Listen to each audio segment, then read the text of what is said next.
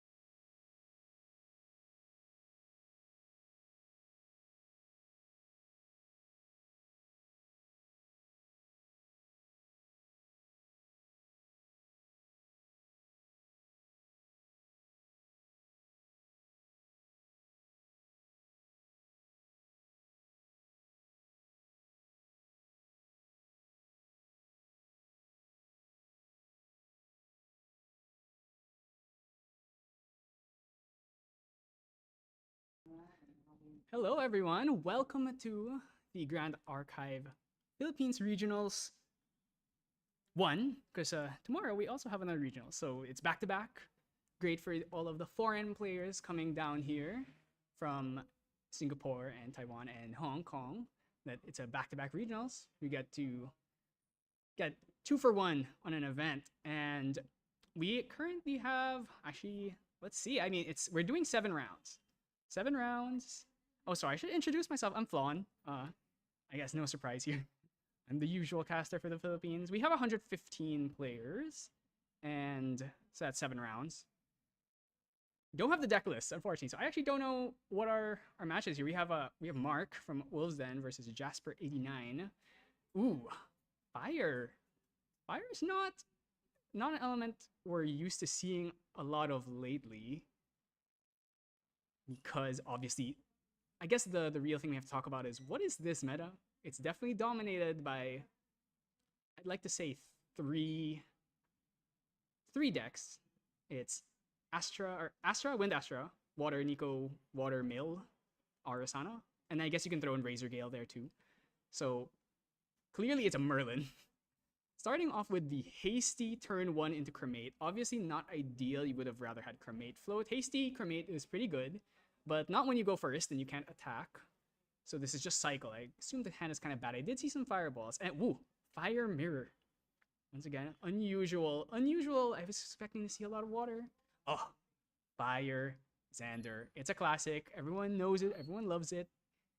For as unfavored it is into a lot of the decks that are popular, sometimes it just wins. It's one of those decks. It just can spike. It can high roll. Your opponent can just not draw any defensive cards, and you just kind of blow them up.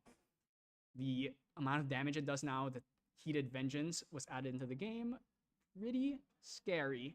We're going to see the classic clumsy play here. Let's just not lose any influence, and we get a beater. No turn 1 Arthur. But this deck, at this point, doesn't need turn 1 Arthur. It has enough spells that actually Arthur isn't really necessary all the time. We do see the Recokes. And we do have a Lurking. We have a lot of allies, but we also have Blazing Throw. Rending is an option. So yeah, we're just going to go swing in here. And just going to play another ally. So this is Merlin. And Merlin is not known for being very good at dealing with allies unless they tech for it. There's lots of options. Obviously, you have like Focus Flames, Thunderclap. They've added a lot, especially fast speed pings into the game in AMB. So, ooh, I do see 2 Thunderclaps, which is, it's a bit unfortunate just because Thunderclap does want that level bonus. So we'll see if we get there, but you might just die before you even hit level 2. Let's see what our Merlin player is going to do. Not much they can. I mean, this Thunderclap actually is playable right now. It does cost 4. Ooh, oh, that was his memory. Okay. So it's gone now. We lost 1 Thunderclap. So we do have some removal. Sword can take out this Clumsy. Then we can Thunderclap the Lurking if necessary. So we're not in a horrible spot. Ooh, Gentle Respite's an interesting card. I've been seeing a big resurgence lately, especially in Arasana decks. Level 3 decks are not, I mean, let's just say for how it is, they're kind of on the back foot. These very value-oriented decks like Razer Gale and the Nico / Arasana Mill water decks are just so strong. Playing decks at level 3 can be a bit challenging because it costs so much resources, a ton of investment, while these decks get to sit with like 13 cards in hand, and they have no chance of breaking on advanced elements. So we'll see if there's any play here. Ooh, Library Witch, good start, can eat a hit. Oh, and into Gentle. There we go. So Gentle, really, really strong here. We've been seeing it's kind of necessary. You need to have cards like this if you want to be able to compete these +1 floats. Of course, Raccoon is also very, very common these days. A lot of Sylvies are on it. Sometimes even the Nico and Arasana players are on Raccoon. So we'll see. Definitely a good start though. We can just go straight Merlin level 2 next turn if we would like. Or we could potentially go for a defensive card, like a Safeguard. Let's see what happens here. There's a lot of allies. And This Library Witch gets to eat at least one hit. Definitely feeling like you probably just level, but there is a world where if we see that we have enough removal, we can maybe just chill on turn. We could go GCR. Ooh. Alright, so this is just a 1-1 at this point, at least. It's also a float when he levels up to 1. Oh, no, actually, no, this is a generic float. Yes, this is a float. So if he wants to, he could definitely go for some ally, level up to 2, some ally eat the float. That's definitely a concern here. Okay, damage is racking up, though. That dagger is also a huge concern. 2 allies, you need to get rid of them. Is there an ally in hand? Or a dungeon guide would also be very good here. We have the float. Just have to see, wait and see what ends up happening. This is also an uncontrolled banish, mostly. Ooh, CSR Merlin 2, beautiful. Oh, the second Gentle Respite goes. I mean, obviously, it's going to be hard to play both of them in one turn. We're going to draw and... Ooh, Shieldmate. Seems like no Dungeon Guide. I think that's 2 Fireballs, unfortunately. Could definitely go for Sword Swing into... Ooh, Mnemonic in hand. Mnemonic is a really, really good card. It can definitely get this Thunderclap into range where it can get that cost reduction effect. I'm feeling it might be Shieldmate. Just Shieldmate pass. You're playing against a very scary deck. You probably want to. If you can't really kill this. You can't really kill the float on his side, unfortunately. That Sable Remnant would be great if he had like a Flame Rune that he could throw on it and then just eat that float. But you probably should kill it though, just because you need to get the allies off the board before the dagger comes flipped up, even if you give a float. Ooh, Fireball. Ooh, wow. Okay, it's a bit of a greed play, but I respect it. Eat that float, get that level counter, and now we can play Thunderclap for 2. So really, heads up here. I don't know if we're gonna play that Shieldmate. I think maybe not. And just hold the Thunderclap. You have to choose one or the other. Ah, seems like he's going for that. Ooh, is he gonna play Mnemonic? Ooh, this is a bit greedy. Personally, I definitely think, ooh, that's Dungeon Guide. So at least next turn, he's set, has the Dungeon Guide, can go for the classic GCR Dungeon Guide play that we are very used to seeing. But this is shields down. I was expecting Shieldmate because at least can tank a hit, but there is a world where you just die here. Let's see. Xander not working with too much, especially with the float taken. What is it gonna be? Losing the Korhazi Courier. Unfortunate. One of the good cards. Of course, in this situation, playing an ally that costs as much as that can be a bit much. Ooh, Vicious Slice is very, very scary. Seems like it's a clumsy Vicious Slice both on top. You could do clumsy, draw into the Vicious Slice, play the Vicious Slice. You just have to do, ooh, bottom both. You only have to do 17 damage. That's very possible with the dagger.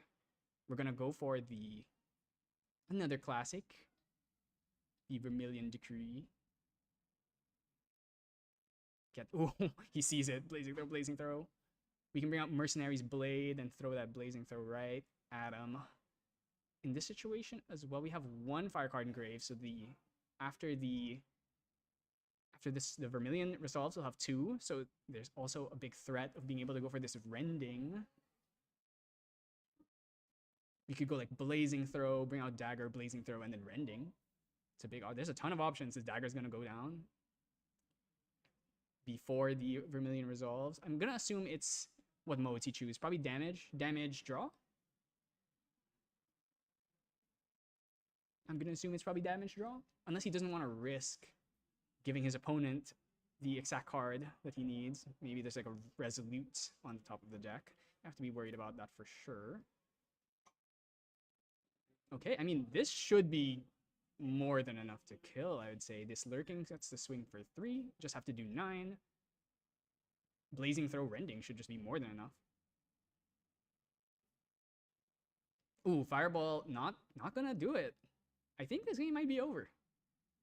We could even do Blazing Throw, Vicious Slice. There's a million ways to end this game. But let's see what Mark finds here. Oh, the Rococo too. This should definitely be over. That's 3 damage coming down. Oh, you are super dead. Just send it. The only thing that could stop him at this point is... Ooh, okay. I mean, like I said, there's a million ways to end this game. The Cutthroat does do a lot of damage. Especially with that Poison Dagger. I mean, with the Rococo and Vicious Slice, this should be more than... Ooh, he put the Rococo down. Okay, gonna take another 4 here. And then Vicious Slice? Oh, he has 2 Rococos. Okay, I see how it is. This game was definitely... In retrospect, the Shield Mate probably would not have made a difference. Because in this situation, what he would have done is probably just Vermilion Decree 3 damage plus 3 damage on the Shield Mate. So instead of having to sink a hit into it. And you also don't give your opponent a draw. And you had more than enough gas to kill either way. So yeah, this should just be over. Like literally anything here. Yeah, we're going to bring that out. We're going to bring out the Mercenary's Blade from the material deck. Can activate this from your material deck. I don't think there's a proper term for activating something from your material deck during the main phase. I usually just call it like a cheat materialize, but okay, we're going to go Rococo. That's another 5 damage, and then just swing 1, or you can Blazing Throw. There's no way out of this, unfortunately, for our Merlin player. It would have to be... I mean, even Resolute wouldn't do it because this is all effect damage.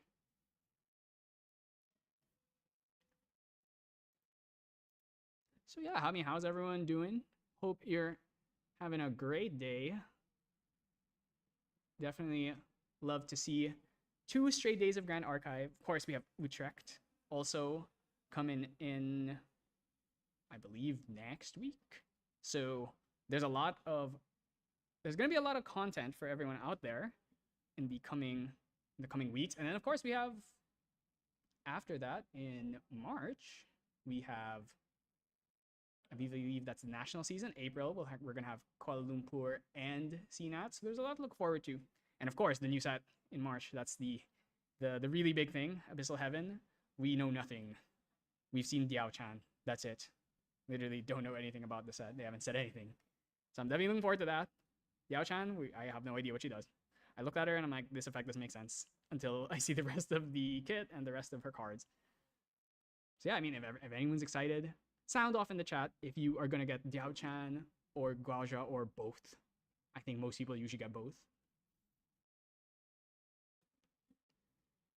Okay, so both players going to side here. We can talk a little bit about the sideboarding potential here. Definitely expecting. So on Mark's side, playing Fire Xander, honestly, it's probably just Incapacitate. You can put Nullifying Lantern if you'd like. Safeguard can come in, but the game should never really get that far. So the most important thing is probably Incapacitate. At least stops all those defensive cards. Also, if the Merlin does get the level 3, Incapacitate and Incarnate Majesty might be good enough. On Merlin's side, on the other hand, we are playing Resolutes, Library Witches. Reduce to Ash is definitely coming in. We need that against Dagger, since Dagger does come in hindered, so it's rested when it comes in. You can destroy it. It's a 0-cost card, so it does get hit by Reduce. Probably another Thunderclap wouldn't hurt. We're probably just gonna get off of the... Oh, okay, so we are on the Prismatic Edge. I don't see off-element cards, however. So it's just pure fire Prismatic, but we have a water card in the side and a wind card in the side. So in this situation, you definitely don't bring out the rainbow. Rainbow is a bit scary. Ooh, Blanche. Blanche is definitely it's a possibility. Ignite the Soul as well, a really good choice. Fire Xander has a ton of 1 health allies. Very free pickings for that Ignite. It's a float as well once you hit level 2. So let's see, we're just gonna shuffle up. Definitely looking forward to seeing how Merlin deals with this. Resolute basically has gotta come at the right moment. It's gonna be real scary here.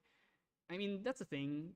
Fire Xander, it's one of those decks. If you're not prepared for it, it really does have the potential of just messing you up, ruining your day. Actually, I believe the most recent regionals we had was won by a Fire Xander. So make of that what you will. Oh, audio's a bit low. Sorry, let me raise that up a bit. All right, so we're gonna go into game 2 here. Gonna go to choose to go first, as per usual. I don't think there's really a deck in Grand Archive anymore that wants to go second.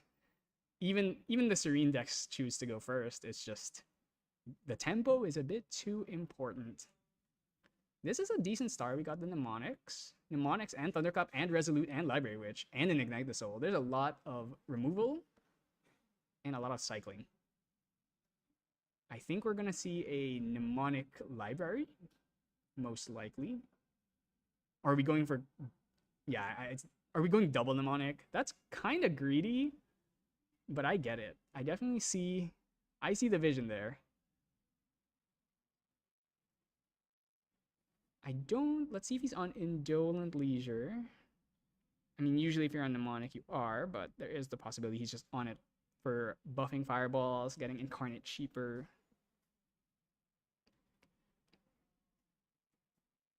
Ooh, we are not actually on Indolent Leisure. So yeah, this is purely just for buffing fireballs. It's for getting Thunderclap online earlier. Heads up, obviously, when you're playing against aggro. Kind of hard to get that Indolent off. So yeah, with double Mnemonic, definitely defensible, especially with that Thunderclap in hand. Looking at it. Ooh, Incapacitate. A lot of allies, Incapacitate, Vermilion. There's definitely damage here. Curious to see how the Fire Xander would like to play it. Fire Xanders they all have their own style of doing things, right? Hasty, very good. I imagine we're just going to throw away this Sable.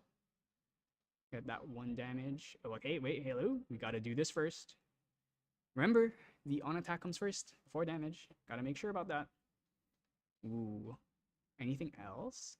Lurking. It's the very similar start to last time. And we set the float. So we can just immediately go level 1 next turn if we want to. We can turn the Incapacitate class bonus on at least. So I definitely think it's not a bad choice. Just level up instead of Dagger. And then you just bring out Dagger after. Double Thunderclap. Very scary. Yeah, there's a lot of defense and a lot of removal. So I definitely see a world where Jasper is able to take control of this board, but he definitely needs to remove this Hasty. Though at this point, really, what are you bringing out with another float? You really just need the first one to get the level up. After the first, so I guess Assassin Stripper is a concern. Smoke Bombs, also something you can think about. A lot, yeah, that's actually, yeah, Blinding Orb too. Interesting material deck here. Blinding Orb's a really good card. Having a deep think here. Choosing not to attack with that Lurking is interesting. Wants to keep the stealth, I guess. Ooh, losing Ignite the Soul. There's no 1 HP allies, so this is probably fine. Well, no 1 HP allies yet. Okay, I mean, yeah, Shieldmate. Shieldmate's fine. We could definitely just go for Shieldmate plus Library Witch is also another option. Or we could just start Thunderclapping. We could definitely just clap this Lurking right now if we want. Pop one of those Mnemonics. You probably just wait. Not really much reason not to wait. Ooh, Icy Lance. Lance is one of our... He is probably the best Fire Xander player in the Philippines, and he's currently walking around, which means his game ended extremely quickly. And that's not unusual. That's a Fire Xander special. And let's see, this game might end extremely quickly too. It might just end next turn. Probably not next turn. Probably in 2 turns, this game has to be over. Otherwise, I imagine Merlin's probably going to win.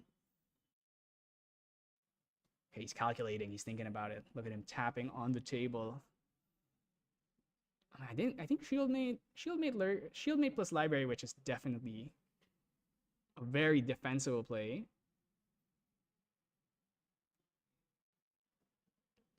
Or do we just start picking apart? I mean, that's also an option.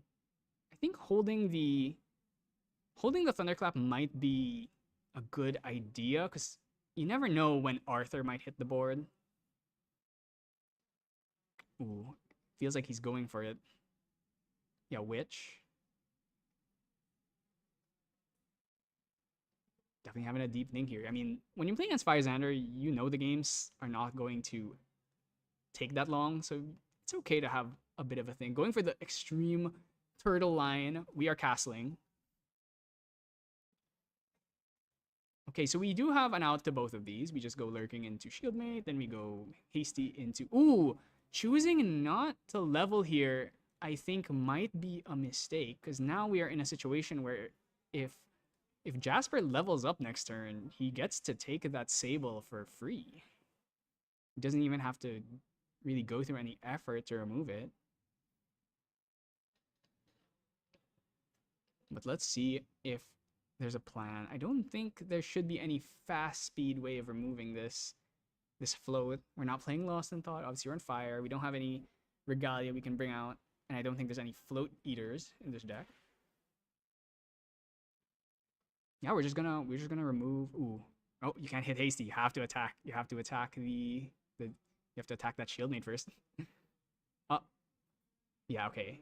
He was about to swing with Hasty, which means you have to swing at Shieldmate, and then you have to swing with Lurking after. So you just basically waste an attack. Gotta make sure you sequence this right. This is why we have the tokens. Gotta help these people remember what effects are on field. Ooh. Okay. Right. Lurking, gonna go for the Shieldmate. That's a float. And then Hasty goes into Library Witch, and then we're basically good. I'm definitely expecting the level up, eat float. I didn't see a dungeon guide. Okay, we're gonna dump a second float. We have 3 Sable Remnants. That is... Ooh! That's a Blazing Shield Bearer. I want to say is its name. It's a 3 cost 2/3. But it gets taunt. So really helpful a lot of times when you have a lot of weenies on your board that you need to protect. Even if it's just a 1-turn taunt. Ooh, we're just gonna pass. How many fast speed spells do you have in there? I don't really see many.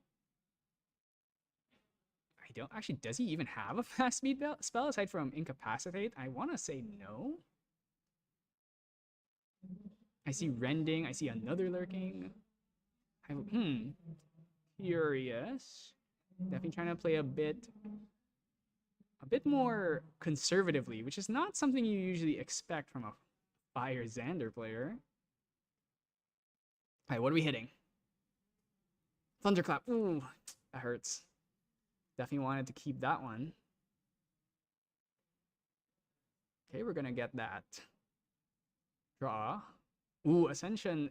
Is there no dungeon guide? I don't see a dungeon guide. I think this is a pretty sticky situation. Even with the float steal, we're still in a situation where I think we can survive. We're at 1 damage taken. We have a Thunderclap in hand. I think it's survivable. But let's see. Just eat the float, hit level 3, then our Thunderclap is live. We also have a Fireball. We can do Fireball plus Thunderclap at this point, even. Ooh, this is why level 3 decks feel so awkward to play. When you don't draw Dungeon Guide, it's just a disaster. This game would actually be very winnable if we had Dungeon Guide. Especially with that Ascension in hand. Ascension very good against decks like this. Fast speed pings are your best friend. Let's see what Jasper decides to do here. It's definitely a tough situation. Your hand is not ideal. I don't think this Hasty's going anywhere, though. But at this point, she's not really doing that much. She's already dumped 2 float. There's only so many cards that cost 1 in the material deck. It's basically just Xander, Blinding Orb, and I want to say there's one more. Oh, Smoke Bomb, right, of course. So Smoke Bomb, Blinding Orb, a lot of orbs. Everything else is 0 cost. So we already can actually just bring all of them out if this Hasty lives in his turn. Ooh, Hasty coming down. We can do... What are we doing, actually? I mean, we could do Hasty Sword Swing, but that means we're not eating the float. We definitely want to do here. We could just go Hasty Face. I mean, if you draw Dungeon Guide right now, we're going to throw the Ascension. Very defensible here. Not much. Ooh, Library Witch is very good. But then you can't hold the Thunderclap.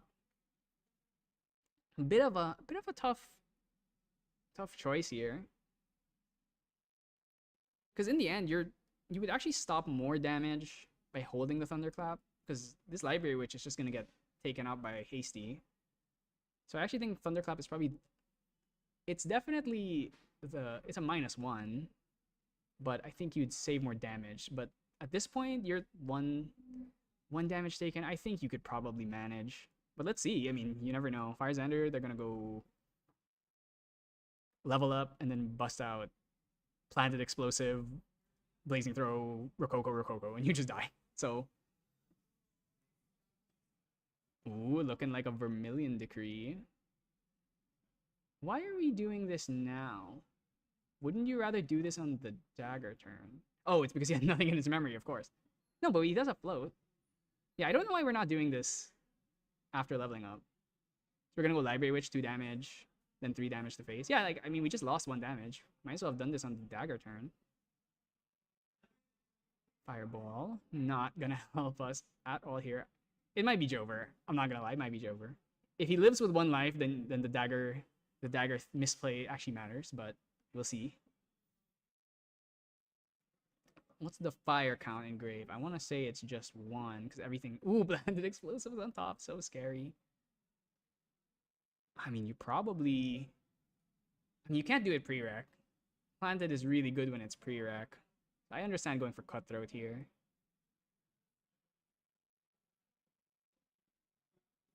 Didn't Jasper have a Resolute Stand in hand?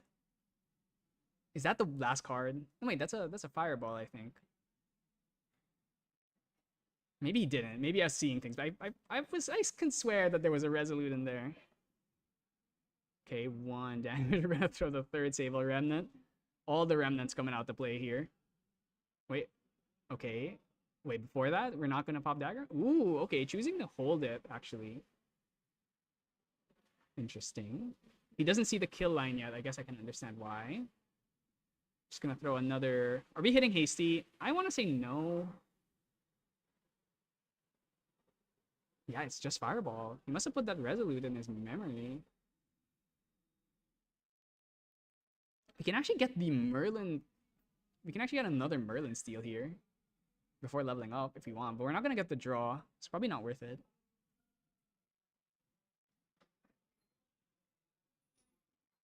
Another 2 damage. Ooh, choosing to hit Hasty. I can see why you do that, but it's definitely scary. To throw damage at allies instead of face. Another 3 damage here.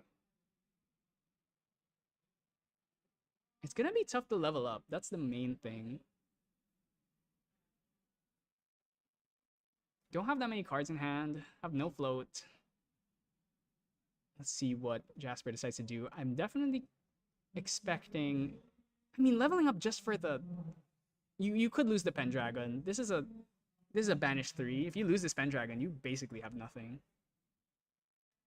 Honestly, might have to wait. I think going Tariff or Safeguard here would probably be a good idea. But is he playing them? Let's see.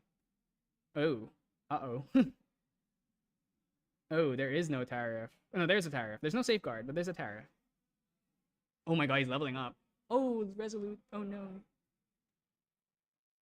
Okay, we get the level here, and Pendragon is safe.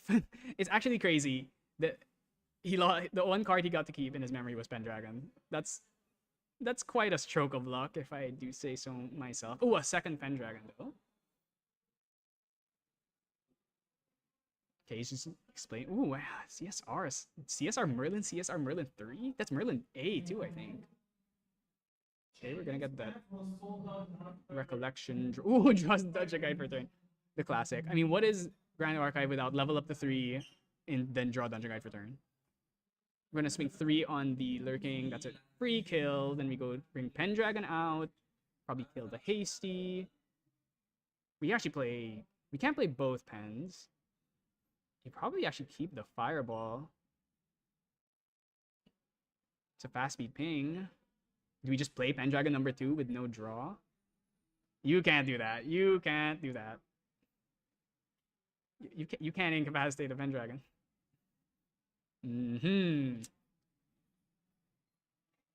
That doesn't work. Incapacitate only works on actions. So unfortunately here, just revealed the incapacitate, which definitely gonna let Jasper know it's like, I guess holding things like Fireball, holding things like Thunderclap. I mean, you still force him to use it. Good enough. Ignite the Soul, pretty good actually. You get an Ignite here, you can kill off this Cutthroat. Could also just play Pen too, but I definitely think you want to wait for next turn for Pen. Oh, Hasty also works, but you have nothing to discard. I definitely think it's just Ignite the Soul. Yeah, we're igniting. If he wants to sink that Incapacitate now, that would be... I don't think it's worth it, but this does not get banished. That goes to grave. Incapacitate does not banish. Yep. So this Cutthroat gets to live. Let's see if that matters. Merlin with the 28 HP though. 28 it's a lot to burn through. One of the most unfair things about her. Wait, oh, we're hitting Cutthroat. I guess she does do more damage. That's fair, that's fair. Dagger's still alive here. That's a float. Next turn, Drawn Blade is definitely coming out. Drawn Blade, Pendragon, you know it, you love it. We've seen it a million times before. Merlin definitely one of those decks that just kind of disappeared. It's kind of hard to say. She's always so good. Just you just look at her and everything about her is just broken. But she's just so slow. Hard to play around it with slimes. Hard to play around it with all these other just faster decks. But in the grind game, really Merlin is still probably the best champion in the game. It's just that how do you get there? Yeah, I'm not seeing a way that we're gonna end this game here. Dagger. Hasty gets 2 damage. Into Rending. That's not gonna be it. If we had Assassin's Ripper, it would be possible. But we don't. Yeah, I think this game's actually probably going Jasper's way now. He's gonna try and develop the Arthur. That's gonna be hard. Especially because we know about the Thunderclap. Actually, I think the Thunderclap got banished. So we do have Fireball though. If we go for the Immortal Arthur, you just Fireball and phase. Rococo, that's 5 damage. 13, 14, 15. Rending for another... We have 3 fires in grave. I actually don't think we do. Yeah, I don't think we do. Immortal Arthur. Then we swing for 2. Pass. Yeah, I definitely think this is Jasper's game. Showing that this Arthur is in fact immortal. Oh my god, Drawn Blade Pendragon. Yeah, there's just really not much. See if this Blinding Orb can potentially do something at least. Yeah, just swing 1. Do we have another float to throw? Nope. Blaze Bearer. At this point, Blaze Bearer is a bit expensive. Ooh, what was that? I actually did not get a good view of it. It looked like a Mastermind scheme to me, but I'm sure that's not. Just making sure to understand what's happening with this Arthur. Okay, what's What's the plan? Yep, banish float, drawn blade. Actually, interesting. It's drawn blade makes sense. Some people would choose to go for tome of the new tome, the empower tome. But since he is playing the ascensions, so having an extra sword is worth it. And for incarnate as well. Oh my god, Pendragon number 3. I mean, this is just Pendragon. We're not on an even level counter turn. Not really worth it to go for the drawn blade swing. Ooh, is he just gonna pop this blinding orb right now? Don't feel that that's very... Yeah, okay. I mean, I think you are more than fine with that. You would really much rather him spend this now than...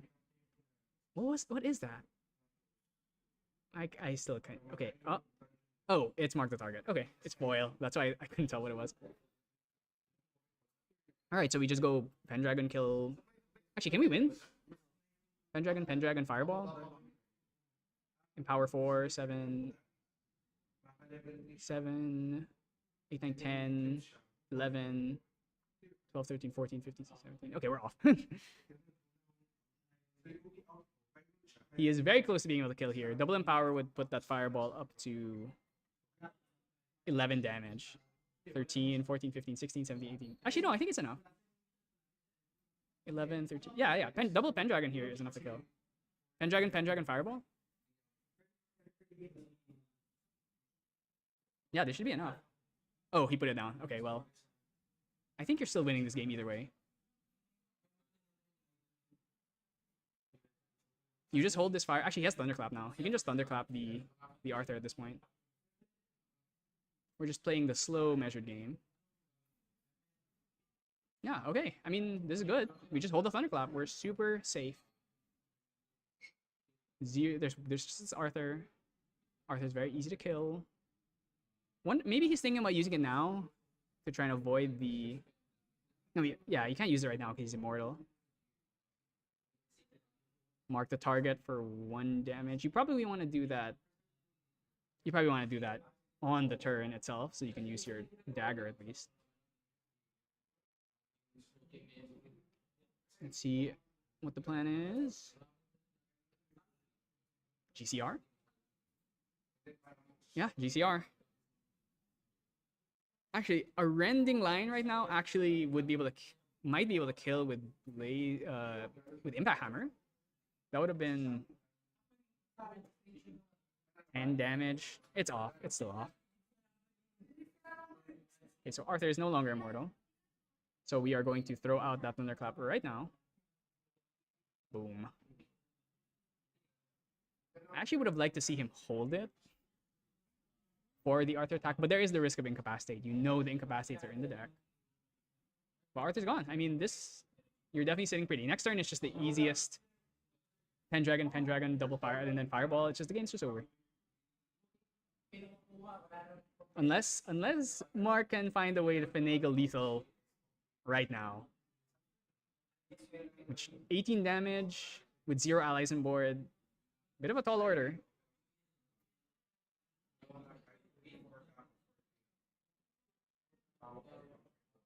Yeah, I don't really see a good way. Poison Dagger is just not gonna do much. So here it is. Probably gonna mark into Poison Dagger. Also, I think bottom that Planet Explosive, so that's another option. If you have like double Rococo, can we do like rending double Rococo? 1, 2, 3, 4, 5, 6, 7, 8. Draw for turn 8.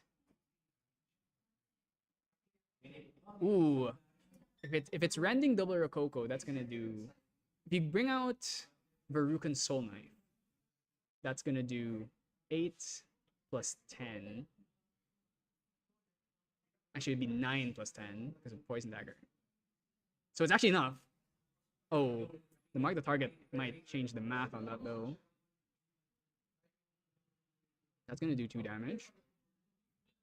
Gonna get a second prep. Can bring out Mercenary's Blade as well. I don't even know if he has 2 Rokokos. I know he has at least 1, but he might not have 2. Ooh. Okay, drew another rending. He already has 1. Yeah, it's just one Rococo. Not gonna be enough. But let's see. I think rending is definitely a concern here. Rending, if you bring out Soul Knife or no, she can't bring out Soul Knife. It has to be Mercenary's Blade. You bring out Mercenary's Blade, your rending does 8. So that's gonna be. You still need to do another 7. With Rococo, that's 5. So you need Rococo plus something else plus Rending Flames. Yeah, that'll do it. Let's see if he has another ally that does damage. Oh, he's bringing out Soul Knife. Does he have enough to still play the Rending? Does he still have 3? He must still have 3. Or are we playing Courier?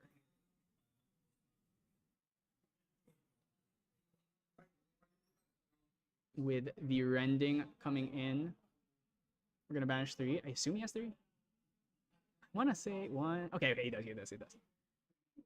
That's gonna be 8 damage to the dome. I need to read this card. That's 21. That means you have to do 7 more. Rococo does 5 on her own. Blazing Throw would do it, but I don't see a blaze. Actually, yeah, I don't think it's enough.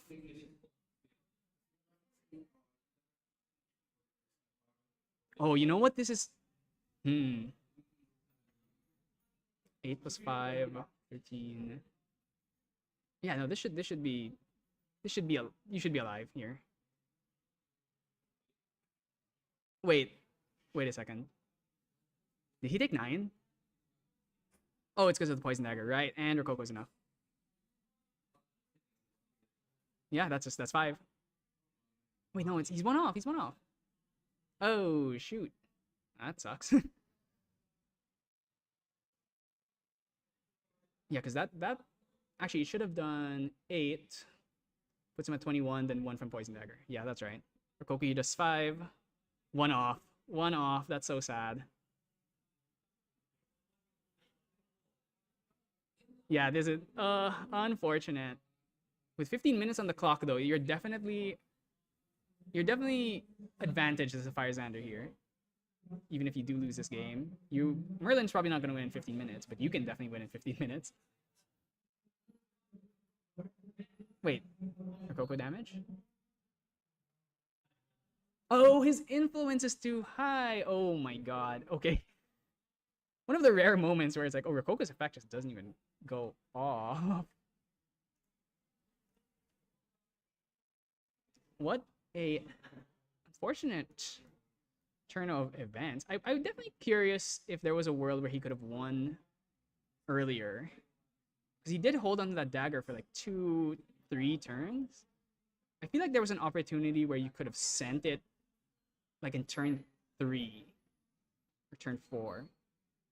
But that's all hindsight. You can never really say. Swinging face. He knows he has to win now because it's going to be very hard to survive. 3. And then Fireball should be more than enough. Just empower it. Actually, you don't even... Yeah, it's already 8 damage on its own. Oh, we're trying to overkill. If this gets incapacitated, I think he doesn't have enough cards, though. I think he only has 2. Yeah, that's more than enough. All right, so 14 minutes. They got to play fast. Well, the Merlin has to play fast if he wants a chance. Jasper's got to really put the pedal on the metal. The Fire Xander, this is easy. 15 minutes, 5 minutes. Give him 3. There's a world. He can already win.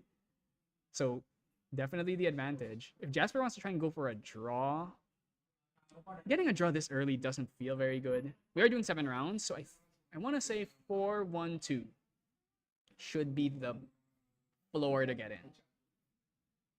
4-2-1 maybe, but it's very Jesus take the wheel. You need to get lucky. The tiebreakers are hard to say, so I think 4-1-2 is probably safe.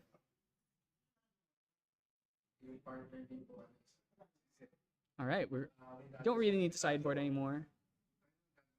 I wonder if there's actually going to be any changes to side. We're not sure exactly what Jasper's doing. He's gotta put those cards back and shuffle.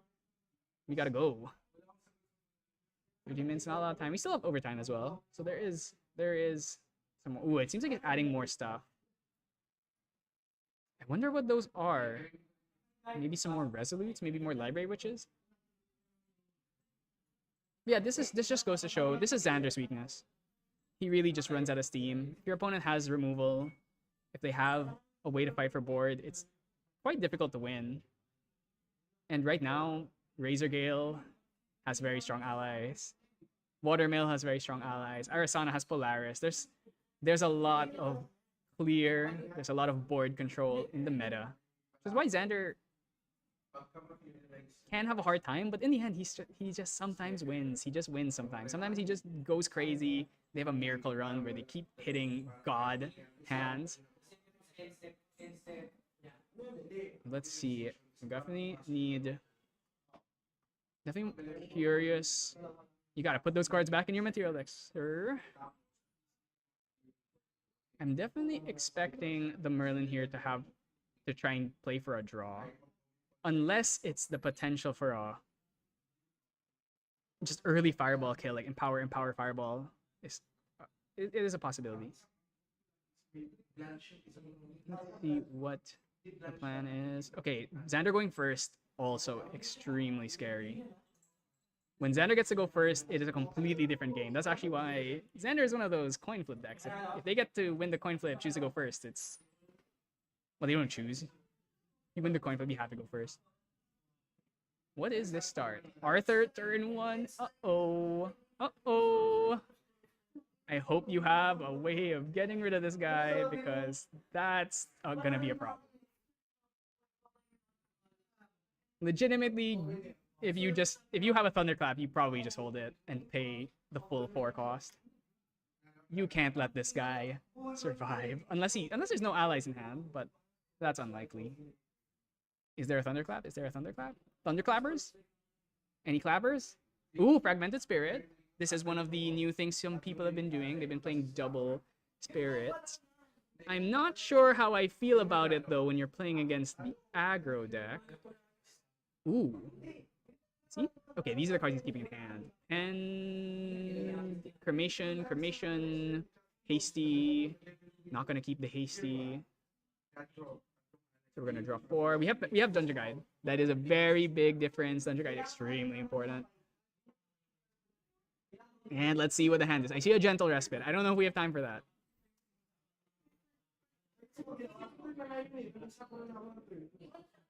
Ooh, Creative Dump Float is never a bad choice.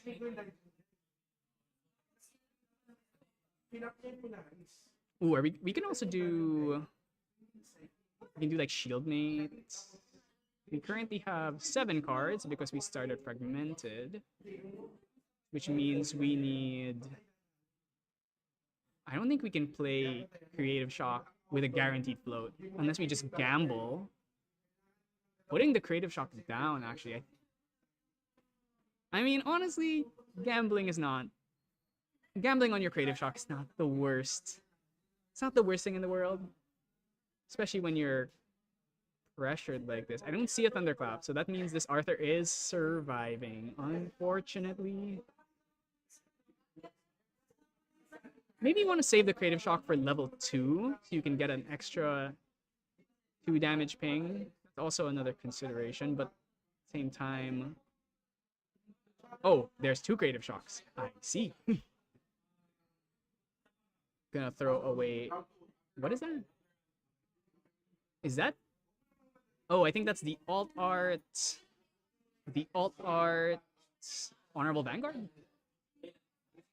I think. Really? There's so many alt arts in AMB, sometimes it can be hard to tell.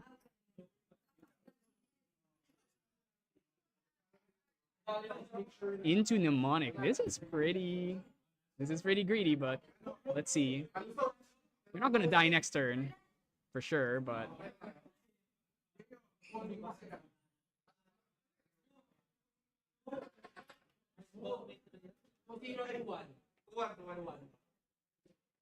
Alright.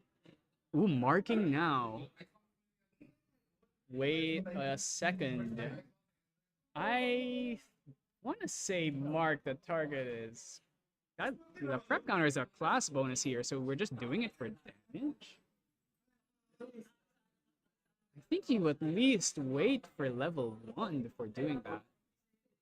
But let's see. Maybe he sees the line already. Arthur swing 2, play some allies. Sorry if there's noise. We're kind of in an open area. Cutthroat gonna swing for a lot. Fortunately, at least the cast bonus is not going to. It's not swinging for 4 at least. But next turn it is. Oh my god. Oh, that is terrifying. You're dead next turn for sure if you don't make something happen right now.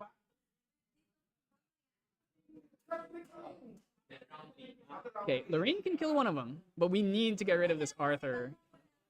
He needs to go. Fieldmate also potential. Let's see what the plan is. Do we dungeon guide to 2 here? Honestly, maybe. For the life. We should have enough to double DG actually. Oh, I think he's doing it.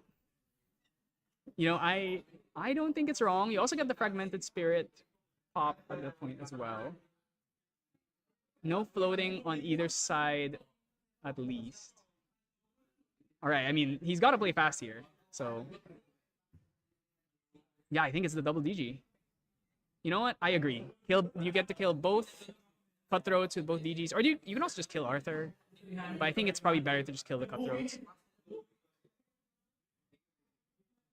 Now the question is, what were the cards he got to keep in his hand? That's going to be a really big difference. I don't think there's a Pendragon in there. Creative Shock and a Shieldmate. Yeah, I think this is correct. You need the life. Fragmented Spirit. Draw card. Library Witch for next turn. But I don't know if we're going to have a next turn. Let's see. You got to kill the cutthroats. They're still more of a threat than Arthur. Doing some calculating. Yeah, we're going for cutthroat. Number 1, cutthroat number 2. Your opponent has 4 cards, no float. A poison dagger doesn't currently do anything. I think we're in a position where we're fine. Unless it's impact hammer into rending, I think we're fine. Yeah, this should be okay. Now we just need to start drawing Pendragons.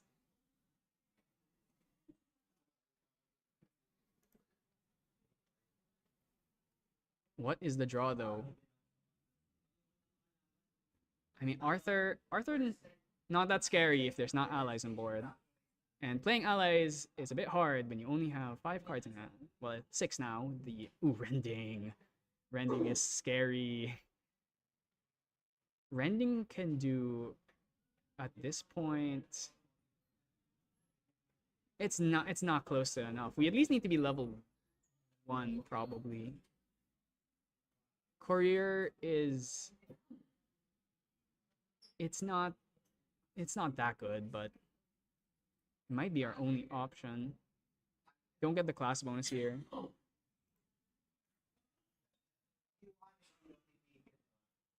So Arthur gonna swing in, do some damage. Gonna swing 1, no on hit, because it is class bonus. But this courier does have to go. Unfortunately. Wait. That's a class bonus. That's a class bonus. Okay. This courier, he can't kill it until this sort of seeking. We're not even level counter turn. So unfortunately, can't get rid of her with the sword swing, but maybe he has a spell. Or if we go sword swing plus ignite the soul if we get that. We're gonna just go for the advantage here. We need to refill our hand after going for that double dungeon guide. Gentle Respite, not bad. Fireball also very good. Honestly, we can just like sink everything to Arthur right here. We're not killing the courier, so we just gotta sink everything into Arthur. Yeah, that's right. And then we have Library Witch. Oh. Hasty first. Gonna dump a float. Ooh, Shieldmate, and Library Witch, both really strong. Yeah, this is a. Okay, he's holding. What is he holding? Does he have a? Yes. Oh, he only has 2 cards in hand.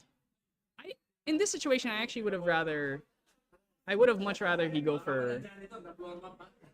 Instead of bringing out this hasty, I'd rather he just swing with the Sword of Seeking and then bring out Shieldmate. Let's see if that bites him, because a Rending is still a huge threat for you. Mercenary's Blade plus Rending, that's already 8 damage. And then the Courier with the Dagger can do another 4. So that's 9 plus 4. We're close. We're actually really close. Incapacitate can stop something, but it's gonna be hard to play the Incapacitate if you're trying to go for the kill. Hasty not helping. Double Vermilion. Cannot imbue it. Not in the fire cards. Oh, we're going for another Immortal Arthur? I don't think I agree with this one. Giving your opponent more time is going to be a bit of a challenge. Merlin does have that Fireball. And then we do get the class bonus system. Actually, you need to discard a card. So if it has to be a fire card, let's see. It's not a fire card. So no extra damage, unfortunately. Both players reading. I think this game is actually going to end. There is a minute plus overtime left. I think we should be able to make it. Hopefully. Tariff is a safe choice here. Safeguard, Tariff, or are we going for Drawn Blade? Okay. Pedal to the metal. We have no time to wait. Can we draw Pendragon? No? Nope. Ooh, Courier is gonna die here though, because we do have the Sword of Seeking swing.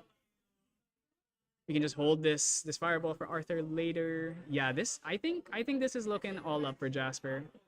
He just needs to end the game though. He can actually just sit like Shieldmate, hold a Fireball. Is he Fireballing now? Okay. Is he going face? Yes. 6 damage. Can he just kill? 6, 7, 8, 9, 10, 11, 12. Still pretty far off. That has stealth. That has stealth. Wait, that has stealth. That has stealth.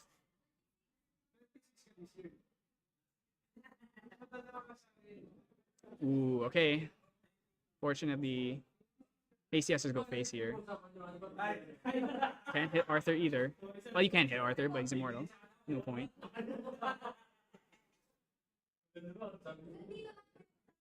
I mean, Sword of Seeking clears it. Doesn't make a difference.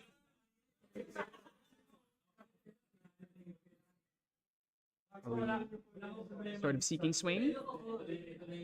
Kill that Courier. The Courier has to go. You can't let her live. Gonna use that Sword of Seeking, kill that Courier. Wait, what? Hitting face? Uh-oh. That's scary.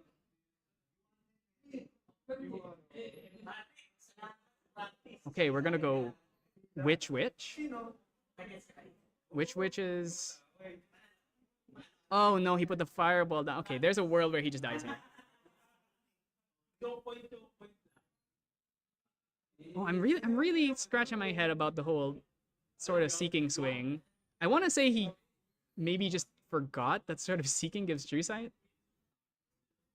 I mean, most people, it's just a sword. It's a 2 durability, 0 cost sword that you bring out with Lorraine 1. But Impact Hammer here, Impact Hammer into Rending, I think seals this right here.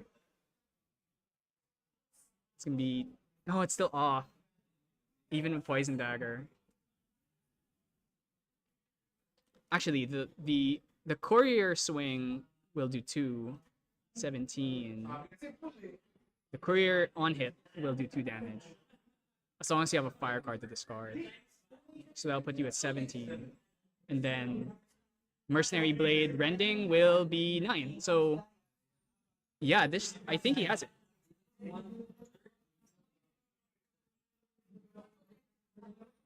Smoke bomb works too. That works as well. But we cannot hit rending here. One rending's already banished. I think there's... Okay, Vermilion. Vermilion is one of the cards we actually cannot play right now. Smoke bomb hit one of them. So she cannot intercept. If you don't understand how this ruling works, things with taunt and intercept just don't... You can't taunt and intercept if the target has stealth, because it is not a legal target. Oh my god, that's blazing throw. Oh, the rending is... Oh, he only had one rending, so rending is actually not even on the table. I wonder if this is enough still. The problem is that one library which can... I mean, if you swing Arthur into it, that's wasting one damage. Poison Dagger still has one. Okay, Hasty is very good. And then we get the whole Blazing Throw. I think this is enough. Currently, Dagger does 116. We Hasty kill the Library Witch. And then you... Yeah, Mercenary Blade. And then you Blazing Throw it. Yeah, this should be more than enough. We can even bring out... Yeah, we can even bring out Varug and Soul Knife if we want. Soul Knife, swing one Xander. This is absolutely super lethal. Xander swing. Soul Knife, kill the Library Witch. If he draws Resolute here, though, that's not Resolute. That wasn't Resolute. Unfortunate. Unfortunate. Then Arthur. Arthur first? Yeah, okay, there. Arthur first. That's another 3. And then Courier is going to do... Courier gets to do another 2 plus another 2.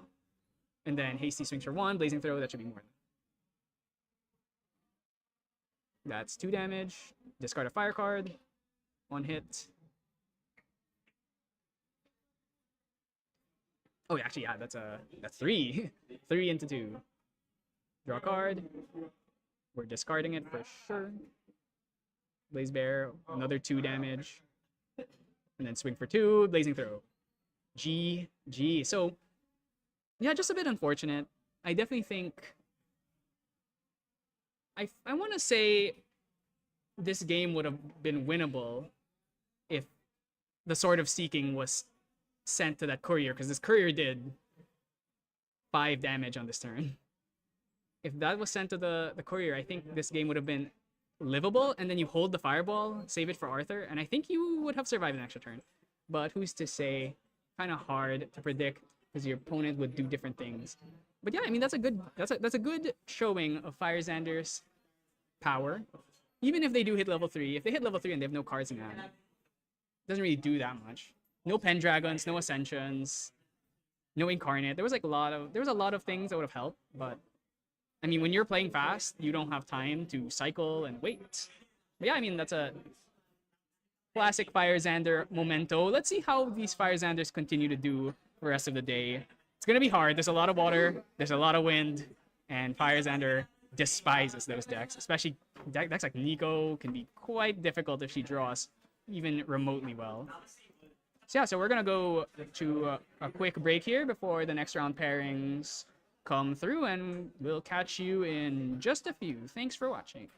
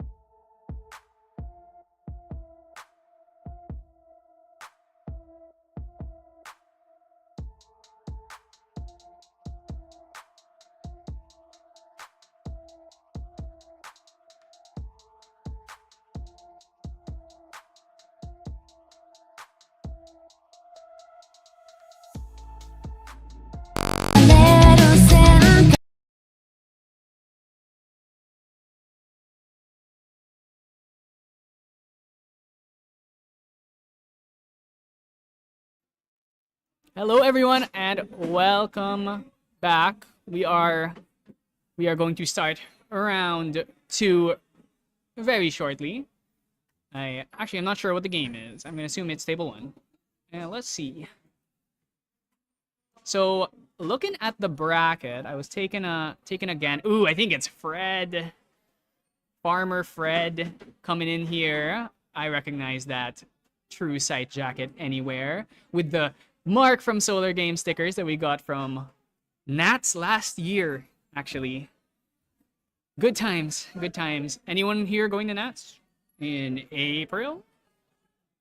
Because I definitely know everyone is looking forward to that. That's gonna be a hectic month.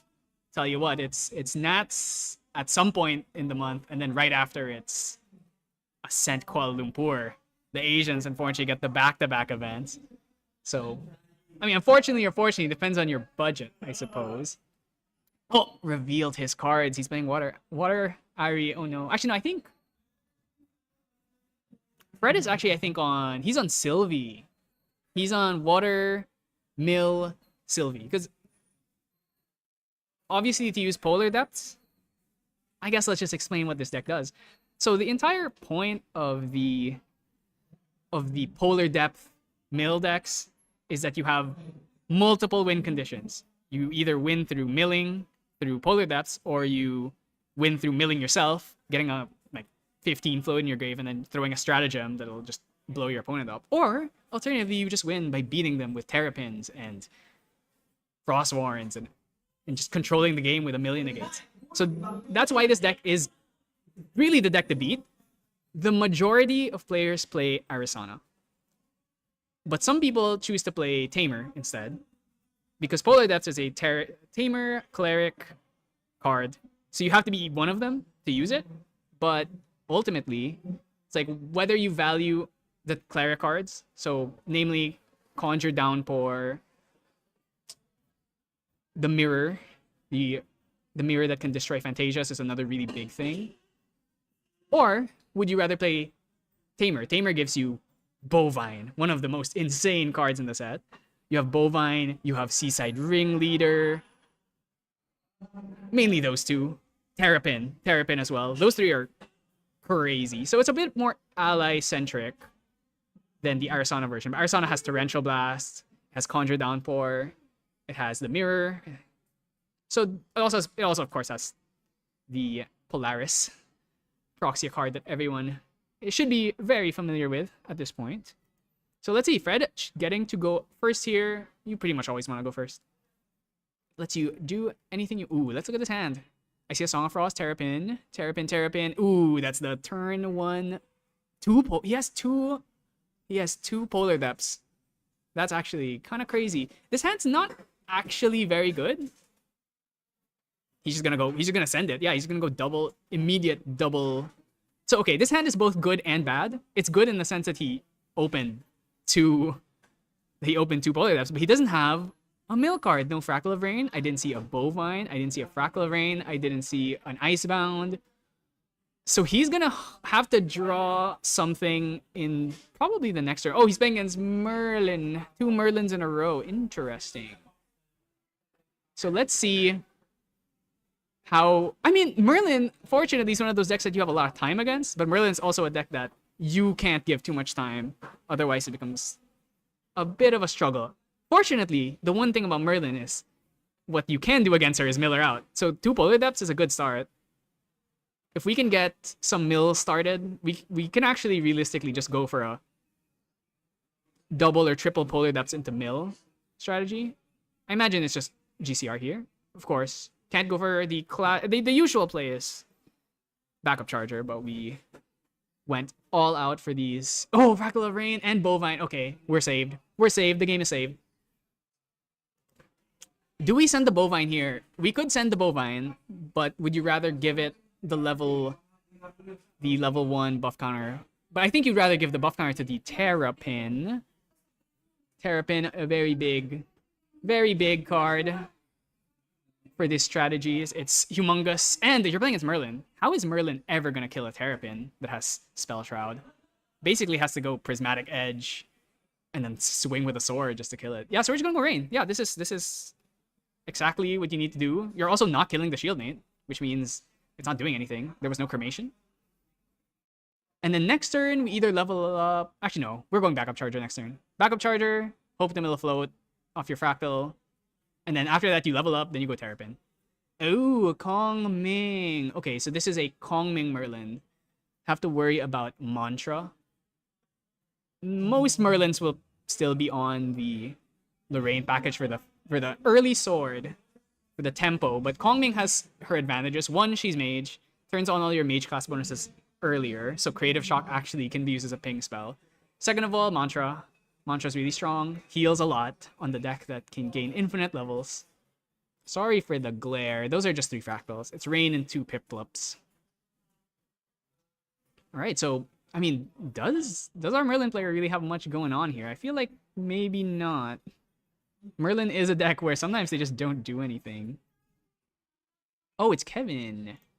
Kevin, he's a well-known player from here. Sorry, the pictures are so small. I can't really tell who's playing sometimes. Do we have a cremation? Cremation would be really nice right now. I see a creative shock at least. We do like sitting on the shield mate though. Do you really want to cremate a shield mate? It's the only thing that's holding you from getting icebound for 8. Fred obviously doesn't have the icebound, but if he did, you always have to worry about the implied icebound slam. I see some mnemonics, I want to say. Mnemonics, creative shocks, lots of options. I think it's probably mnemonic.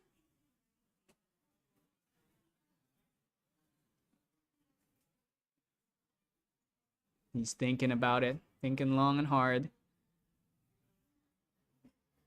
So how does Merlin win this matchup? She hits level 3, gains 1,000,000 levels, sits on Incarnate. That's how she wins. But can she get there? You'd think Incarnate is... It's actually pretty strong against this deck. Just because, obviously, Spell Shroud, you can't use Stratagem. So, as long as you're able to keep the allies off the board, it's going to be quite hard to kill it. The only problem is, can you play Incarnate Majesty against the deck that has so many negates? You have to play very conservatively. But if you play conservatively, you just die before you hit level 3 sometimes. This has got to be a backup. Yep, backup. So guys, anyone have regional backup chargers yet? Because those cards are... Not only is it a beautiful card. Ooh, Ring Leader. Kind of would have rather milled that, but... Lost in Thoughts is a good one. That's a good one. You are playing against Merlin. Big concern that gets taken. Unless you have... I mean, he has the Refracting Missiles in hand, so he always gets to level up here no matter what. The players here are fighting for that backup charger. They really want it. Backup charger is going to be a huge pickup. Not only is the card extremely strong, backup charger, extremely hard to get, very short printed. It's also expensive as hell. So if you don't care about having the regional invite backup charger, sell it for a ton of money. Of course, we are having 2 regionals in a row, so if you get one, you can sell us. If you get top 16 2 days in a row, then that's 2 backup chargers for you. Huge reward. Gonna go for that creative now, while Fred has no cards in hand to negate. He actually technically could negate. He has 3 fractals, but eating your fractals for the whole turn is probably not worth stopping a creative shock. Do we have a float? Is this the patented creative blind creative? I'm definitely thinking he doesn't have a float. At least not an easy one to throw away. Otherwise, I don't think he'd think about it so long. Ah. That is a float. So we're fine. I think he was probably thinking, would I rather have this for the Empower? Or maybe wanted to do 2 damage, throw a fire card. Yeah, Fred's hands, it's got stuff. We have Refractings, we have Seaside Ringleader. I don't even think we want to kill this shield mate. So I'm honestly, pass here is probably a good enough idea. Or we could develop the Bovine. I mean, what's he gonna do about it? Is he gonna Thunderclap it? There's always the possibility that gets Thunderclap. 3 Fractalis down. I think we're doing Bovine. Then we get to hold... Okay, he's changing his mind. Yeah, I think he's just gonna go for the Refracting, actually. safer play, but there is a risk. If the level up to Merlin happens right now, you can't really dump a float anymore. Bovine obviously not floating memory yet until we get to Sylvie. Yeah, looking like it's the Bovine play. There it is.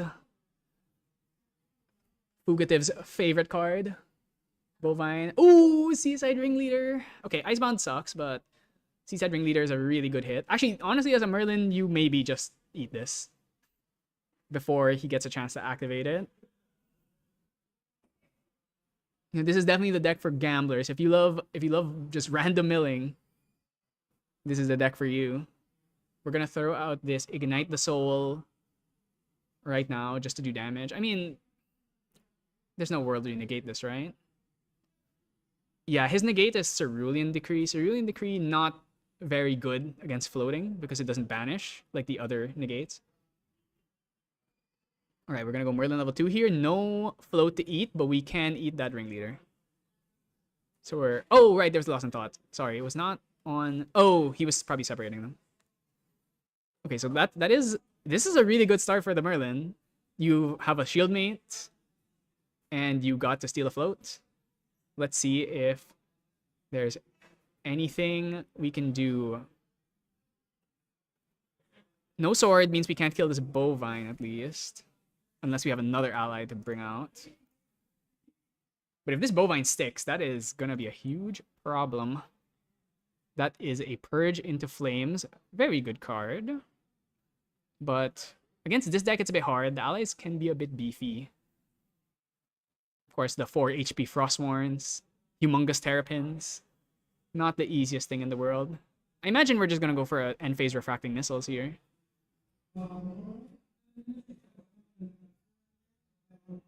End phase Refracting, level up, Terrapin, and then you get the ball rolling.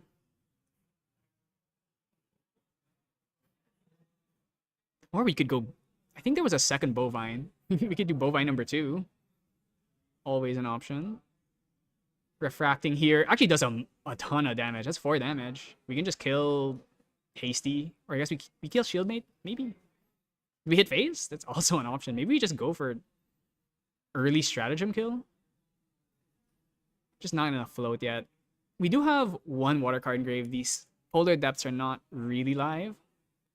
Oh, we do have... Oh, I forgot about the Ringleader. The Ringleader's still there, so... Also have the potential for the fattest turtle. Everyone's favorite. Genbu himself dropping down on field. There's the Refracting. We're gonna hit Hasty. Or do we go for the Fat Bovine? Fat Bovine, pretty good too.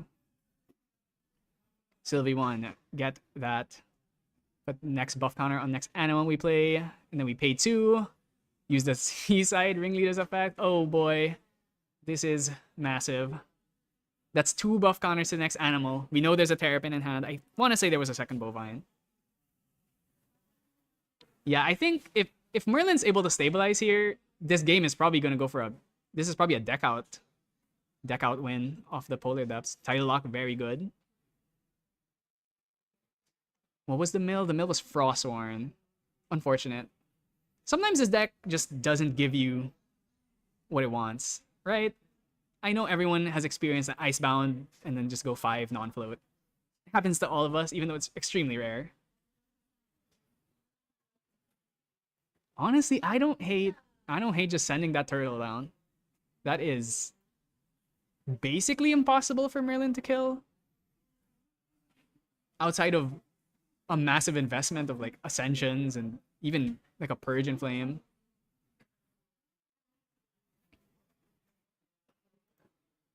Curious what the plan is here. Thinking about playing Ringleader? I don't see a Primordial Ritual to kill it, but it does damage. Damage is damage. We only need to kill 1 Shieldmate. And we gotta kill it eventually. If we don't kill the Shieldmate, I mean, we don't get the hit.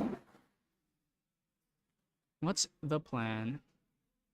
I don't see... I think that's like 2 Cerulean Decrees, Tidal Lock, there's a Chilling Touch, some Refractings.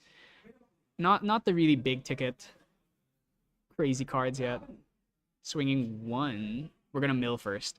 Oh my god. Wow. You know, sometimes mill just hates you. Oh, is he going for chilling touch here? That would be kind of devious. Yeah, CT here. I'm maybe trying to get into a situation where Merlin can't get the steal. Then we're gonna Terrapin to eat the float before Merlin can steal it. Fattest turtle.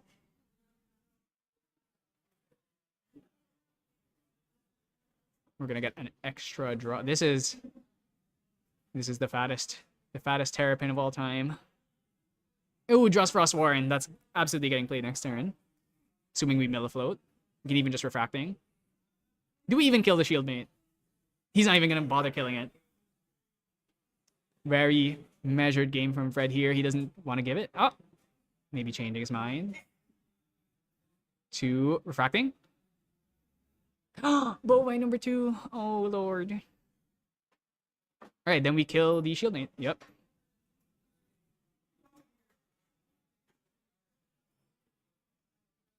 Okay, I mean, pretty nasty board we've got here. 2 bovines, buffs everywhere. How is Merlin dealing with this? We do know about the Purgeon Flame. Purgeon Flame has potential to clear the bovines, but the bovines are float. So are you really happy about it? Probably not. Also, the amount of water cards in the grave is definitely stacking up. The Polar Depths mill line is definitely becoming more and more real if these bovines don't get cleared.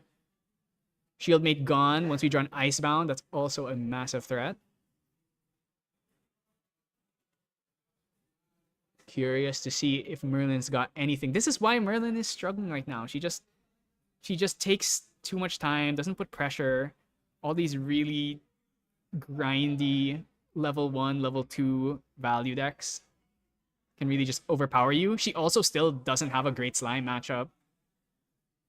And Slime is the level 3 deck that probably has the most representation. Well, actually, I'm not sure because there are a lot of Wind Astra players in this room.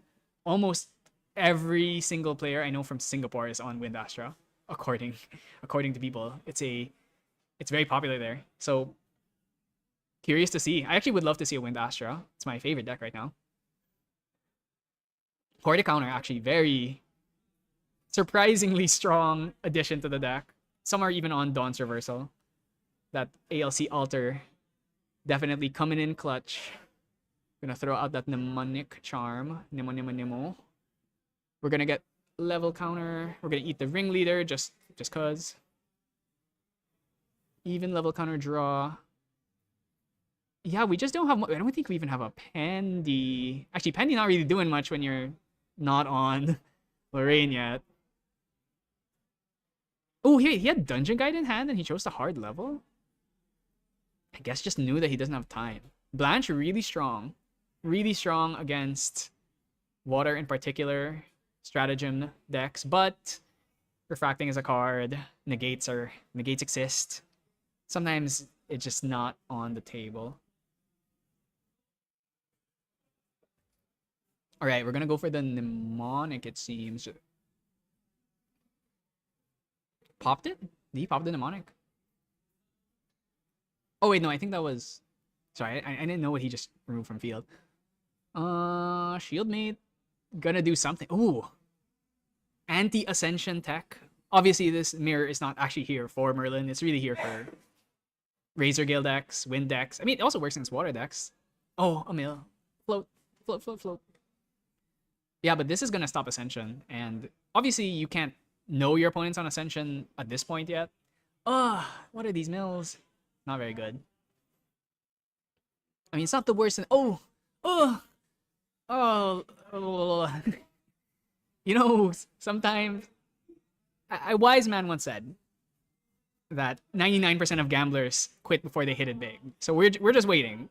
We're waiting to hit it big. Get that draw. Oh my god, another Terrapin. You are just getting beat down. These Polar Depths might not even come into play at this point. He just needs to hold negates. He can hold. He has I think 2 Ceruleans and a Tidal Lock. That's basically impossible for Merlin to play around.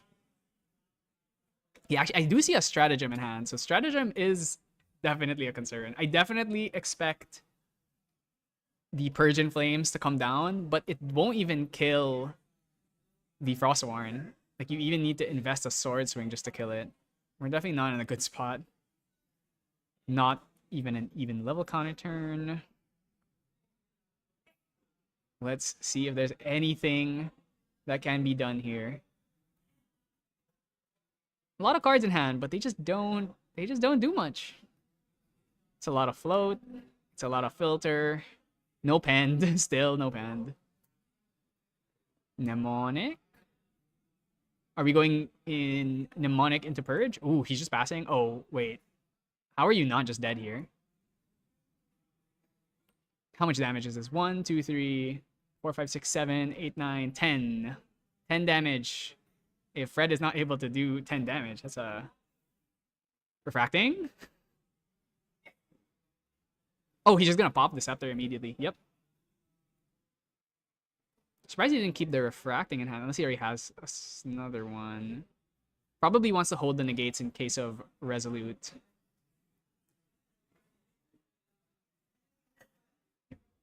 Milled another float here. Oh, Terrapin. Terrapin, my beloved. Oh, like I said, 99% of gamblers, they quit before they hit it big. We're hitting big. Look at all that float. Stratagem is a possibility, but you don't even need to do it. You can just go for ally beatdown at this point. We go Terrapin number 2. Refracting Missiles, they just die. Of course, you have to be worried. There's so many cards in hand. But we're playing water. We have negates. There's also just no threat of you dying. So I think you can definitely chill in this position if you want to play it a bit more conservatively. Just summon the turtle. I demand 3 Terrapins on board. If there are 2 cows and 3 turtles on board, this sounds like the beginning of one of those logic puzzles. But if there are 3 turtles and 2 cows and then a Frostwarn, like, what do you even do against that? All right, that's another 2 damage. I mean, we can chill. CT is another possibility. I think he's thinking about sending the Stratagem already. Honestly, just don't think it's necessary. You can just chill, really. Yeah, I mean, main deck Blanche from the Merlin side, definitely interesting. There's a lot of effect damage in the current meta between, like, Refracting obviously exists. Oh, actually, he might just die here to Refracting Missiles. Oh, he's dead. Refracting Missiles for 4. Hello? Jump scare? You're dead? Yeah. Definitely should not have put that Blanche down. When I saw him put the Blanche, I'm like, oh no. Okay, well, that was a very convincing win from Fred. Like I said, if you stick these allies on board, they just can't. Merlin can't do anything about it. Unless she gets to level 3 so early and is able to start dumping pens. But it's hard to dump pens when you're playing against we're playing Kongming Merlin. This deck naturally just kind of plays slower. Also didn't have any mantras there, but mantra wasn't really going to do much. You were just going to lose. You were taking like 12, 15 damage every turn just from Frostwarn and her menagerie. Definitely let's look at the sideboard. Honestly, not really much consideration for Merlin in the current meta. No one cares about Merlin. So most people are not really putting much in the side for it. And, you know, obviously, I know what True Sight likes to play. Merlin, there's nothing really. Like, Viridian Protective Trinket, I guess. Disintegrate. Disintegrate can't even remove the turtle. That's a really sad thing. On Fred's side, Null Lantern, maybe. Do you really care? But Cruxite looping. Maybe puts QSG in so that you can put in a float eater to stop Merlin from being able to steal. Dismissal. I mean, Dismissal is pretty good. Stops Pendragons right in their tracks. Stops Dungeon Guide. Storm of Thorns. Storm of Thorns is actually not bad against Merlin. The AoE damage. If you can throw a storm, then it makes it even harder to kill your dumb turtles. Okay, I mean, let's see. I'm surprised we've already seen 2 Merlins in the span of 2 games, considering she's just really not very popular anymore. I mean, if you're egg, you can make Merlin work, I guess, but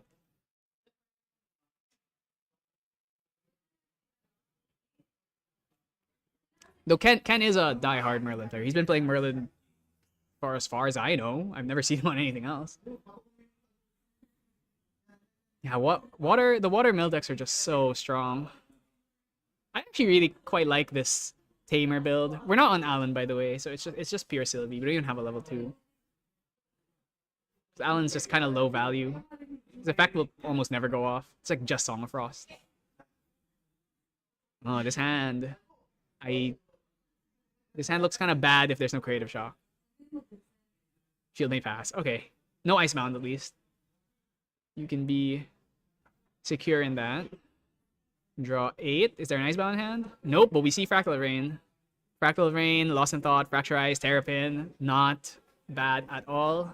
Definitely expecting just the classic Rain backup charger. Almost assuredly.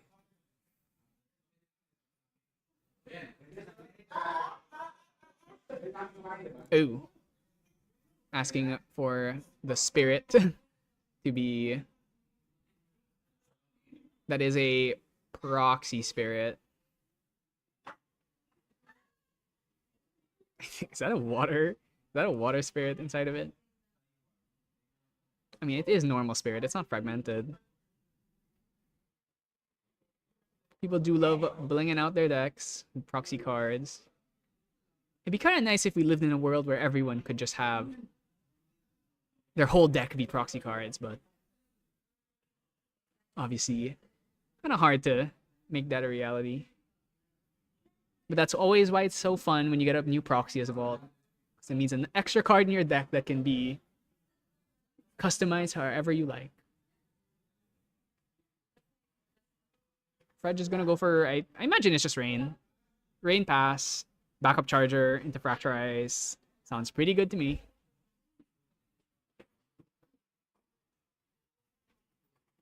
Even has a Lost in Thought. Probably don't need it unless you mill a lot. Hasn't drawn a single Icebound this whole game either. Icebound Slam obviously recently put on category 1. Let's see if it goes anytime soon. Utrecht, maybe we move it up to category 2 after Utrecht. Then maybe it's gone by HVN release. I wouldn't be surprised at all. The card is insane. 8 damage, mill 5 is kind of nuts.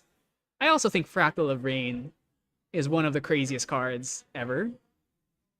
At bare minimum, it's a neutral card that has potential to plus you over the course of a long game infinity. I'm not sure what's happening. Oh, I think he was asking for a different spirit to be used, just because it's a bit confusing. Yeah, so it is normal spirit. It's not fragmented, it's not serene. Just regular old spirit. Imbue 2, show that fractal. Yeah, and then we're just gonna go backup charger. Since we went second, it's actually possible to go backup charger and immediately fracturize if you even want to do that. It does leave you a bit open to the Dungeon Guide to 2 lines, but if he has a Frost Warren, then he can just eat the float. By the way, just informing everyone, we are going to go to lunch break after this game. So it's going to be a bit of a longer one, but hopefully you continue to stay around because I appreciate it, because I'm by myself. We're going to discard most, like... Do we not have a generic float? I think it's all class bonus float. Yeah, it's an Ignite the Soul. So, a bit unlucky here. That is a Creative Shock that he just drew, I think. Or is that Cremation? I'm sorry, all fire cards look the same now.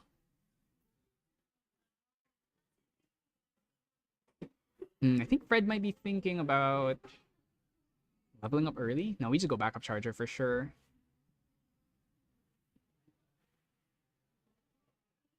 Backup charger first. We're gonna draw into memory, then we mill.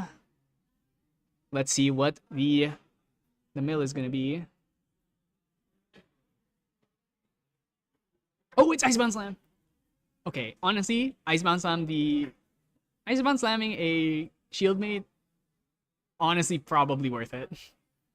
I wouldn't blame anyone for throwing an Icebound at like a Baby Gray, honestly. And then Fracture Ice. Ugh. Nasty. Nasty line here. So much value. Okay. Then we get the mill. And it's a float. Oh no. Everything's coming up. 99% of gamblers quit before they hit it big. I think he has a Frost Warren too.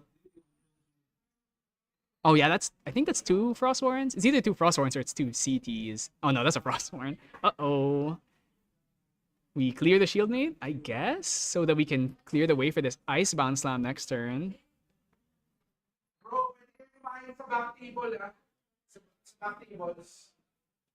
And Frost Warren number 2 hits the building. That's an extra draw.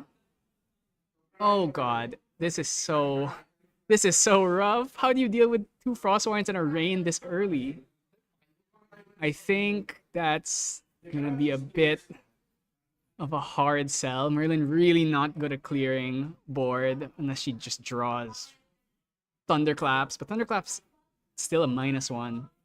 The water player is more than okay with you spending cards to remove Frost Warrens. I bet they're just gonna level up and throw a Terrapin anyway. There is the Dungeon Guide. Potential for Dungeon Guide to 2. I don't remember if there's another float. Creative Shock in prereq. Maybe we can get... Actually, are we just gonna negate this? No, he doesn't. I don't think he has a negate. Throws a fire card, 2 damage. Can we even kill this? That's the question. 2 damage taken. Probably would need another Ignite Fate or another Creative Shock, dump another fire card. I mean, honestly, the Merlin's not in a bad... No, she's in a bad spot. I can't lie to myself. If this was if this was MRC format, she wouldn't be in a bad spot, but we are living in the future. Creative Shock dump float is not good enough anymore.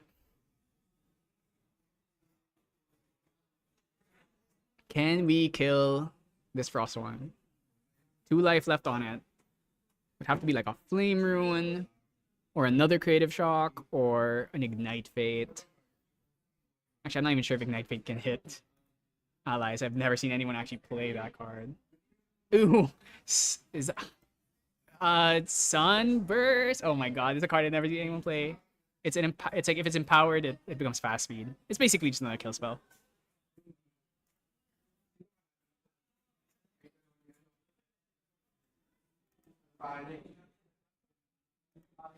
What now though? I mean, we -1 in ourselves. We're gonna throw out Disintegrate. Wait, that is 1, 2, 3. Yeah, I mean, honestly, I think you are more than fine with this. Losing 2 Frost Warrens, but your opponent had to -2 themselves for it. I think you're fine with that. QSG. We're gonna QSG so that Merlin cannot steal the float at level 2. It's probably gonna be Scepter, or Blinding Orb. Another float? I mean, last game was really unlucky, but this game, the mills have been on point.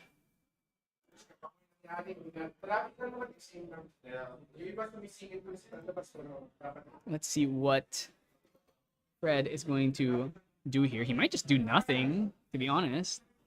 I don't hate do nothing.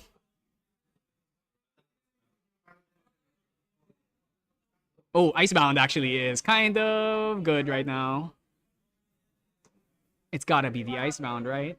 Unless he has a Dismissal that he's holding, which I don't see. He has 2 Icebounds? I want to say there's 2 Icebounds in there. 1, 2, 3, 4, 5. All right, everyone, say it with me. Let's go gambling. All right. Okay. That's 2 float. That's 2 float. Ringleader's pretty good. Okay, you know, it was not a bad mill. It was not a bad mill. And we pass. Yeah, this is a really good spot. Level up to Merlin.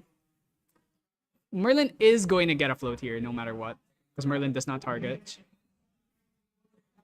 Merlin does not target, so that means if there's more than 1 float, she's going to be able to take it. So that QSG not going to make the difference here. Yeah, I don't think there's really anything he can do. I wish the float was in screen. I can't see how many he has. There was, I want to say there's 2 float, but there might be more.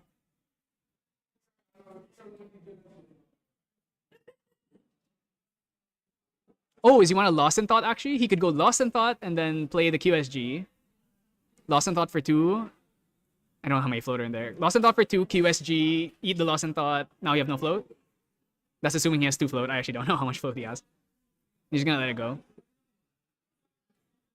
There's also ringleaders in there, so it's just like, I mean, there's gonna be something hittable. There's the Lost in Thought.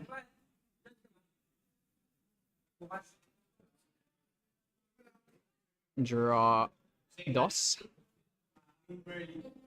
Not bad. And then we go QSG Interceptor. Oh no!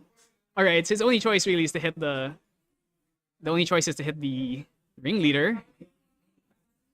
And it's still worth it. But this hurts. This really hurts. Yeah, I don't see how the Merlin comes back. He has another Icebound Slam, by the way, so next turn we're gonna go gambling again. Okay, Ignite the Soul. And then eat your own Ignite the Soul. Crazy. It's a crazy game here. This just shows why these watermill decks are so strong. Sorry, but Icebound. There's a reason it's category 1. The card is 2. It's too good. It's interesting because Mill was kind of, before Nico came out, before Icebound, before Fractal Rain, Mill was kind of a meme. But once you hit that critical mass of good graveyard cards and then good mill outlets, and good miller cards, it's just like it had everything. A and B had everything you needed for mill. It's like Terrapin is crazy, Bovine is crazy, Icebound and Rain came out right before that. Polar Depths is crazy, Stratagem's crazy. Oh my god, Water has so much. And we just gotta level up here for sure. Okay, so we don't have a float, so this is just gonna be a blind. Oh, didn't hit Icebound. That's scary. Doesn't have enough cards to play this stratagem, but we do get the ringleader. CT is really good. Your opponent has 1 card in memory. Just completely. Ooh, okay, stratagem. You know, who cares about stratagem? We don't need that. Here comes Turtle. Throw the turtle out. I know it's coming.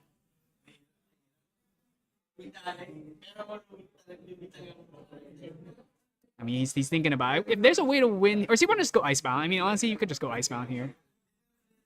But you need to get the Sylvie car, the animal for the Sylvie buff. You just send the Terrapin. It's too good. There it is. Terrapin. Eat that Bovine. Draw. He's so big. 4/7 turtle. How do you fight against this?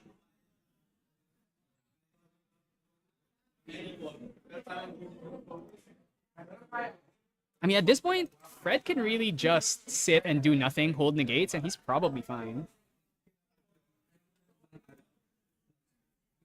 I honestly, I would kind of go for. I think I would go for the chilling touch. Oh wait, he has enough cards icebound. Oh god, make it stop. All right. Oh, ooh. Okay, you know, acceptable mills. He also drew a polar depths, so that means he has the potential to go polar depths, mill. If he draws a second polar depths, he can actually go for a mill, but I mean, your opponent's at 24 life. You're going for the kill here. What can Merlin do with just, that seems like 3 cards? No sword on field, no regalia on field to bounce back with Pendragon either.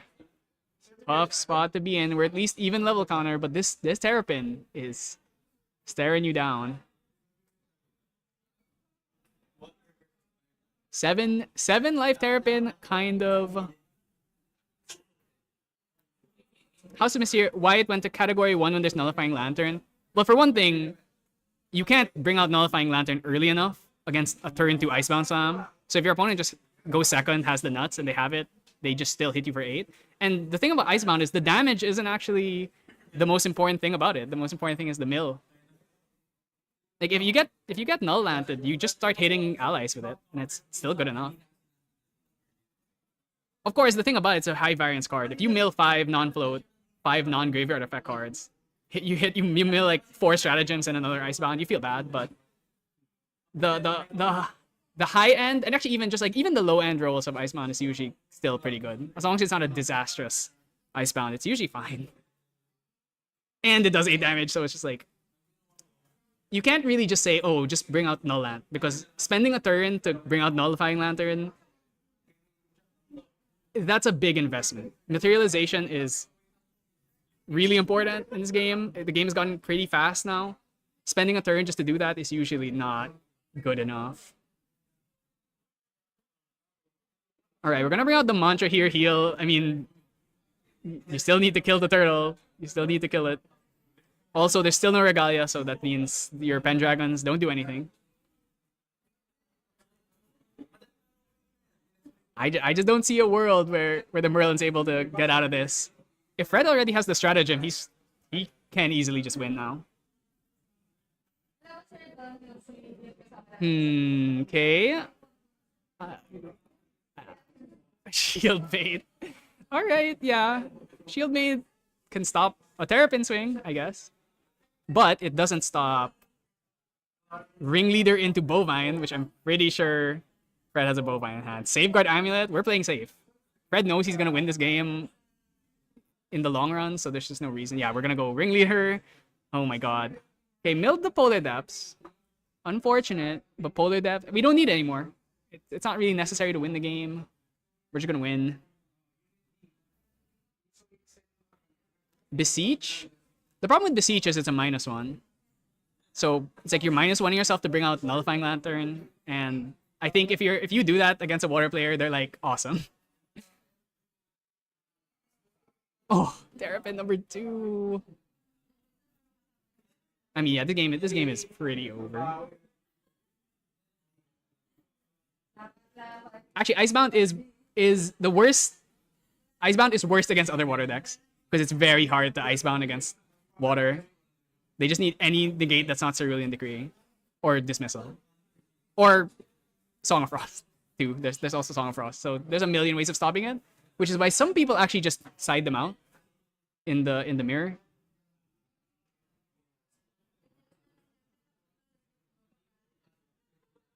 So turtle number 2. I mean, honestly, there's really no threat here. With Safeguard especially, there's just no threat of you dying. There's no mnemonics. Your opponent has no cards in hand. Not sure exactly what the players are discussing here. The Terrapin is 2 buff counters because of the Ringleader. I mean, if we just go Terrapin swing, shield mate, then the second Terrapin swings, that's going to be 4 damage, puts you 20. It's the Ringleader. Yep.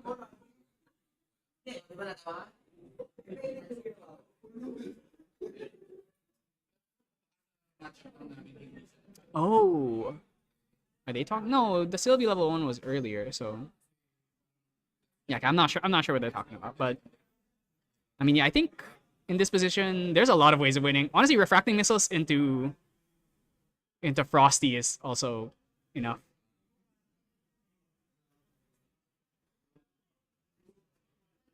Actually, instead of swinging with this turtle, would it have been better to go refracting into shield? That doesn't make a difference. It's still 3 damage.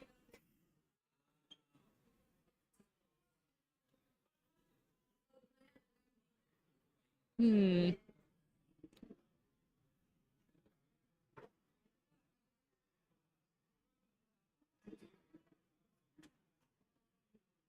Not sure exactly what's going on, so we'll just give the players some time to sort out whatever's happening here. Well, my counter to that point is that isn't stratagem isn't good if you don't have good mill cards. So if you hit the mill cards, then stratagem by proxy also gets hit. So you know, I appreciate it because I need someone to talk to.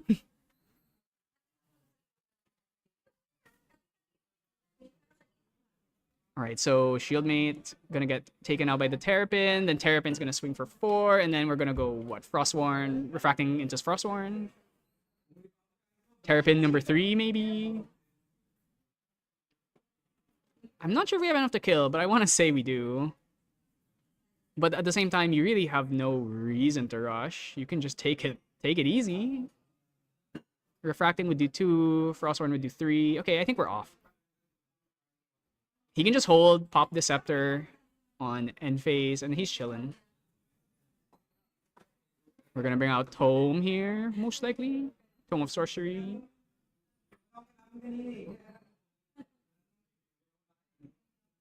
How many cards now? That's... I think that was 2 Ceruleans.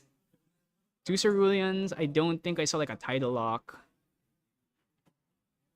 I mean, yeah, the only way you win here is you have to hit the fattest fireball of all time, but there's no mnemonic charms. There's a safeguard amulet on the field. Yeah, I don't see any way. And he has to survive like another turn, and then it's not even level counter turn. Yeah, I'm pretty sure the game's probably over next turn. These 2 Terrapins are too much to deal with. Drawn Blade. Choosing Drawn Blade over Tome. I mean, it's an acceptable line. They're basically the same thing. If you want to swing, then you bring out Drawn Blade. Should get a level counter here from Merlin. Ooh, I think I'm negating this. I'd say no. It's just a heightened spellcraft. Who cares? Oh, we're probably trying to go for Incarnate Majesty here.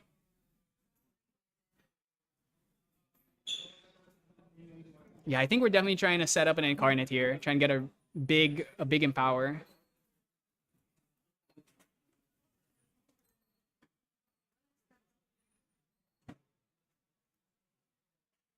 Curious to see. Oh, there it is.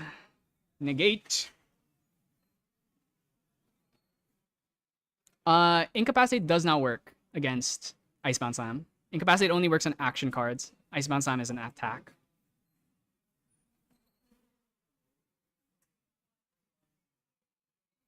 Okay, so what now?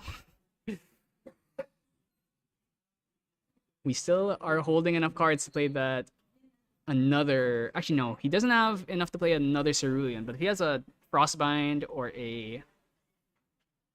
I mean, really anything. It should be fine. Honestly, are you that scared about... Are you scared of Incarnate? You currently have 7 damage on turtles plus a refracting missile, so you should easily be able to... Yeah, okay, he already knows. He sees the writing on the wall. Yeah, I mean, that was convincing. Not even close, really. And that just goes to show this is how powerful these mill decks are. Whether it's Arisana, whether it's Nico, whether it's Tamer, these mill decks are kind of out of control. It's the reason why they've been completely taking over the meta in the past... Basically since Santa Clara, where Arisana really got on the on the world stage. Very curious to see what decks can challenge it. Most people I know would say that Razer Gale loses to water. So if Razer Gale's not it, Astra? Astra question mark? We'll see. Hopefully we get Wind Astra. I want to see Wind Astra. I want to see someone hoard a counter. But yeah, I mean this is the deck to beat. You need to be able to beat water. That's why it actually shocks me that people are trying to play Fire Xander in this meta. But sometimes you catch your water player with no mill, no good float, no negates, and you can just blow them up. Because they will win the grind game, so you might as well just kill them fast. Who knows? If someone responds to IBS with Song of Frost, will it stop the mill? Yes, it will. It'll stop the mill. Because Icebound Slam is an on attack, and Song of Frost stops on attacks. So you either negate the activation or you use Song of Frost, or any effect that ends the combat phase. But most effects that the only other card I know that ends the combat phase is Glacial Guidance, but Glacial Guidance is only on allies. Your other option is to stealth. If you can stealth yourself, then it'll also stop the Icebound mill. But then you have to stealth everything that is targetable. That's why a lot of people were on like Innervate. Some people were on like Under Fire was another card that people were using. Anyway, that's our game 2. We're gonna go into lunch break after this, so it's gonna be a bit of a longer break. We're 7 rounds, remember, so there's 5 more after this. Just stay. Oh yeah, Tactical Retreat. I forgot about Tactical Retreat. Sorry, Diana is not on my radar. Anyway, yeah, that's we're gonna go to break now, and it's gonna be a long break. It's gonna be lunch break, so be back in probably about, I want to say, an hour and a half. So yeah, I mean, if you want to go do something else, come back in a bit. I would love to have you all. Thanks for watching, and I'll see you not that soon, but in a bit.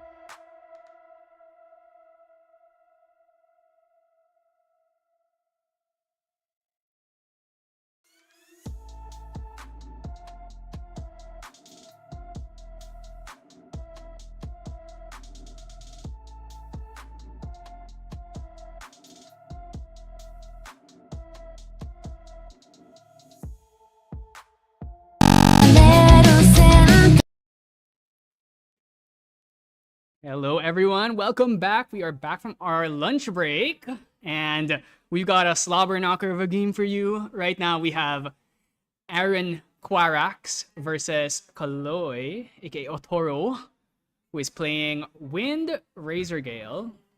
So, Quarax is I want to say, the only Apex member who is still playing a watermill. I think two of them are on watermill, and then the rest are on like Astra. So I think that should tell you. I mean, these people are, oh my god, bovine mill too. That is kinda cringe. I mean, Razer Gale does have trouble into this deck. How do you deal with someone who is throwing out buff Frosthorns and buff Terrapins and buff Bovines, and then has the potential just no-win scenario of throwing Temptation's Facade plus a Mage Bane? It's like almost impossible to get around that. It's like you have to have Baby Green. So definitely tough spot if you cannot win early, but we did open the early Razer Gale. If you're gonna win, you have to start like this. But Bovine Mill 2 float is kinda schnasty. See what Mr. Otoro chooses to do here. Choosing to level up this early is interesting. Usually you do that because you want to activate class bonuses like 3 visits, Bagua. Well, technically the first 3 visits is usually fine. So just gonna pass here. I mean, his hand looks. Oh, he has 2 Tempest Downfalls. I think he's trying to get like a really early kill. Well, Zephyr unfortunately got banished, because that would have made a big difference. Actually turns on these. I imagine Quarks is actually just probably gonna level up. Yeah, he already has the float. He needs to get just more life. He can actually just rush, go straight, like immediately just go for Nico super early. Honestly, don't hate that at all. Like I said, like once you're Nico Magebane, you just can't lose. Okay, two less cringe mills here with the Frozen Dismissal new card. I think first time we've seen a dismissal on stream, despite playing with a water deck previously. Are we going for the Terra pin? It seems like it. Is there a float? Oh yeah, the Lost in Thoughts. So buffed Terrapin, scary, very scary. At this point, I think Otero kind of just has to just go face. Like, you can't really control this board anymore. If he can try and end the game, he has 2 Tempests. He just needs to Slime. That's Slime Shield. He just needs to find a few more like 1-cost cycle win spells, and he can do a decent amount of damage, and then just try and go for the early win. It's just really hard to go for this stuff against water. They have negates, they have defensive spells. It's just tough. Matchup is definitely not the easiest in the world. There's another 1 damage gonna come through. Let's see, Veiling, Windmill, Bagua. I imagine you're gonna put the Bagua in, so you can just use it again. Just extra damage, extra cycle. Are we keeping the Windmill? Maybe not, actually. If you don't have an Asun, Windmill's just kind of okay. Definitely having a long thing. He's gonna bottom 2 and then keep Bagua. I agree.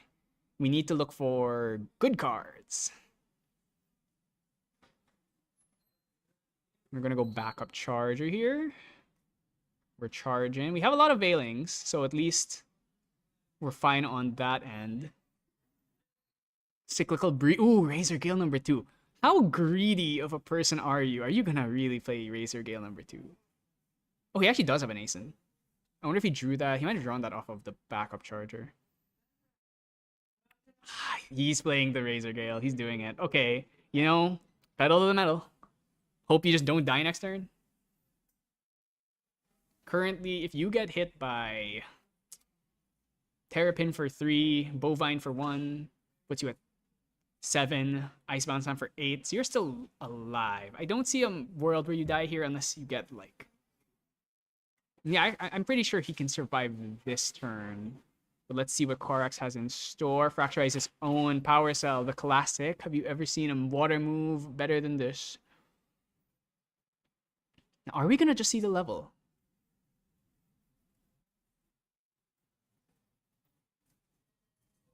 Potentially might go for like a QSG here, like QSG with a blinding orb or a QSG with a facade. Actually, let me make sure he's even playing facade. Look at the deck list real quick, because you know some people are probably not on it. He's on it. He's on it. It's on the main deck. So facade is a big deal. You can even bring it out early. It doesn't hurt to bring it out early because you still get the draw. Okay, I'm gonna call it. That's either blinding or facade. I want to guess it's facade because it makes it really hard to Zephyr anything.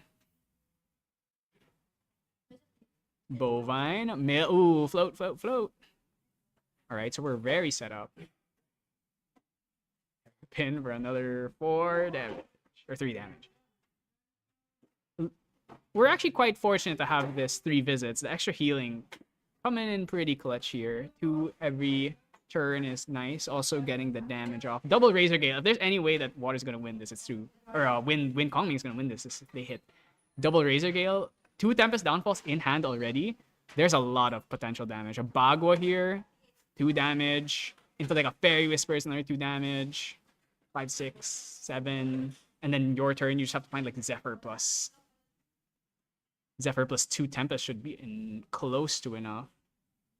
But we're holding 6 cards. Scary. How many negates are in there? Are we gonna go for maybe Viridian?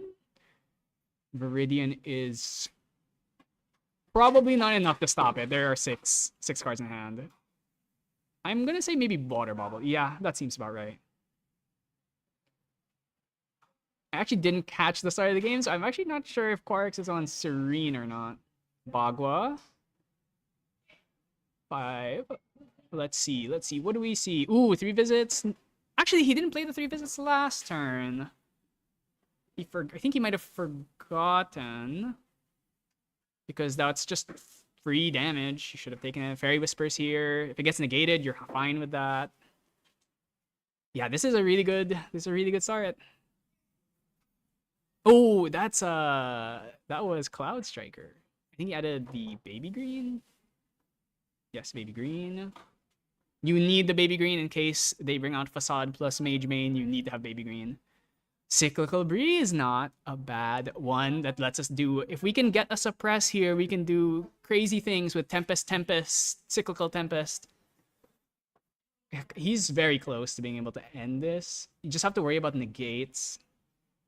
6 cards in hand also heavily telegraphs a Revitalizing Cleanse, which is potentially disastrous.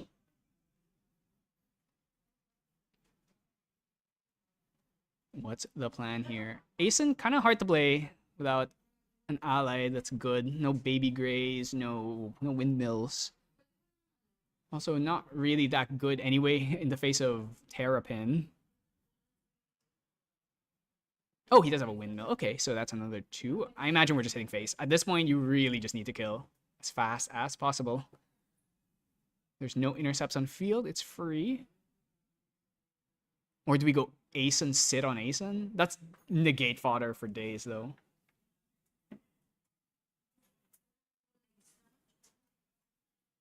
Yeah, I mean, sit on Veiling is pretty fine. I wonder if Quarix is gonna bring out Mirror.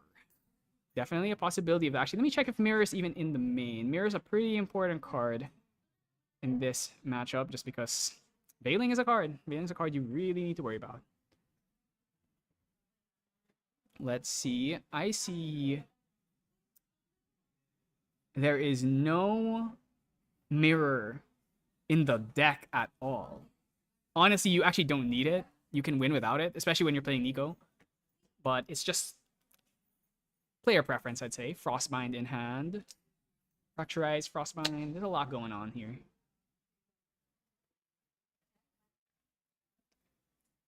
Going up to Nico already means even more damage that you have to chew through. I really hope that Clay remembers about that 3 visits he has. 3 damage. With up here, we are trying to walk the dog here. 2 damage, 3 heal. We're getting there. We unfortunately just don't have the suppress because that Zephyr got banished on the level up. We already have 2 downfalls. We're going to go for the Lost on Thoughts here. How many floats are in there right now? Okay. So we're gonna go... Ooh, is it? What is it? What is under there? Looking at it, Blinding Orb, Smoke Bomb, Lash. It's Lash. Oh, it's Lash. It's 100% Lash. Or is that Facade? Oh no, wait, it's Facade. It's Facade. Facade gonna come out here. I mean... Oh no, is that Lash? Oh no, sorry, that's the new Lash. I'm so used to the old art of Lash. That's the new alt art of Lash from ALC Alter. Yeah, so that's Lash. So yeah, this is a really tough spot to be in. You need to end the game next turn.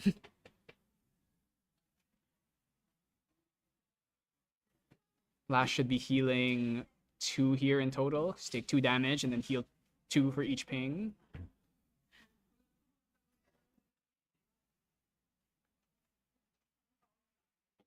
Yeah, I mean, I think Quarks is really sitting pretty. Once he brings out Temptation's Facade, this game is very hard to win at that point. Okay, mills another float. Once Facade comes out, that baby green is, I want to say, the only out in this deck to a Facade plus Magebane. Oh, it's getting dicey. Only 5 life left. Negates out the butt. Choosing not to use the Veiling yet, because obviously if you use Veiling now, you're going to be forced to target Nico, which is going to heal even more. This is the really hard part about this matchup. It's, I think, why in particular Nico is super favored. Just Magebane, especially with Facade. With Facade, this matchup is unbearable if you don't win really early. You have to kind of hope for some unlucky mills. We're gonna Veiling now.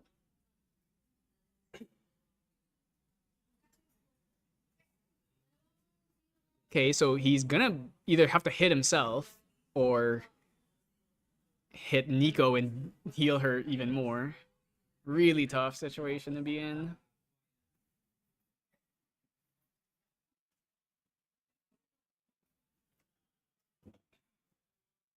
Yeah, I think this is looking over.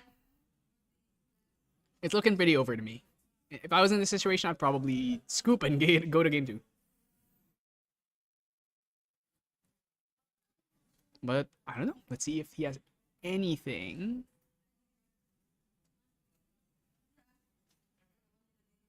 Veiling Breeze gonna do a little bit. You have to chew through 19 life. I still don't know if that's Serene or normal. I assume it's normal. Normal Spirit here. Obviously, both these players, Otoro, one of the best players in the Philippines, versus one of the best players from Singapore. World's competitor from last year.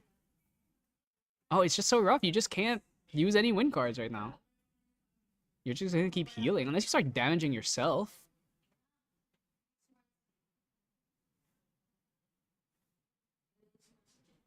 The baby green basically has to go for those who don't know, the way Facade works is that it only works on cards that target on activation, which means on enters actually... It doesn't work against on enters. So if you use like a baby green, because it's an on enter, it would actually still be... It wouldn't be able to be redirected by Facade. So in that situation, we at least have the out to Facade. It's not on field yet, but next turn you're almost assuredly gonna see it. So ooh, turbocharge. A bit late for that. 3 Tempest downfalls with no suppress is so sad. Only that. Imagine if that Zephyr didn't get banished. This game would be. I want to say it would be different. Yeah, okay, he's scooping. He knows. He sees it. This is tough. This is a really hard matchup.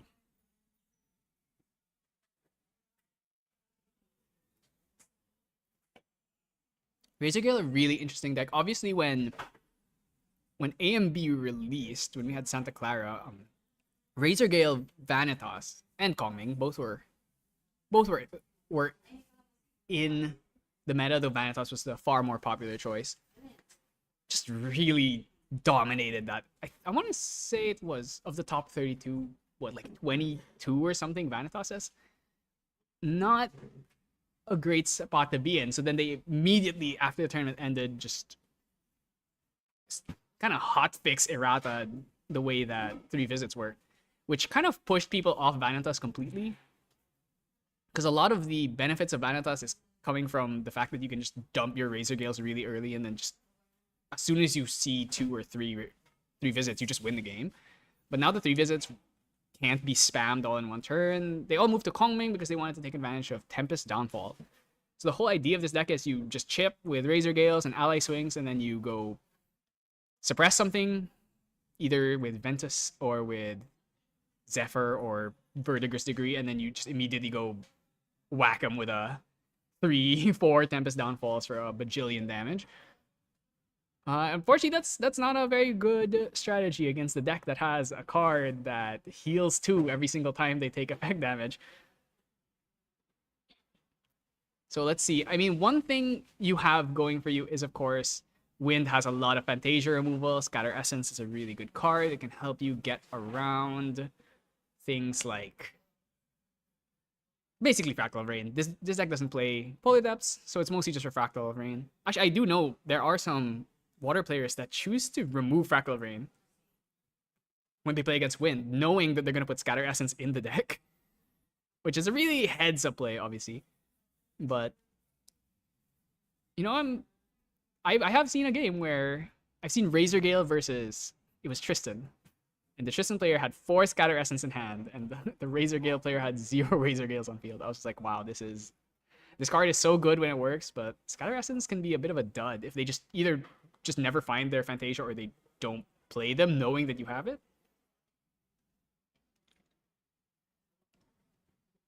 But let's see how this goes. I'm going to assume that Otto is going to choose to go first. Pretty standard choice. Just want to immediately try and get those Razer Gales. Another problem with Kongming over Vanitas is Vanitas lets you play Serene Spirit. It also had the Vanitas Glimpse at level 1, which made it way more consistent.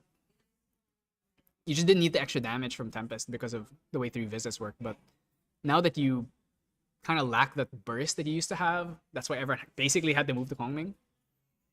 But then in return, you're not as consistent. So some games you just never find Razer Gale, and those are the games that you struggle in a lot. And he didn't find it. Unfortunate day. I see a Baby Gray, but there's no other slime cards. This is a pretty bad hand. I think this is going to be Swift Recruit Pass. Yeah. Unfortunately, that's just how it goes sometimes with Razer Gale. Obviously, you're not getting Icebound now. There is no Icebound anyway. Serene Spirit, the choice here from Quarax, makes sense. You really just need to hit Nico, Magebane, Temptation, and you basically can never lose. So, might as well give yourself more of that life buffer. Actually, let me check. Is he playing like any shenanigans with like Nico 1? No. Okay, I was like, it seems this consensus is that Nico 1 is worse than Sylvie. I agree. Bovine, Terrapin, and Seaside are a bit too good to pass up.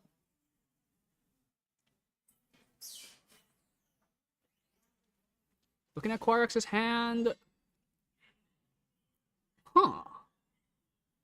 Not great, actually. Yeah, there's not much going on here. He might just pass. Oh, he's gonna play Bovine.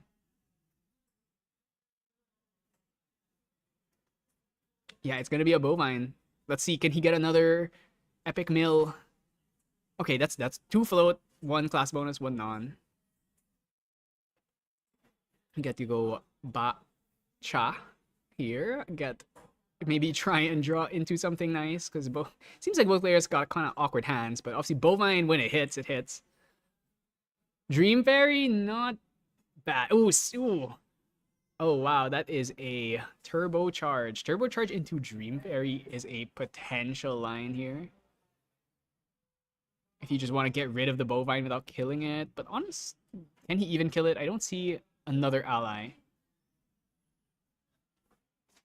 We go, draw 2. Very good start. And there's no Razer Gale still.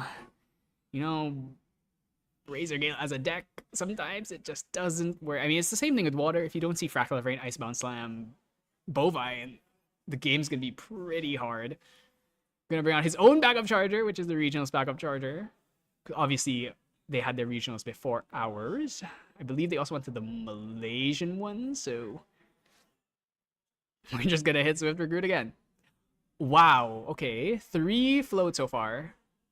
Milled, even though both of those are class bonus. They will be usable as soon as we hit Sylvie level 1. We can even go like level 1 straight into a Lost in Thought, which would be kind of crazy.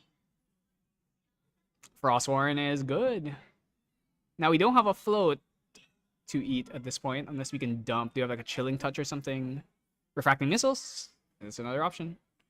Actually choosing to not even attack. I think Quarex really realizes here that he's gonna win this game if it goes long. So there's no reason to try and be greedy and push for damage.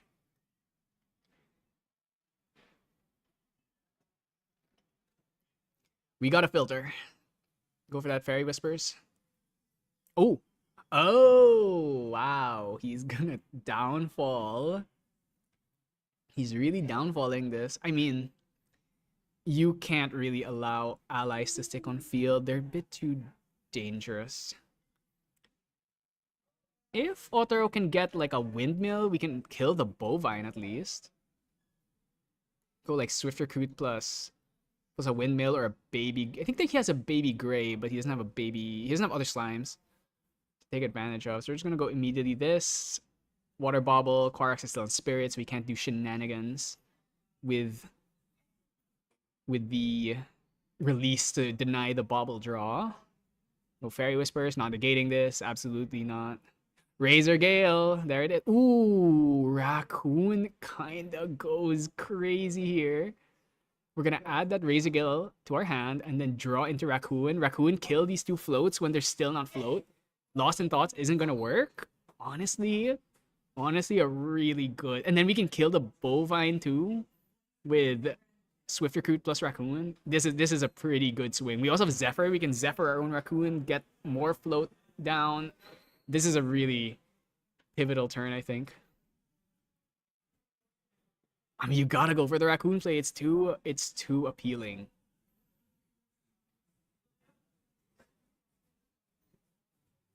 He's taking a long time to think about it.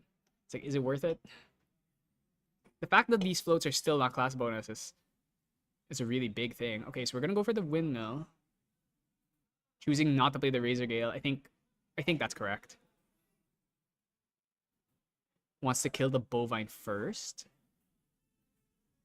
Try and Fiend out. Oh, we're gonna get the Refracting here.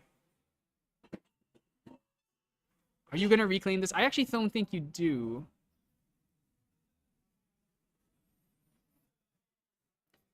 Okay, so we're gonna go for the Reclaim. I mean, it's still Windmill Reclaim. It's a classic. I was kind of hoping for like Raccoon Reclaim Raccoon or something, but what are we hitting here? I mean, you gotta hit the regular float, then you hit one of these Bovines. So we still have 1 Bovine. If we kill the current one that's on field, then we're gonna have 2 Bovines that we can use once we hit level 1.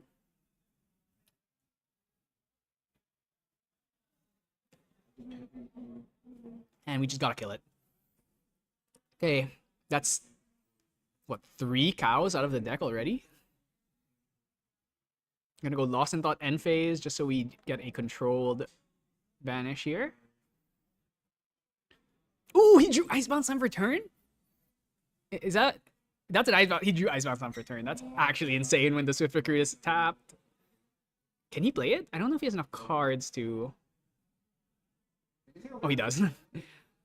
Unless it's Terrapin. Okay, it's Terrapin. So next turn, it's going to be Icebound Slam.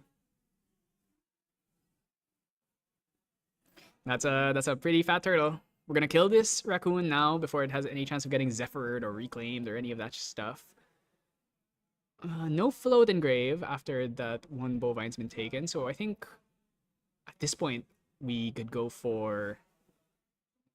So we're just going to go for the level. Makes sense. We can play the Razer Gale now, but actually, he still has the Dream Fairy. Dream Fairying the Terrapin now could be a good line if you don't think he has another Refracting. You need to get rid of this turtle though. P6 on board, you're just gonna suffer for the rest of the game.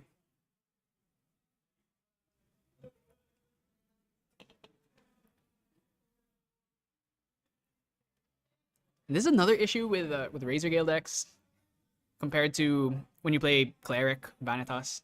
It's a lot harder to deal with Razer Gale's 4 costs. At least when you're a Cleric, it has a cost reduction, but when you're playing Kongming, you have to play it for 4. If you don't draw it really early on turns where you don't have much to do, you can get put into positions where you can draw your Razer Gales and not even be able to play them. Especially against water, you always have to hold so much stuff. QSG, is it Lash again? Is it Lash again? I think we gotta assume it's Lash again. Okay, so thankfully this Icebound will not be able to go face unless... No, I don't see a way. Terrapin again? That's Dream Fairy. It shouldn't be able to do that. Frost? What? 4 cost. I think he's thinking about Icebounding.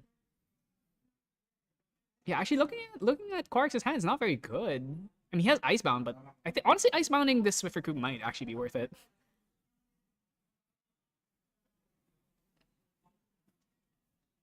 Yeah, he's got Icebound. I'm gonna go face. I'm gonna intercept it. 1, 2, 3. Let's go gambling. 1 float, 2 float. Purifier. Okay. Honestly, not horrible, but also not amazing. I think it was 2 float, Mystic Purifier, and then 2 others I couldn't catch. Bagua now, even without Razer. I mean, you can see the issue with Razer Gale, even when you're in a good spot. Ooh, Raccoon again? And Asen? Ooh, that's spicy. Raccoon and then Asen the Raccoon is kinda nice here. 3 float. 3 float, and yeah, I mean, that's a pretty good play there. We also have a Tempest we get to keep. We're just never going to establish this Razer Gale, though, are we? Yeah, so we're going to draw into Asen, and then draw Raccoon. Yeah, we're going to draw Raccoon, and then for turn, we're going to draw Asen. We can Swift Recruit. We can get Fan of 7 Debts if we want. I think it's Fan here.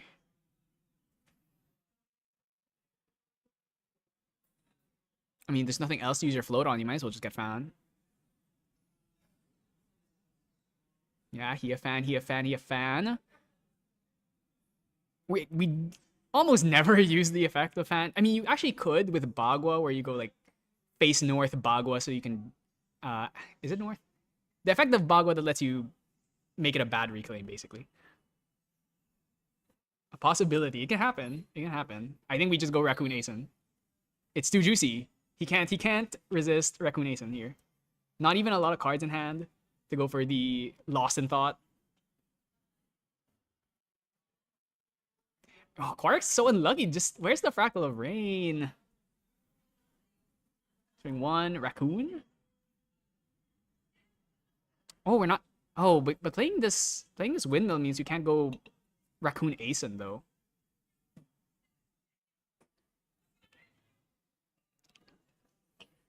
Currently 4 water cards in grave, which means Tidal Lock is live.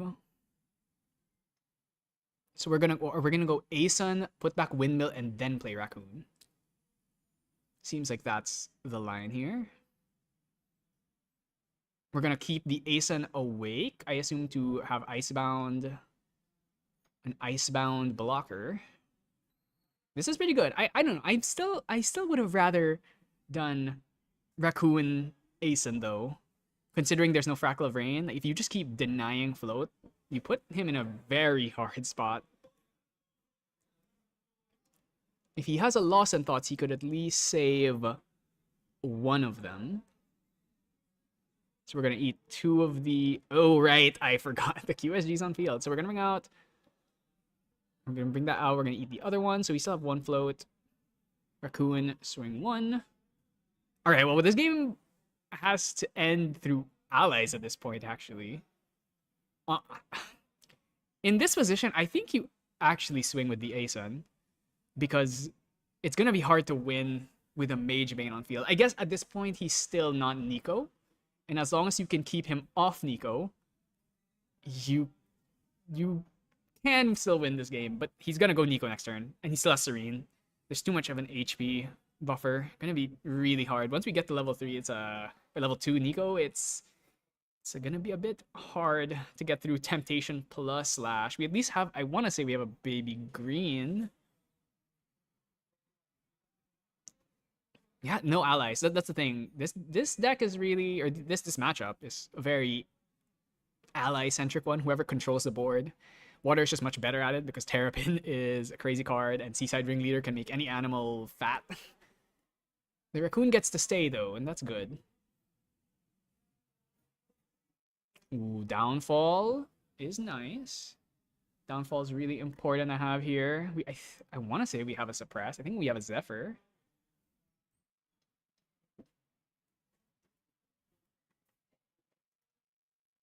So what's going to happen? So remember that the Mage Bane's healing effect is a Nico bonus. So while we're still not on Nico, it is possible. But do we even want to play Razer Gale at this point? Maybe you just don't even play Razer Gale knowing that it's just going to get Mage Baned after this. So I think he's actually just going to try and win through Ally Beatdown, which is, it's tough. It's tough to play Ally Beatdown against the deck that has Serene Spirit or Revitalizing Cleanse and whatever, but if he just never draws into his...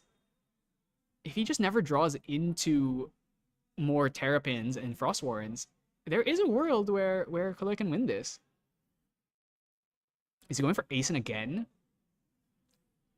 Please Asun the Raccoon. It's gotta be the Raccoon. Oh, Dismissal would... He can pay through Dismissal at least. Can't pay through double. Dismissal plus another negate does it.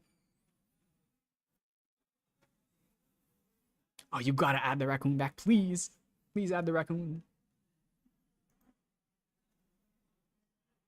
Cerulean. I imagine it's Cerulean into Cerulean, or... Oh. Do I see... Oh, CT, Frostwall, and Terrapin. Okay. This board is about to get dismantled. Oh, okay, letting it go. Going for Baby Gray instead. You can swing with 1 Asun and then leave another awake. A million cards in hand. Are we leaving both of these Asuns awake? I think that would be... Yeah, we at least we have to start attacking.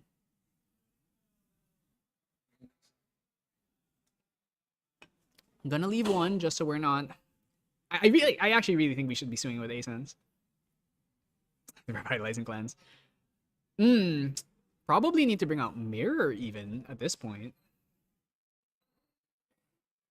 Okay, looking at it, Chilling to... Ooh! That's the spell shield that mills. Hoarfrost Shield? Something like that. A card that no one really plays. Are we gonna go level up here? No float. Yet. We could play some cards to get some float in there. Tariff Ring. That's pretty good now.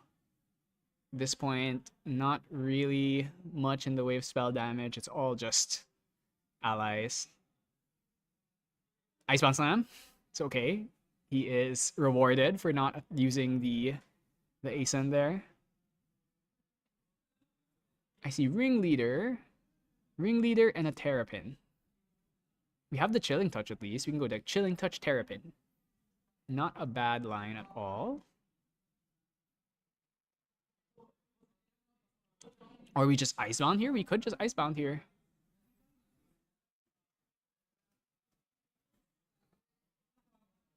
Icebound is a bit greedy because it costs so much. Yeah, he's just gonna Icebound. Gonna hit the Asen.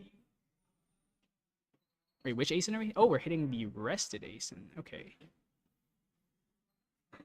Milled 1-2 float. Interesting, interesting. 3 cards in hand. I mean, if Otto wants to do something, he has to do it now, because next turn he's leveling up. It would have been really crazy if he had a Zephyr there. He could have like Zephyred his Asen, bounce back the Raccoon, play the Raccoon. This is why I really wanted him to add that Raccoon back. Would be really good right now. Thinking on Mirror, I think. So that these Revitalizing Cleanses are not going to heal a million. Viridian is also good.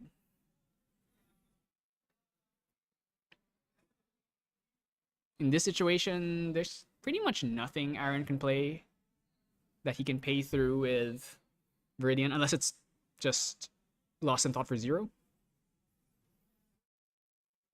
I mean, I really don't think we should even play the Razer Gale anymore, because you are going to make it a huge problem for yourself when he hits level 2. I think we're just gonna go, whoa. Baby Gray. Baby Gray is the play. We're gonna reveal 2 another Gray. I mean, we have the board. It's just really hard. You have to burn through so much life to win this game. Okay, we're gonna swing. Probably gonna leave the Baby Gray awake. We do have that Zephyr.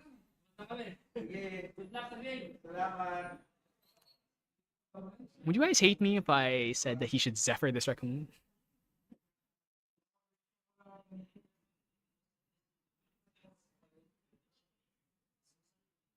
Gonna just fill the board with more allies. Where's Polaris when you need it?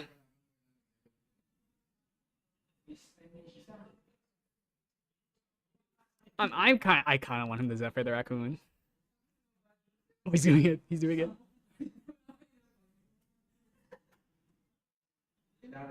I mean, Quarks can't do anything about this. Doesn't have enough cards to play Refracting if he even had it.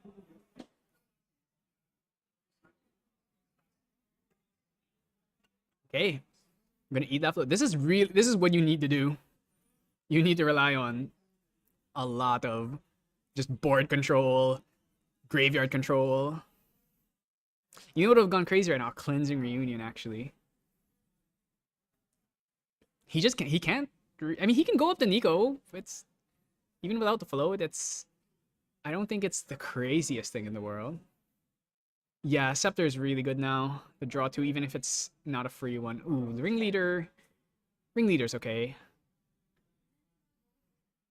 Just draw Cerulean. Cerulean Decree with no allies. Maybe I actually would have rather kept the Ringleader around. Oh yeah, this hand's just nothing. He's probably gonna pop that Tariff here.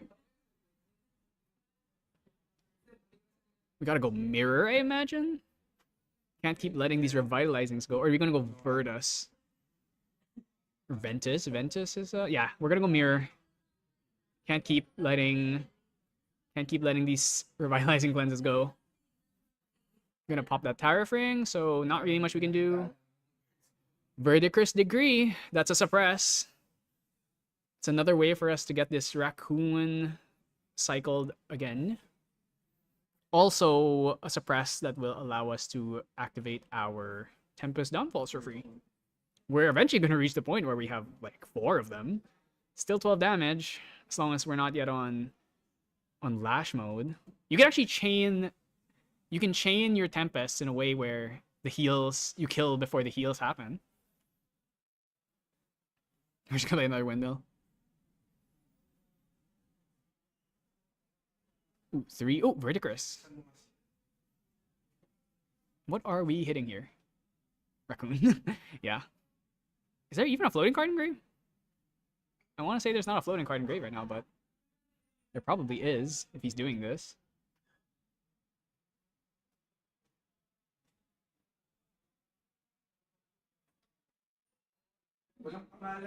Gonna swing Swing some more with this Asen. Yeah, and then we're just gonna pass, most likely. Hold. Oh, oh, this is actually potentially disastrous. This is potentially disastrous if when the raccoon comes back. If he doesn't mill enough float here, there's gonna do mill three.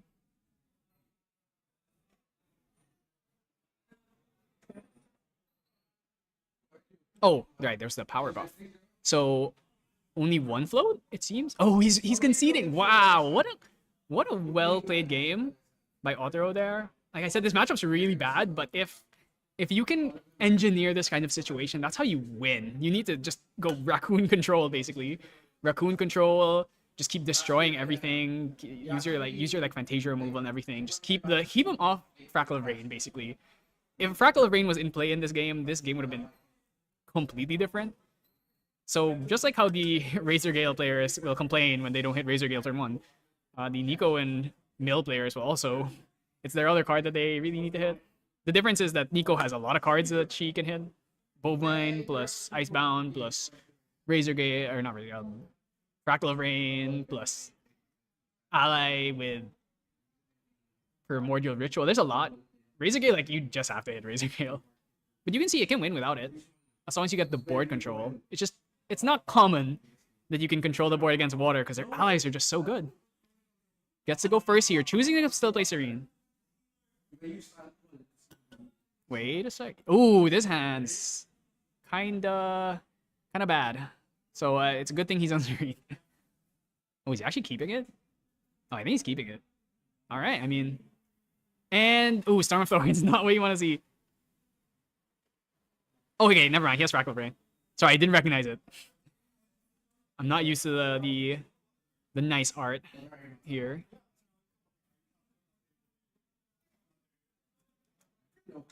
Okay, can we hit like a Scatter Essence? No.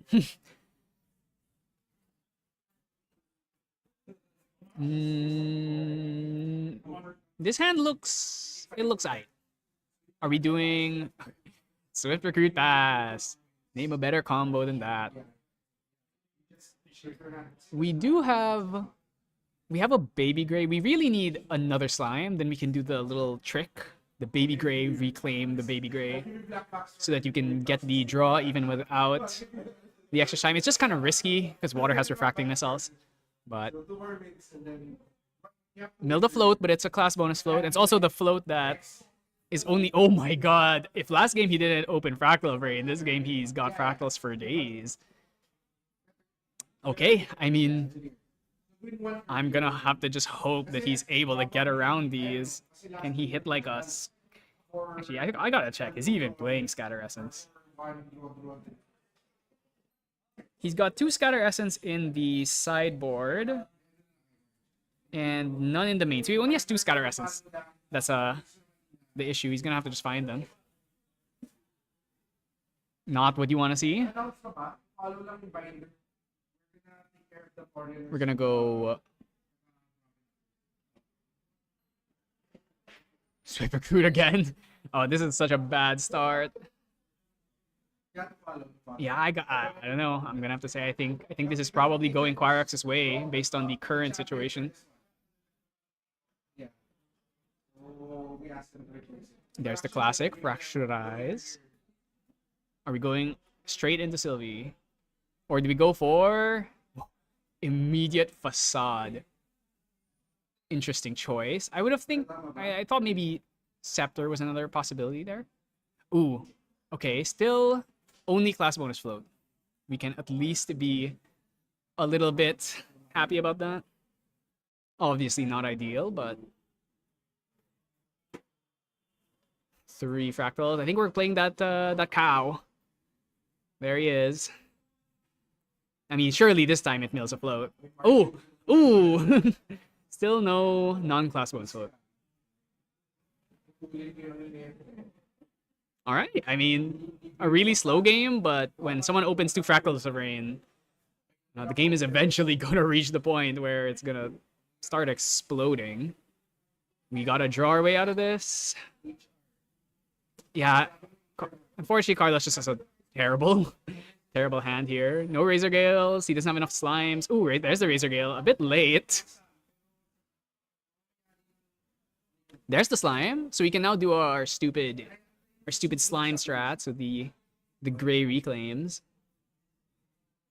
We could do like gray reclaim, but what does it accomplish? Nothing really. I mean, you definitely want to get this bovine off the field.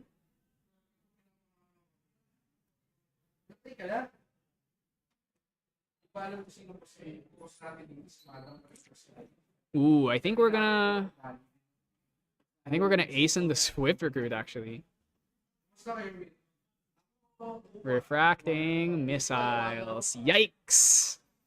So if you don't know how this works, what's gonna happen is Asen's on enter requires him to return something in hand, and because the Swift recruit is not on field when he enters the field, he basically has to target himself.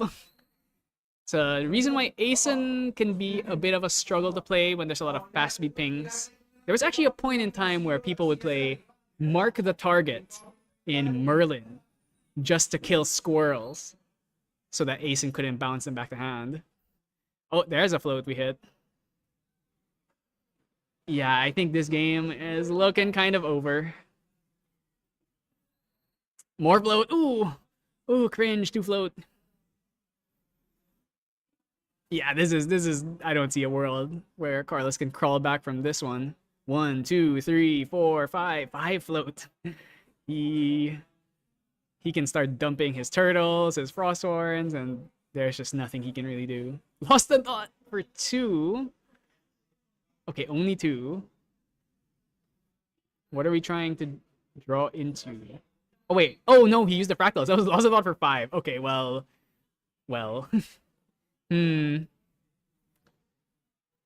Imagine going +4 off 1 card. Kind of crazy. I think he was digging for a turtle. Or he was just doing it because he could. Yeah, this is rough. Also has 4 cards in hand. That means Cerulean is a worry. Any negate really is a worry here.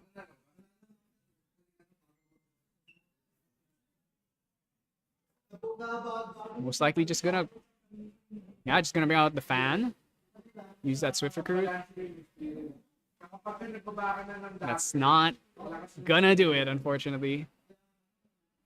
Next turn, we get to go just immediately Nico 2.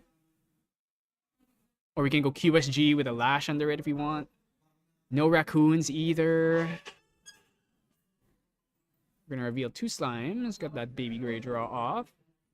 Into Windmill. Not bad draws, it's just that it's a bit too late. We're gonna go Asen again? Okay, no. What's in the hand? Ooh, Dismissal. Scary card. Baby green target the fan is good. Then we're gonna try and remove this bovine. Most likely. Carlos thinking about, yeah, I mean, you have to kill it. It's just mill 2 every turn is not okay. Yeah, but now he just gets to level up basically for free. And then after that, just bring out the Lash after, and you're good. Still has Serene Spirits. There's just no threat of dying here.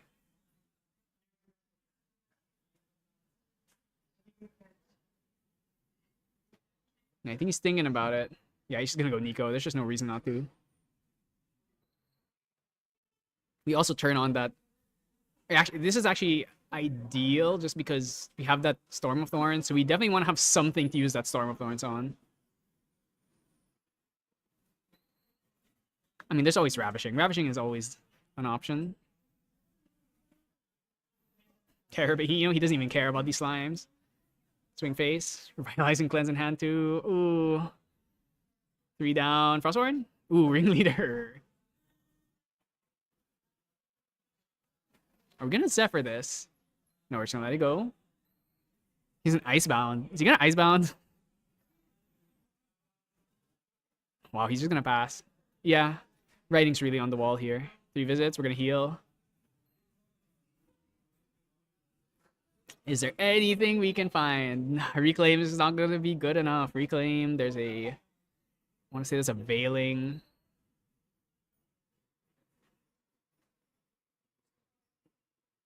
I mean, at this point, we can even just go for a Ravishing kill. Mage Bane next turn, and then just start getting our Lash counters up, and then we just try and go for a mill. So I'm pretty sure he can win this game through damage. That buffed turtle kind of a problem. Even Ringleader with the 2/2 stat line, not bad.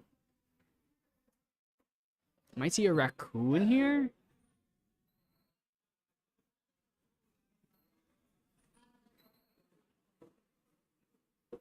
Ringleader. I think it's Raccoon, most likely. Or are we going green? Yeah, there's the Raccoon. Are we going to dismissal this, actually?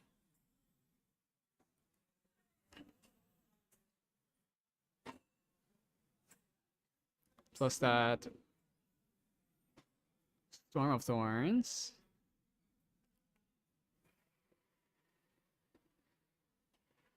He's thinking about if there's...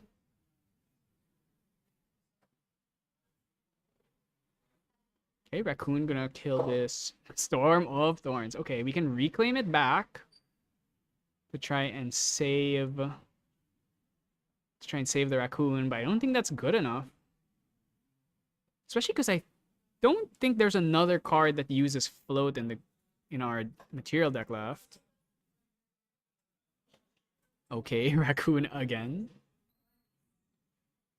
We're gonna hit Storm of Thorns plus the Frost Shield. And yeah, I mean, what are we gonna do?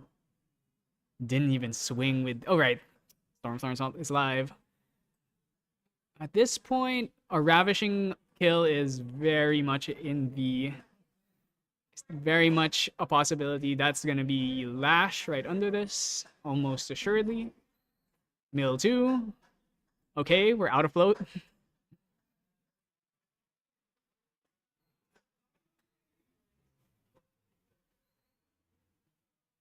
At this point, kill the Raccoon. It's gone. Turtle. Hit face for another 3. Are we icebounding? I don't hate the icebound right now. Chilling touches. Oh, that's brutal. Probably into a Frostworn. Or it might be chilling straight into a Ravishing, if he so pleases. Or Lash. Lash works too. We're gonna get a bunch of Lash counters here. I think he might just have it. If he has the... An Icebound would do 8 plus 4. There's the Icebound. That's going to be doing 12 damage. Yikes. Veiling necessary. Is there a negate? Cerulean Decree. Seeming like no negates. But you know, you don't really care. You're going to win the next turn. And you have Mage Bane and Facade. There's basically no way you lose this game at this point.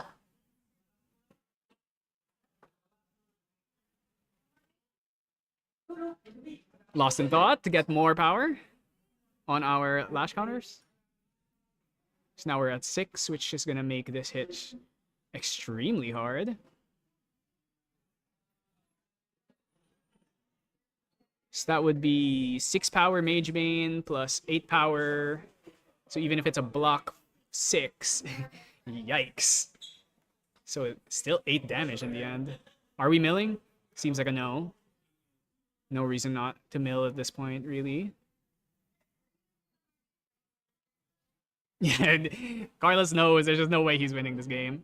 Yeah, and I mean, I think that was a really good display of why Razer Gale kind of sucks against this deck. It has so many counters within the Nico deck, but we saw how at the same time Razer Gale can win if it is able to find like the right spot. I think really the main thing was in game 2 there was no Fractal Rain, and Fractal Rain is really the linchpin of the strategy. Like, you don't need Icebound to win games. Like, Fractal Rain is actually the more important card, I would say. because it's just consistent. The main thing is if he found Scatter Essence, it would have actually been devastating.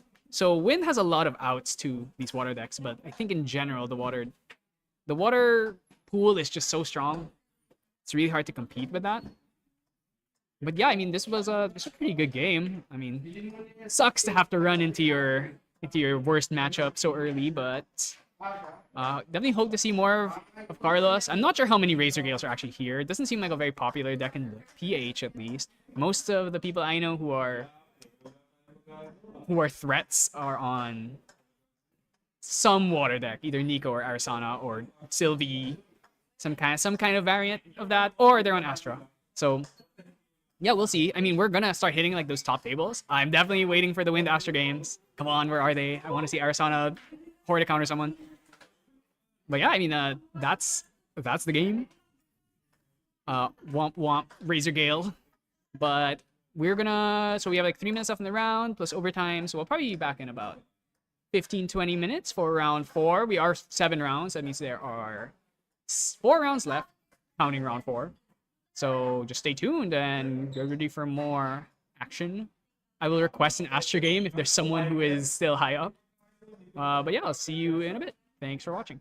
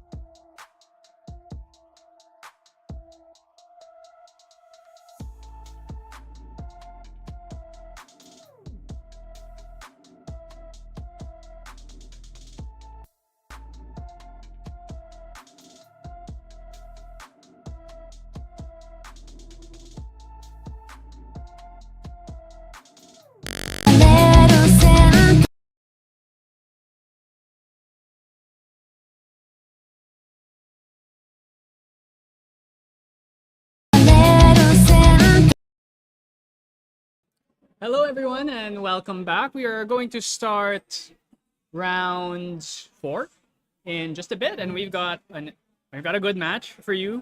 We're gonna have TKO versus Boy, who I believe are the only. No, there's like 6 people, I think, like 6 or 7 people. Actually, I think there's maybe about like 10 people left who are still undefeated. So they are currently table number 1. I'm actually not sure what Boy's on. Jigs is on Sylvie Mill. Just like Fred. Same deck. I'm gonna assume they're basically the same deck. Boy, known for playing Nico, initially played Merlin back in last Nats. Then when Nico became good, he became a Nico main. So let's see. He's either, I expect him to be on Nico, but he might be on like Arsana. Maybe Astra. Who knows? So we're gonna head to that game in just a bit. So we can talk a little. Okay, it seems like they are preparing. They're gonna start the time real soon. So let's just head in there right now. They're still shuffling. So we can talk a little bit more about looking at the bracket. A lot of the foreign players from Singapore and the Hong Kong and Taiwan are doing well. Boys obviously up there. Quarax and Zdive are still doing great. Reap Zero is still up there. Pro-An obviously still going strong. Drew last round in a mirror match, the Astra mirror match. And a lot of the true side players are also still doing well. I want to highlight Lance, the Fire Xander's strongest warrior, who is still undefeated. And I'm like, he's so consistently able to win with this deck. He's just the master. Okay, it seems like they're gonna start, so I'm gonna move over. Guys. Yeah, so this matchup is. Well, actually, I need to see what it. Oh, it's Wind Astra. Okay. So Boy on Wind Astra. That's. This matchup is weird. On one hand, I can't really say who is favored. It honestly might be a 50-50 matchup, if not like slightly favored towards one direction, but it's hard to say. There's just not.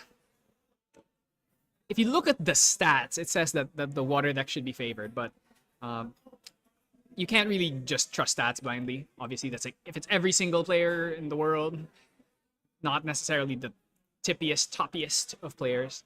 Things could change. So let's see. I mean, this is our first Astra. I'm glad. I've been waiting for Astra this whole time. Fragmented Spirit, as per usual, with the God Start. We've got the Mnemonic Charm. Can we hit an Indolent? Though, let's actually check if he's playing Indolent. I assume he's playing Indolent. If you're playing... When you play Water, or no, Wind, Astra, you at least play like 2 or 3 of them. So let's check out the deck list. I'm actually curious. Yeah, he's on 4 Indolent, actually. That's a lot. Fertile Grounds as well. 2 Prima Materia. Okay, this guy's crazy. Also on Dawn's Reversal. Dawn's Reversal plus Horde Counter. Playing a pretty large Astra package. Let's see, 4, 8, 12, 16, 20, 25 Astra cards. Jesus, please, I do not want to ever brick. That's why you have to play Fragmented. Alright, so what is Jigs got in his hand? It seems like nothing. I saw a Ringleader, that was it.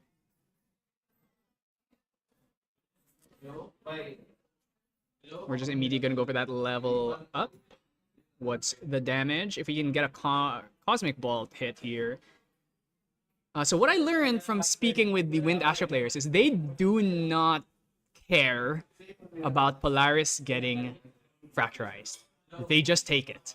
So if it gets fracturized, it gets fracturized. They don't need Bolt to win the game, so they just bring it out.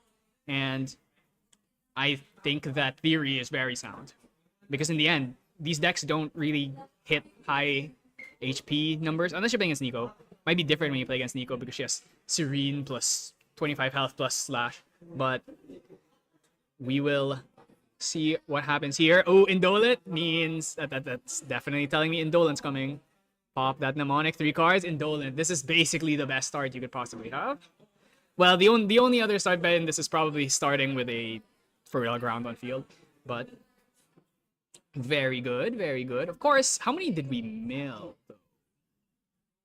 Not sure. I just see 1 float. with that Primordial Ritual. Just gonna go immediate ring. This is the advantage of playing normal spirit. You do get that turn 2 icebound. Well, turn 1 going second icebound, rather. I see think that was a Polar Depths draw for turn. Very good. Though this game is definitely not gonna go to the mill. We're not gonna get to mill, but it is just going to be used possibly for getting a lot of float for the eventual stratagem. Stratagem kind of hard to play because Arsana has the best negate in the game. Well, maybe Cerulean could take that spot, but Astral Seal, the unconditional negate. I mean, what can you say about that? But we are beating down. He could win here if he has... No, there's just not enough yet. I'm gonna put 2 down, 3 down. Are we playing Ringleader? I think we're playing this Ringleader. Yeah, Ringleader. Oh, actually, Boy did not bring out Polaris. So maybe not on the same wavelength as the Singaporean players about not really caring if it gets fracturized. That is going to be a bit dangerous, though, because now there's 2 allies on board that you cannot deal with. Might bring out Polaris now, actually, but it's a bit late for that. Fertile Ground's gone. So he did have the Fertile Grounds. I wonder if he drew that off of the... Maybe he drew that off Indolent, or maybe he just realized that he has no time to Fertile. Because Fertile, it's not as good as Fractal Rain, right? If the game goes long, then it's potentially as good as... Actually better than Fractal Rain, but it's still a -1. Kind of a heavy cost when you're getting rushed down. We do have 3 heal herbs. We do have a pair. We don't have a level herb, so we can't pop this Fragmented Spirit early. Jigs is holding 2 cards, which means the only negate you have to worry about is Tidal Lock. Let's see if Boy's got anything here. This is actually a pretty tough situation. You were very close to dying. I'm also very curious if he's planning on bringing out Polaris ever. Especially because you have the pair already. Losing the Polaris stacks from the draw might hurt a bit. Like I said, you know, you're playing against Sylvie, like pure Sylvie mill. You're definitely fine with not getting all of your causing bolts into the deck. We have reached Astra level 3. Anything? Just swing 1 to face. Are we bringing out Polaris? Tell me what kind of person you are, Boy. Are you someone who just lives life on the edge? I mean, I would probably do it because I'm gonna draw off of these Frasias every day of the week, but it seems like he's choosing not to bring out Polaris. He's actually choosing not to draw either, which is interesting. I imagine it's Polaris next turn, but is there going to be a next turn? Also, maybe would rather just heal 3. These are 3 heal herbs. Have to do another 12 damage. Currently 5 on board. Can we hit like a Wisdom's Reprise into Comet Fall? That would be quite appropriate at this point. Oh, there's a 3 visits in there. I didn't even notice. Can we hit a Comet Fall? If we hit Comet Fall here, we're the best player in the world. Okay, you know what? This is possibly Comet Fall. Astrocyte, Glimpse. He's thinking about it. That's telling me it's not a Star Call card. Bottoming it. Okay. So we live another day. Do we have another Glimpse? Do we have like a Wisdom's Reap? Heal 2. Should be healing 2 here. Oh, I mean, it was gonna get... It was like heal 2, take 2, so... That's another 3. Getting kind of low. Is he playing Chalice of Blood? A lot of these Arsanas are on that Chalice. Yes, he is on Chalice of Blood. We have to be very careful. Wow. Ringleader beat down. Not ideal, for sure. Not ideal. But we gotta be a bit careful here. This is a situation where having Polaris, actually think he's probably, yeah, he's bringing up Polaris right now. So this one's guaranteed to go off. I don't even know if you want to get the draw of these Frasias because that leaves you at a risk of only being able to fire off a 2 counter Polaris. So we're just gonna pop these Razer Vines right now, trying to draw into something better. So obviously Polaris, like you have to sequence it right. The way it works is you activate, you sacrifice one of the herbs, and then the Polaris gets the counter. So before the herb effect even goes off, I'm gonna fracturize it now. He basically he has to go pop all of it. He has to pop all of his Frasias now, so we can't get the draw. Unless we have a second fracturize. Yeah, we're just going for it. I mean, the heal is nice. Heal 3. I mean, it's quite lucky that they were heal herbs too, because he kind of needs it right now. Pop it, it'll kill everything except for the Frostworn. Unfortunately, it'll also kill the Dungeon Guide, so we don't get that part of the effect. We're also putting Ringleaders in the grave. Scary proposition. He's not on Sylvie yet, but that Dungeon Guide should be dead.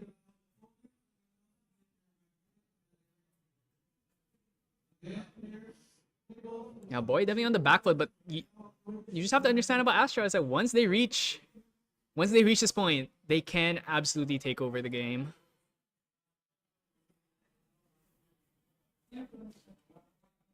What is the plan? We're gonna throw the Cosmic Balls in there, shuffle the deck, because we obviously have to. Well, actually, you don't have to put the Cosmic Balls in, but you do have to shuffle, no matter what. So then the Razer Vine should trigger, allowing us to bottom. I didn't get a good glimpse, haha, very funny. I didn't get a good glimpse of what he bottomed there. Wisdom's Reprice, yep. Oh, Cosmic Ball, Comet Fall. Ooh, he is going. Oh, that's a fantastic glimpse. It's Wisdom's Reprice into Cosmic Ball into Comet Fall. If he can engineer a way, if he has an Astra Sight in hand, okay, he's just gonna send it. Because I was thinking if there's a way for him to, if he has an Astra Sight, this is why I really like having Astra Sights in hand, because it really helps you when you hit too many of your Starclaw cards. It lets you engineer ways to get both of them off in the same turn. Same thing with 3 Visits. That's why 3 Visits is such an important card in this deck. But yeah, I mean, I don't know. I think I would have rather commented there to kill the Frostworn, but maybe he's just resigned to the fact that he's gonna go face every single.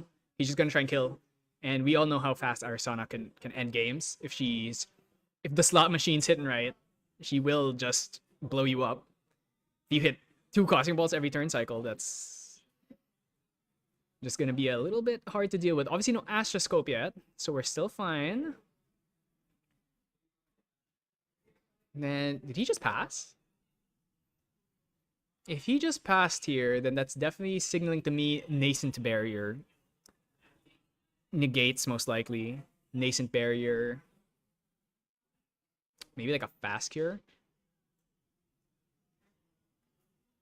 Let's see. Ooh, Scatter Essence, not very good. Backup Charger. Let's see. Ooh. Nascent Barrier now, when there's no negates. Let's see. So that's a shield plus. Ooh, I see. I think that was 2 Astral Seals. I want to say that was 2 Astral Seals. Kind of crummy glimpse there. Is he gonna bottom everything? Actually, might be going for bottom. Yeah, he just bottomed. He bottomed all 3. Okay, so I mean, if Jig goes too hard here, he definitely puts Boy in a situation where the Chalice of Blood can come up. But every turn that he doesn't bring up Astra Scope means that the amount of time that you have is a bit lacking. Definitely have to be concerned about level up into those ringleaders straight into like Terrapin would be pretty scary. What's in the hand? I see Astral Seal. Yeah. Rain. Scatter Essence was in the hand. This Scatter Essence is gonna go crazy next turn. He goes Scatter Essence and brings out Astroscope. Let's see if he's on Ring or if he's on QSG. He's on Ring. So he can just go Scatter Essence and he can go Chalice of Blood, Scatter Essence, then bring out Astroscope the turn later. Or Tyrafring, or is on Pouch. Pouch is an option, but we're not on Fertile Grounds right now, so not on Lunar Conduit actually. So there's a lot of options, but I mean, we're just gonna hit face, right? Wisdom's Reprise. I mean, you negate this, don't you?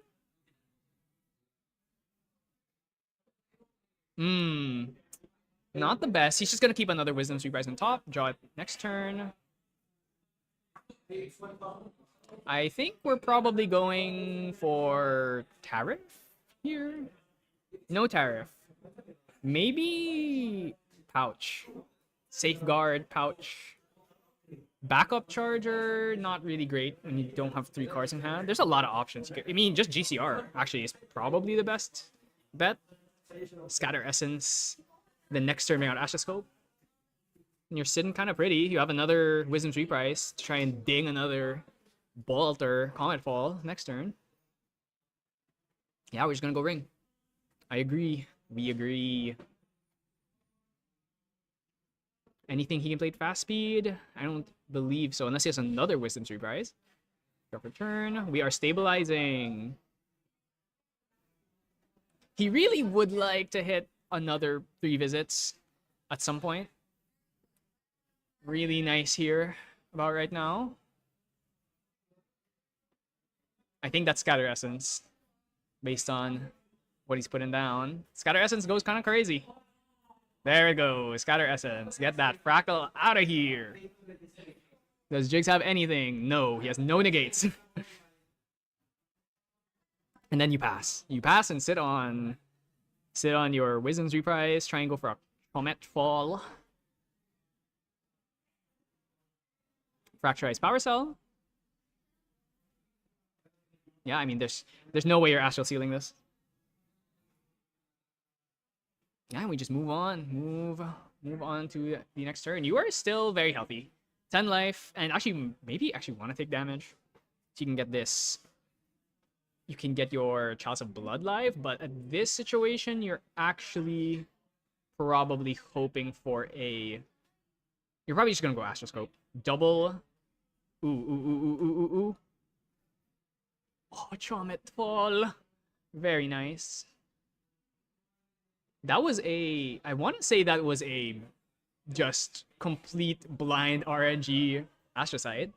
So, definitely a bit of a lucky streak there. Like, on one hand, you'd really rather save the Comet Fall for when he commits more allies, but a bit hard in the game with no strict combat phase.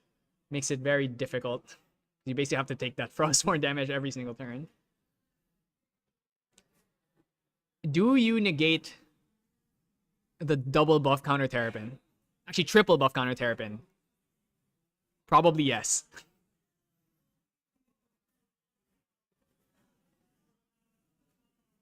Looking at the hand, it's like Terrapin and a lot of like random float.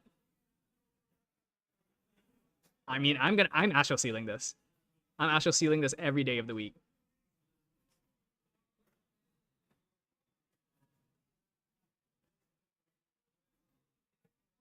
Or would you rather take the damage and then...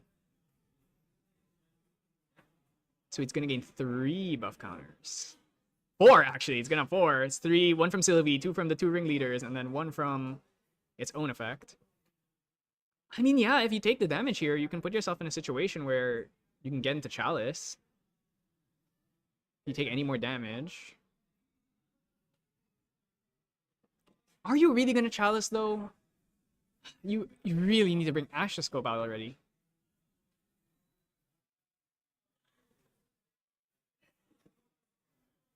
Definitely a big... This is a big decision here. It's like, do you just go for Chalice right now, or do you try and spike your Astra Scope? If you hit Bolt 2 turns in a row, you might be in a situation where you just win the game. I believe we're on Bolt 1. So there's the next Bolt will do 6, the next one will do 8. So 14 to 9, that's enough.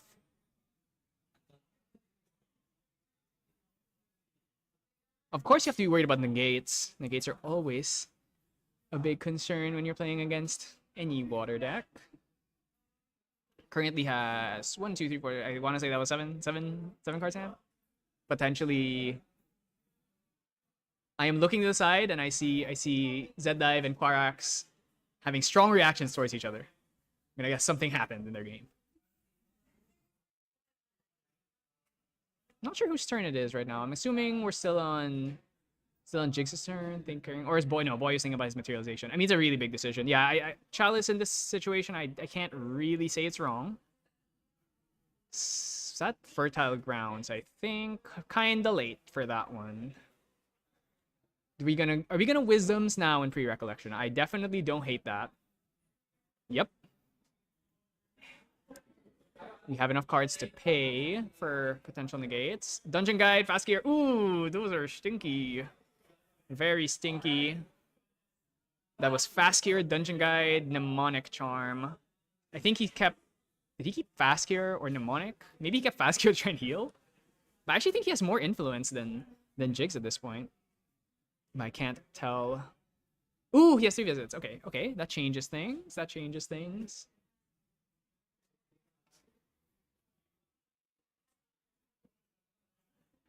We're visiting.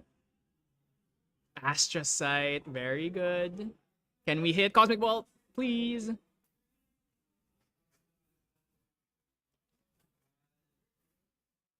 Yeah, okay, he was about to put it in the bottom of the deck.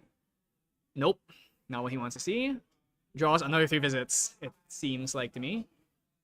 Not ideal, but hopefully he has another source of glimpse. Like, because he already went through 3 visits and his Wisdom's reprise, so he's not on Scry Disguise. So it's questionable whether he still has fast speed glimpses. Maybe he has a Spell Shield Astra.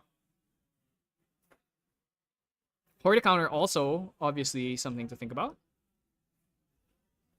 Though, I mean, if you just go sit on Horde counter, like pay Horde counter X equal to 7, probably can keep you alive for a turn.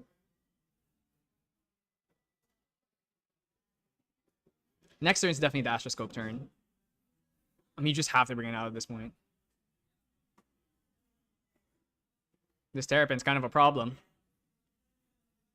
An 8 HP, a 5/8 Terrapin is safeguard really, really good right now. Makes it very unlikely that you just blow up. I definitely think that Jigs is in the driver's seat here, but depending on what defensive cards are in, boy, he can make this game miserable. I'm expecting a perhaps... I mean, this is just for 1. I think you can probably take that. Oh, wait, no, it's for 2. Right, there's a Frackle on field. Yeah, this is Spell Shield. Oh, okay, it's fast here. Jigs has... So he has an influence of 1, 2, 3, 8. Versus Jigs's 10. Okay, this is going to be very hard to resolve. I think you'd have to go, like, fracturize your safeguard and then play Lost in Thoughts for 0. And that's still leaving Boy open to playing another fast speed card. Okay, well, he gets the heal. Means he's probably surviving this turn, I'd imagine. Refracting Missiles number 2. Hell yeah.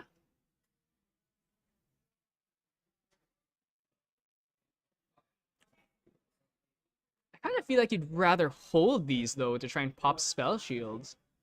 But at the same time, the whole walk the dog strategy is definitely against defensive decks like this. When you can just walk them down to their death, it usually ends up being quite the apt strategy. There's a stratagem, but you just can't go for it. You can't go for it when you have to worry about Cosmic Seal, Astral Seal. Here comes another 5 damage. Oh my god, this turtle is so fat.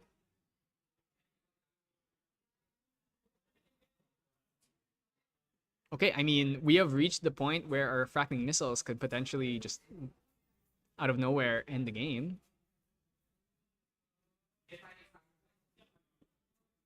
Definitely looking like Jigs is in a good spot here. Just commit another ally and try and go for game, maybe? We have a Frostwarn. There's refracting missiles number 3. A bit unfortunate. If he had like Frostwarn, could have gone like Frostwarn, attack, then refracting. This is probably gonna be spell shield. If he has another one, then Astral Sealing a refracting feels horrible. Wow, that's not great. Okay, if Jigs has anything else, he can win the game. Stratagem! Hoarded counter! Oh my god, it's hoarded counter! He has 0 cards in hand! No! Hoarded counter! It's hot like this! People are so not used to playing around hoarded counter yet. Then we get the Glimpse 3. Can we hit a Cosmic Bolt? Comet Fall! Okay, good enough, good enough. Okay, you know what? This might actually lose Jigs the game, which is an insane thing to say. One, you just need to hit 2 Cosmic Bolts here. You Cosmic Bolt, you eat the Safeguard Amulet, then you Cosmic Bolt again. You just win the game. So if he gets another 3 visits proc here, I mean he's been whiffing like crazy, so the Cosmic Bolts are definitely they're due. And this is he's hands down. Actually, you know what? Yeah, Astroscope, you just go for it. Like you have to hit at this point. There's so you've gone through so much of the deck.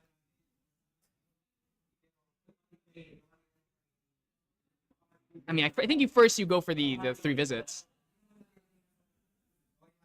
What's in the hand? I see a 3 visits. Oh man, he doesn't have a lot of Glimpse cards. Okay, he wants to stack his deck. If he hits a Cosmic here. Oh, hey, I saw a Cosmic. Oh, does he have 2? If he has 2, he can do a 3 visits. Hit 1, draw into the other, and then end the game. If there's 2 Cosmic Bolts in there, the game's over.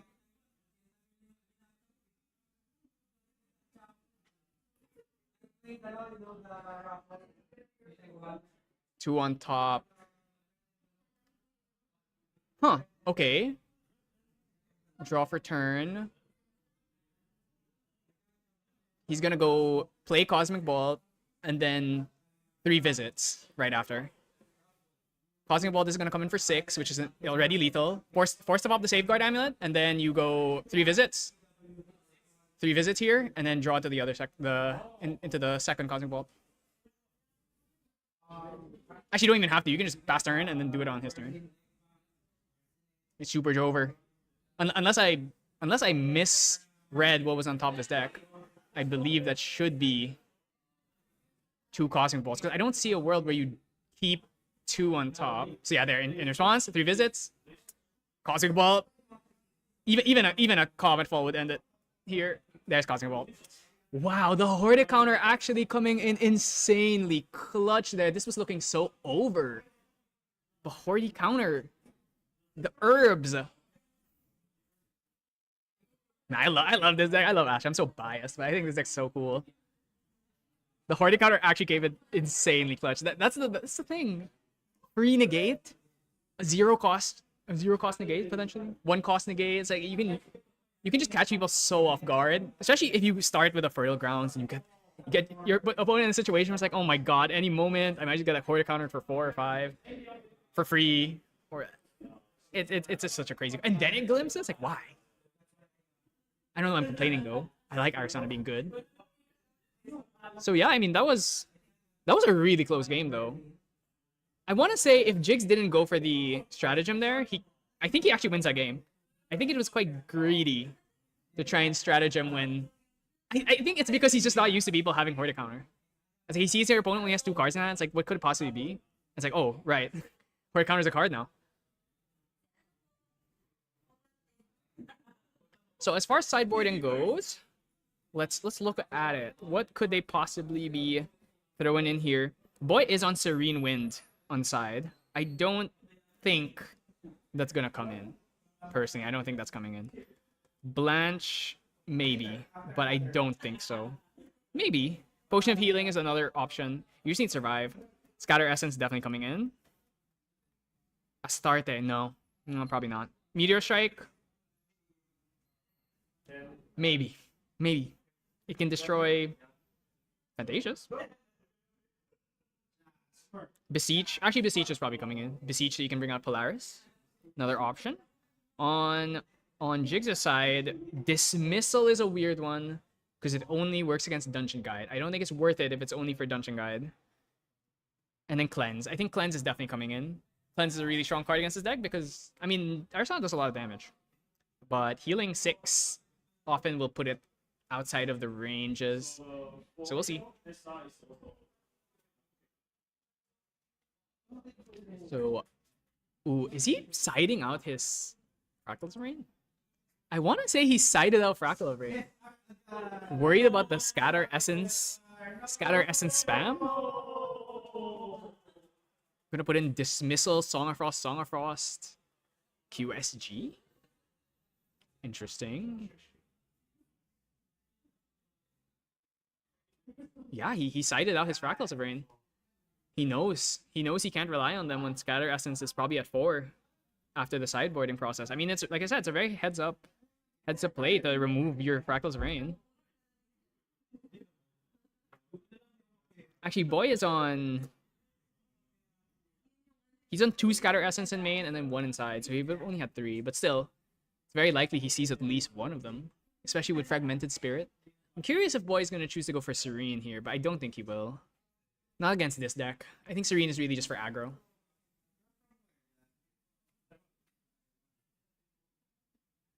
Okay, so what?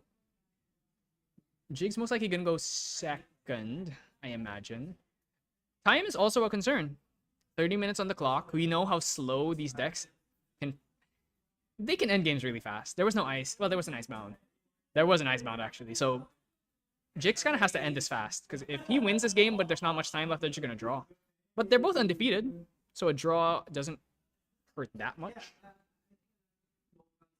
So I think in this position, he's probably just gonna try and go for a quick win, and maybe they can finish game 3.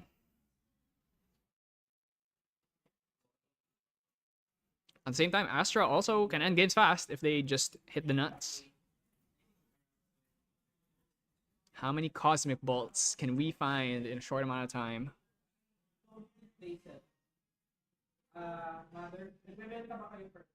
Definitely seeing though that this matchup does seem quite close.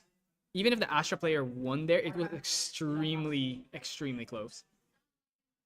Just barely made it. And I do think that Jigs would have won that game if he didn't go for the Hail Mary stratagem. But who's to say? I mean, it's very contextual. I'm not sure what the contents of his hands were either. If he didn't have negates, I understand why he just goes for it. Okay, gonna choose to go first.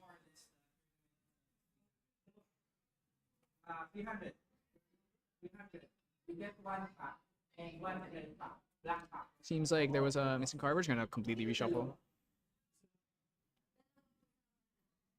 Yeah, Jigs is definitely hoping for Boy to kind of brick on Scatter Essences now that he removed all his Fractals. I'm actually not sure if he removed the Polar Depths too. I just saw the Fractals of Rain. Might have removed all of them. Tooth. I saw Dismissal. Yeah, Hand's not looking amazing.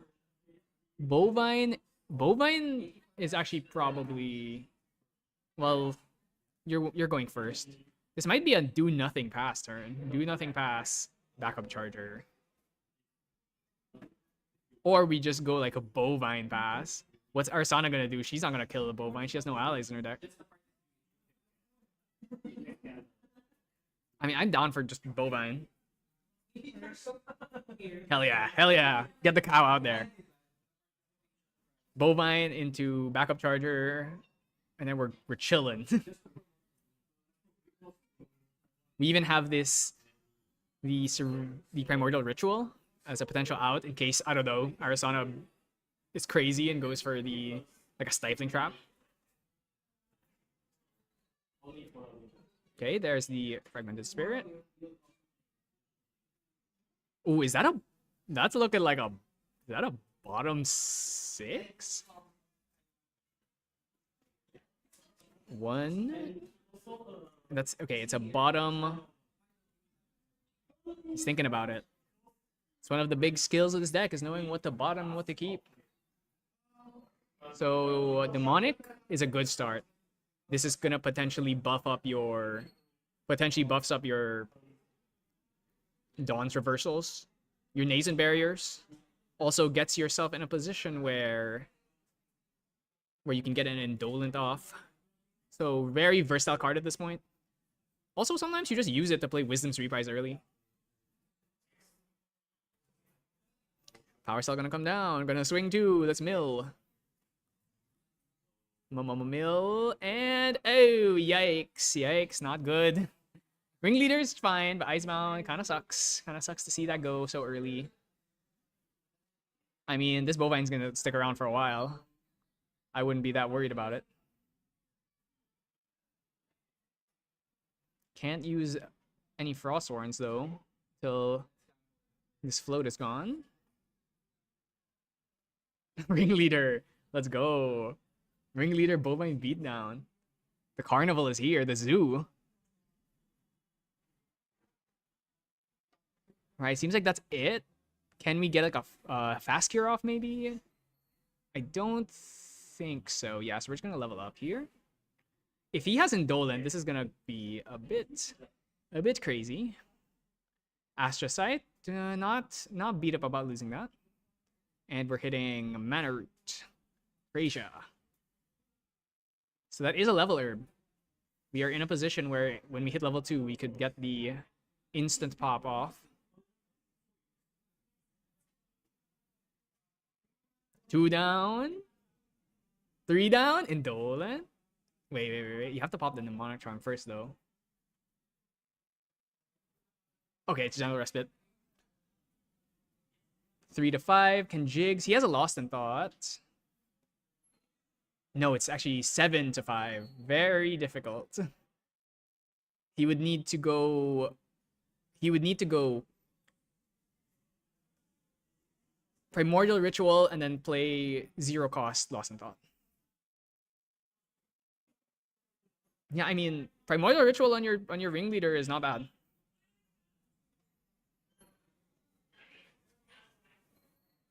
Okay. Ooh, Wisdom's Reprise. I mean, like I said, sometimes you just use Mnemonic Charm to play Wisdom's Reprise early. He's looking for what?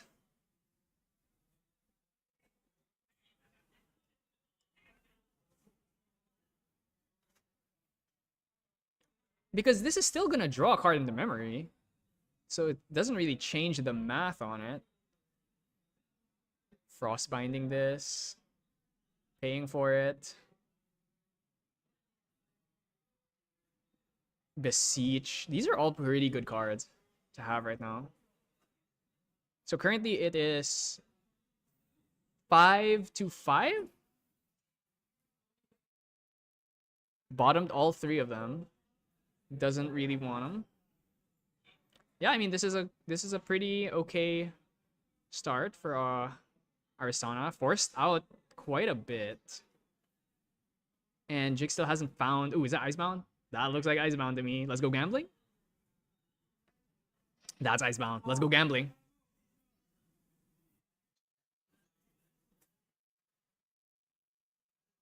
Ooh, ooh, ooh. Where's the float? Oh no. Ringleader beatdown sometimes just works. Do you even throw the Icebound here? Maybe you'd rather hold up some negates if he has them. Could just go for a cheeky do-nothing pass.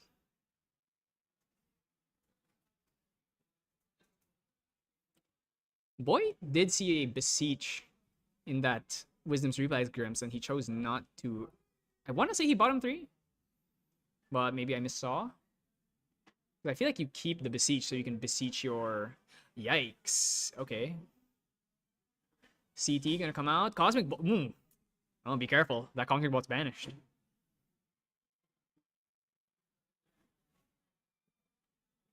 I think are we just gonna go for level up? I mean, what else are you gonna do? We can go level up, pop the mana root, get ourselves in a situation. It's kind of difficult to pop a mana root now. Polaris is not out yet. Curious to see what direction choose to go. Pouch. Pouch is interesting. Trying to go for... I think he feels like he has time here. Let's see if that bites him. There's an Icebound in Jig's hand. He might just die next turn. This is 9 damage on... Goes up to 9, 3 damage on board. Icebound for 8, 17. A refracting, like a refracting or like another ally. I think he's probably alive, especially if there's a 3 visits in hand.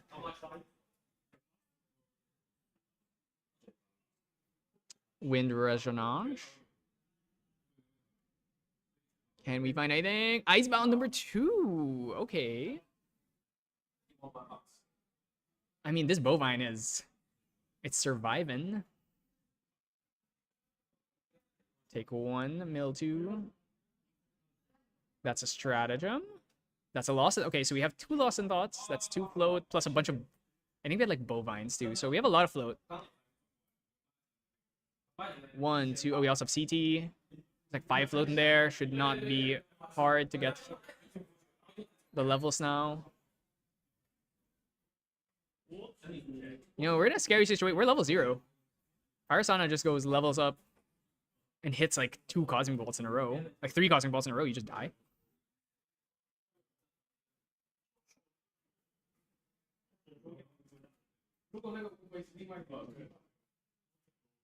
Wonder if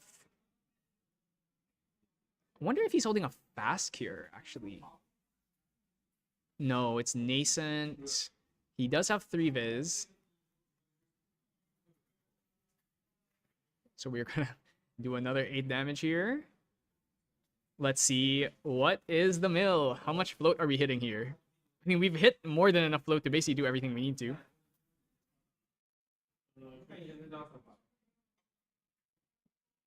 Okay. Boy, having a think here. I don't really know what he could have. Unless he doesn't have a card that gives stealth. So it should be happening. 1, 2, 3. Okay. Not great. A float plus a ringleader. 2 out of 5. Not the worst, but also not great.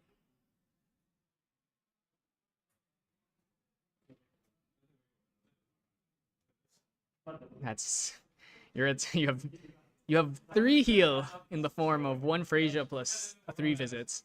So you're not like dead, but you're definitely getting there. Pouch, can we hit something good off this? 5, a Razorvine.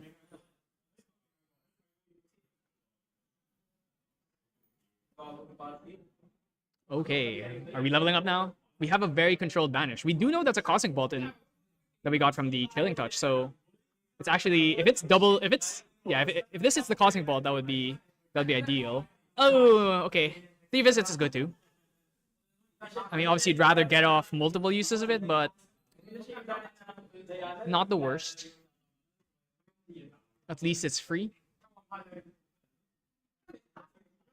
0 cards in hand, which means, okay, we're gonna go pre-rec Pouch. Can we hit a pair, please? Oh, you know what? Prima Materia is kind of looking... There's a pair. Nice, nice. Then we're gonna get a gather 2. We have so many herbs. That is going to be a spring leaf and a blight root. Oh my god, there's so many. So hard to remember what the herbs names are sometimes. All right, we're herbed up. We're literally playing Stardew Valley right now. But we have Dungeon Guide because that's kind of important. We can pop one of these. We can pop one of these level herbs. So we only have one. We can pop a level herb, get an extra draw if we want. DG, no responses. All cards down. All right, I don't know. I'm kind of liking Boy's position right now. He has a lot of cards. He gets a draw. Indolent. Ooh, putting a Wisdom's Reprise down. His hand must be really good if he's putting a Wisdom's Reprise down.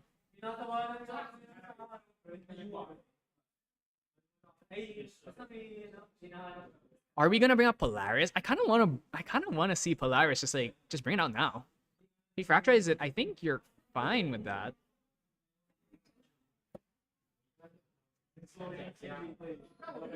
Is there anything we can do?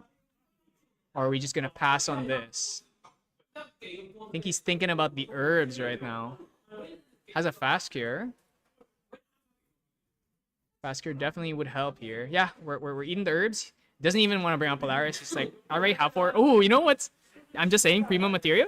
Primo Materia would go crazy right now.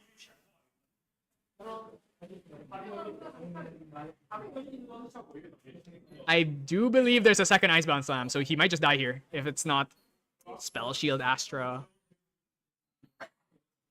or a negate something, anything. A lot of cards in hand though, so no heals. This is 2 level herbs and then 2 cycle herbs.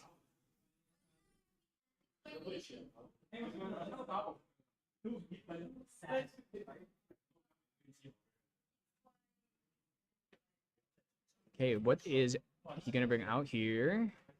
Are we leveling up finally? Scepter. Ooh. Someone's living life on the edge. Can't even immediately pop it. Bovine coming in. You know, he didn't swing with Dungeon Guide. I wonder if there's a reason for that. Let's see if that 1 damage ends up mattering. Has a fast gear. Nascent Blade Barrier, fast gear, Dungeon Guide.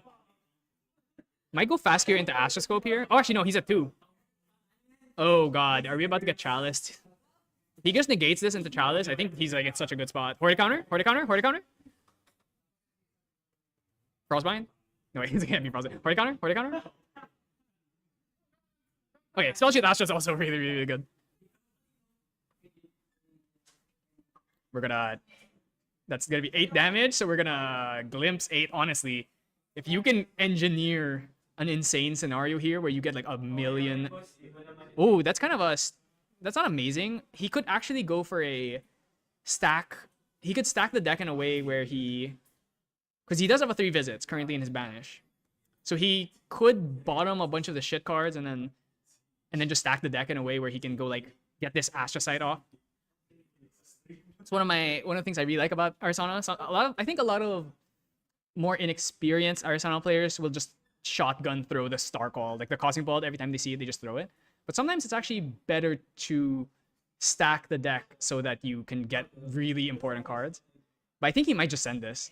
Honestly, your opponent's Spirit. He might just kill him. Yeah, honestly. Because the only other Star Call card there was Astrocyte. He also had there was also a Spell Shield Astra, but I think he doesn't really need it. Are we gonna go Chalice here? I would like a Chalice. I still don't know why he didn't swing with Dungeon Guide last turn. Was there like a Storm of Thorns or something?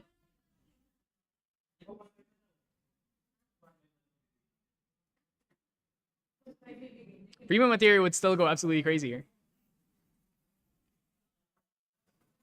Is he gonna go? Oh, he's gonna bring Polaris out first. Okay. Yeah, makes sense. That's a... There's nothing Jigs can do about this. This is guaranteed four counter Polaris. We're gonna pouch. Actually, it's a 5, possibly 5. We can even get the pair draw here if we hit. Ooh, a pair. Is that a pair I see? Okay, I'm gonna be real with you. I think boy's winning this game.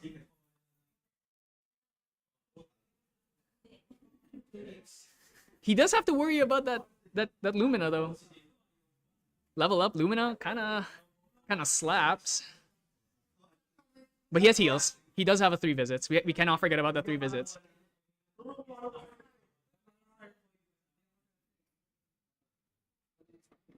These allies are also definitely not long for this world. I'm sure that Polaris is gonna go into it. He's gonna start cycling. Use this Spring Leaf. Gonna bottom something useless probably. He also has a fast gear, so that's also something to think about. But I think he might be in a situation where he's up 1 on influence. Yeah, he's just gonna send him now while Jigs has no cards. 3. And then we're gonna end our turn, draw. It's at 5, so at any point he can just pop this Polaris and GG's. Unless Jigs can find a way to win right now. Especially with a 3 visits, it's looking awkward. 2, 3. What is this? Indolent? Oh, Cosmic Bolt. This is risky. That's risky. Does he have another one? Does he have 2? If he has 2 Cosmic Bolts, he just wins the game.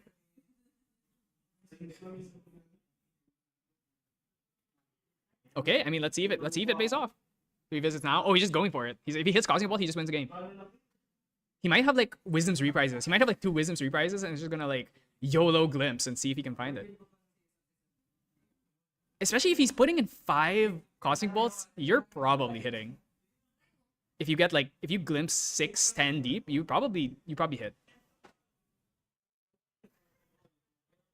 Yeah, this game might actually just be over right now. Let's see. Let's go gambling. You know, Icebound Sam is not the only gamble in the game. But I have seen people glimpse like 15 deep and whiff every single time. And then when they do hit, there's like 3 Cosmic Balls in there. Alright, 2. Astral Seal. Whiff, whiff. Alright. Aw dang it, aw dang it. Are we going more? Deeper? Any more? No? Also, these allies should all be dead. Polaris was popped. Alright, come on. Wisdom's Reprise? No? Nothing? Wait. Polaris was popped. Was it not? Wait, wasn't Polaris popped? Am I wrong? Alright, let's go gambling. Simply hit. Simply hit. You just simply hit. Oh, you know what? Yeah. Yeah, you know, I love the calculated risk there. I think that was so heads up. It's just like, yeah, it's like, I'm gonna shuffle 5 Cosmic Balls in deck. There's just no way I'm whiffing. Very smart play from Boy there. I mean, honestly, Jigs, I don't think there was really much he could have changed about his play because he just didn't really... He had Ice Bounce. Maybe he could have, like, thrown his Ice Bounce earlier before he hits level 3. But yeah, I mean, there wasn't really much negates. He obviously removed the Fractals of Rain. So, but yeah, I mean, Boy played very, very well there. Really respect the way he's willing to just go for it, because if he whiffs there, he just dies. So, yeah, I mean, that was a great game. This goes to show Astra. Strong. Very strong deck. Horde counter. Get your Horde counters now. If Arisana continues to keep rising up, the new ALC altar cards are very hard to get. So, because you only get one SR new ALC altar card per box. And there's only 3. There's Peredition, there's Horde Counter, and there's Vanitas 3. So the chance of you hitting are kind of dicey. I know someone who opened 4 boxes and got 4 Pereditions. So you just if you want to try and like swipe them now when they're maybe not as expensive, I'd probably recommend that. But yeah, and of course, next set, Diao-chan is Cleric. It's a Cleric focus set. Surely Arasana gets something generic in like Wind or Water or Normal that she can use. But yeah, we're gonna go to break and see you real soon when next round starts.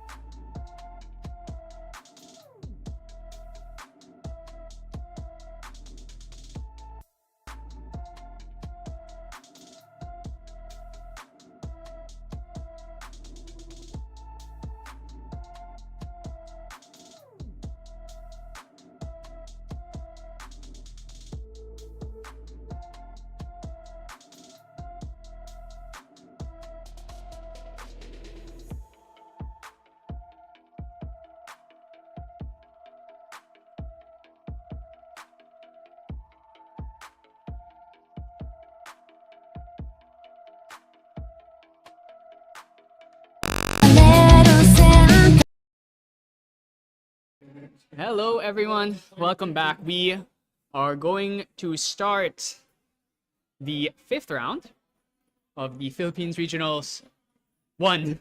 Because remember, we are back-to-back this weekend. We're having a second regionals tomorrow. So stay tuned in for that. I'm going to be casting that too. So my voice is probably going to be fucked by the end of both of these days. But we are going to be doing... It looks like it's Pro Ann versus Josh. So that's Water Nico versus Wind Astra. So I just want to say something. Currently, the top 5 tables, or I think the undefeated players, it's like Wind Astra, Wind Astra, Wind Astra, Wind Astra, Fire Xander somehow, Fire Xander, Water Allies, Wind Astra, Wind Astra, Water Nico. It's basically just those 3 decks, like, or like yeah, Water Allies, Fire Xander, and everything is Wind Astra, and then there's like 1 Nico or 2 Nicos. So I'm just saying, looking like maybe this is the new deck to beat.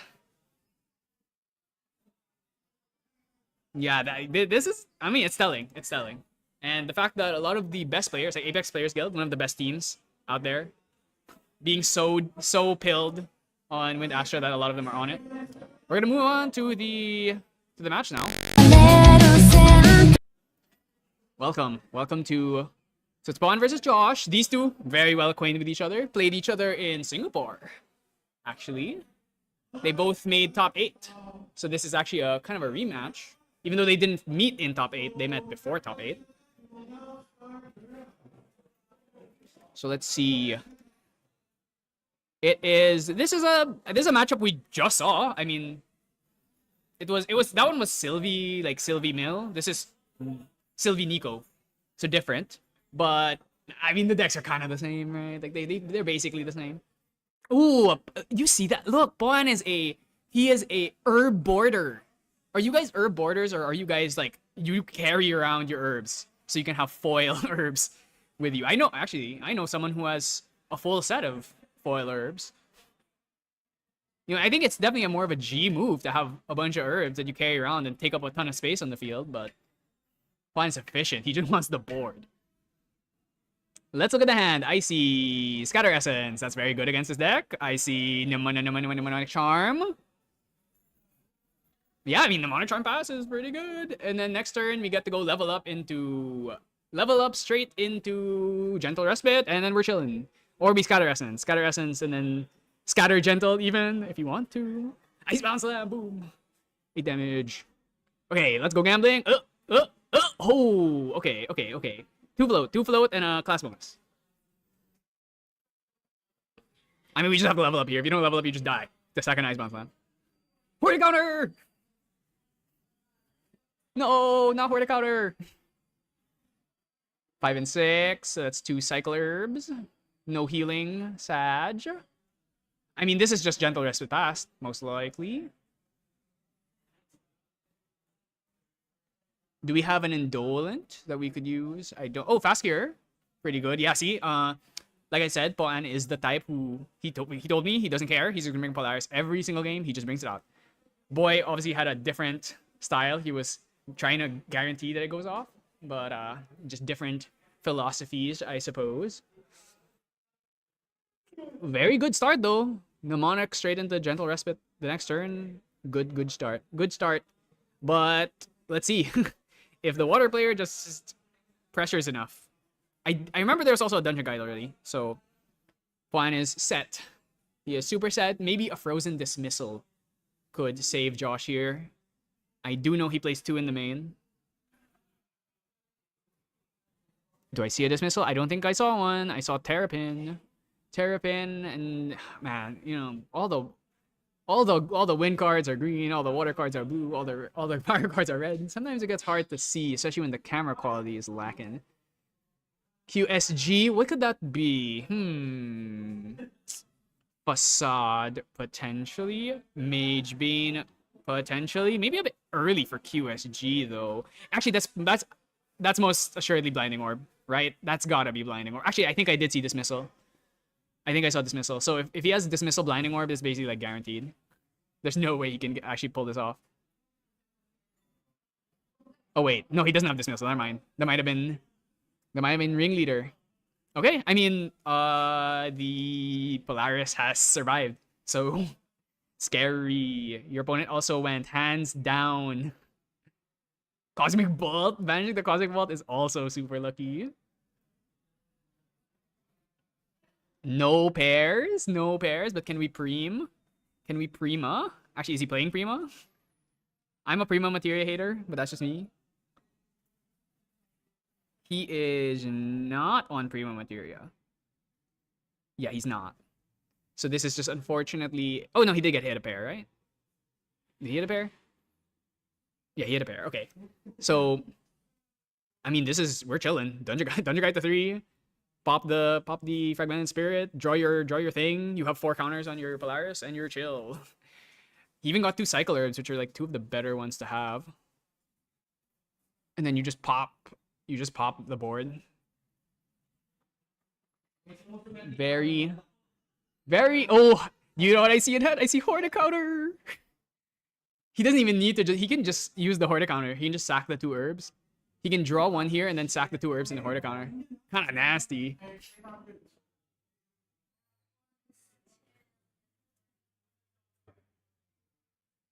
wonder what Juan's thinking about. This seems like just such an easy dungeon guide. Opponent has 1 card in hand. Couldn't possibly be anything, really. Not even a title lock. Probably just concerned about what to put down. Because you want to put the fast gear. It's actually kind of nice to keep fast gear. Because you still have to bring Astra Scope out eventually. So, and you usually go down on influence. So it usually resolves. Alright. Already have a Bolt gone. We're going to get 4 more in the deck here. Unless he wants to wait and go Ouch next turn. But I doubt it. I think he's Russian here. Okay, Scatter Essence. And... No, not Horticounter. No, not the Horticounter. Why would you do this? Okay, gonna swing 1 to face because we're just gonna kill the board using. Yeah, he's just. I think he's just gonna Polaris this turn right now. Don't hate the idea. What are we bottoming? I think that was. Did he bottom fast gear? Not sure. Ooh. End turn, draw a card, pop the Polaris, kill everything. Actually, he could just wait. If he wants, he can take some damage here. Nah, he's just gonna pop it. Get that Frostborn out of here. I would have considered maybe waiting for Recollection, so that if Josh levels up here, he can use the. Actually, no, he can't use the Ringleader. What am I talking about? He only has 1 card now.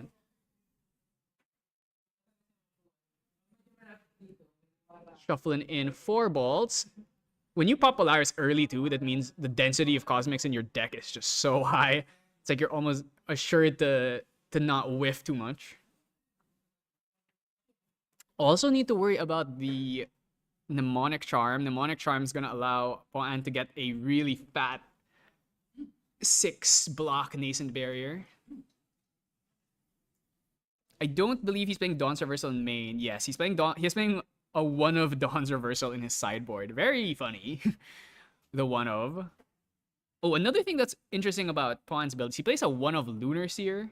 A card that we kind of haven't been seeing a lot of. I think it's because Polaris destroys it, so a lot of people just don't want to play that card. But it actually is really, really strong.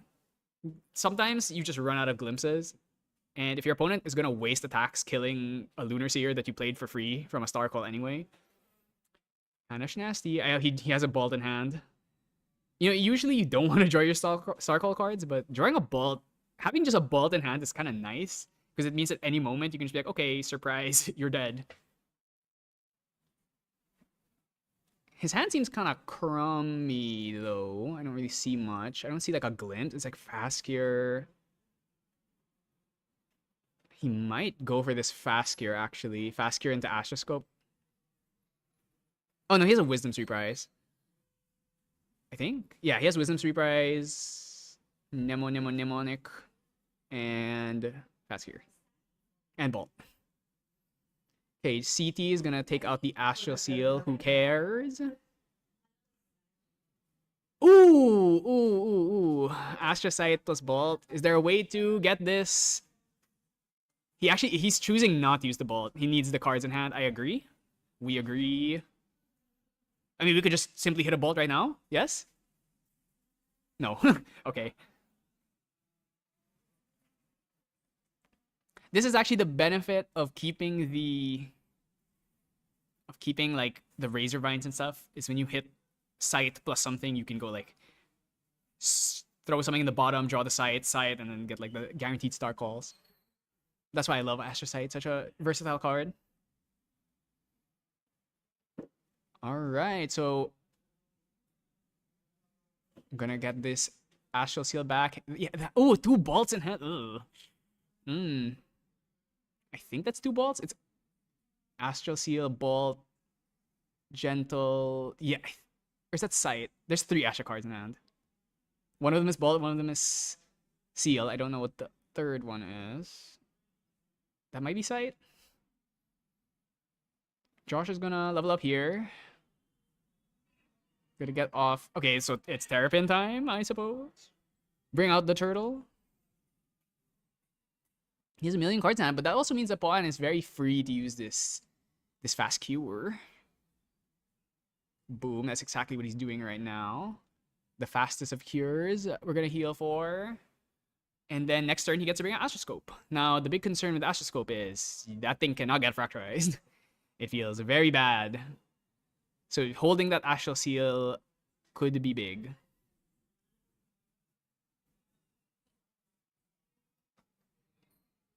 Also, one of the other struggles with this deck is obviously the Terrapin is basically unkillable, since it will not die to Comet Fall unless you have Prima Materia, a Brood one in particular. Or you can't bolt it because that's Spell Shroud. So kind of hard to deal with, actually. As long as it has buff counters, which it's almost always gonna have. This is gonna be 3. So that's a Astral Seal. Okay, you know what? Astral Sealing the turtle, I agree. Frosty. I mean, you can see here, Josh is going hands down basically every single turn, which is also letting Poan play. He can play very recklessly if he wants to. Was that? Is that Astroscope? That's Astroscope. Okay. I think? Yeah, that's Astroscope. That art is not the same. Ooh, Spell Shield Astra, Nascent Barrier. Not. Ooh, bottom 3, I think. Doesn't want that. Yeah, I mean, Nascent Barrier.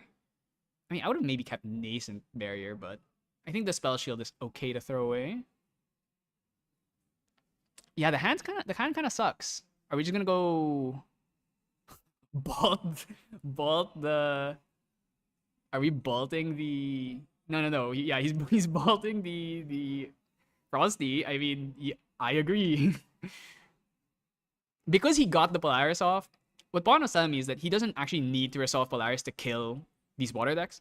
But one, this is Nico, so she just has more life, and Lash is a concern. So I think it actually kind of is important. But as long as you hit your Comet Falls and you hit like 5 bolts, you should be able to win pretty handily. We're gonna throw away random Lost in Thought. I mean, he doesn't really have much of a board, which is really what you need here, but Icebound Slam, maybe Bond's gonna regret putting that Spell Shield down. Yeah, he had 2 bolts. Okay, so that means this is bolt number 2, because we banished one earlier, and then we sent one now. Ooh, he's checking if he can Cosmic Seal this. Ooh, putting him up to 20 though. Is he on Chalice just like Boy? No, he is not on Chalice. Okay. So we are safe. Let's see it. Comet Fall. Nice. Can we pay for this? I think we have enough cards in hand to pay for this, so we don't have to use up our free one.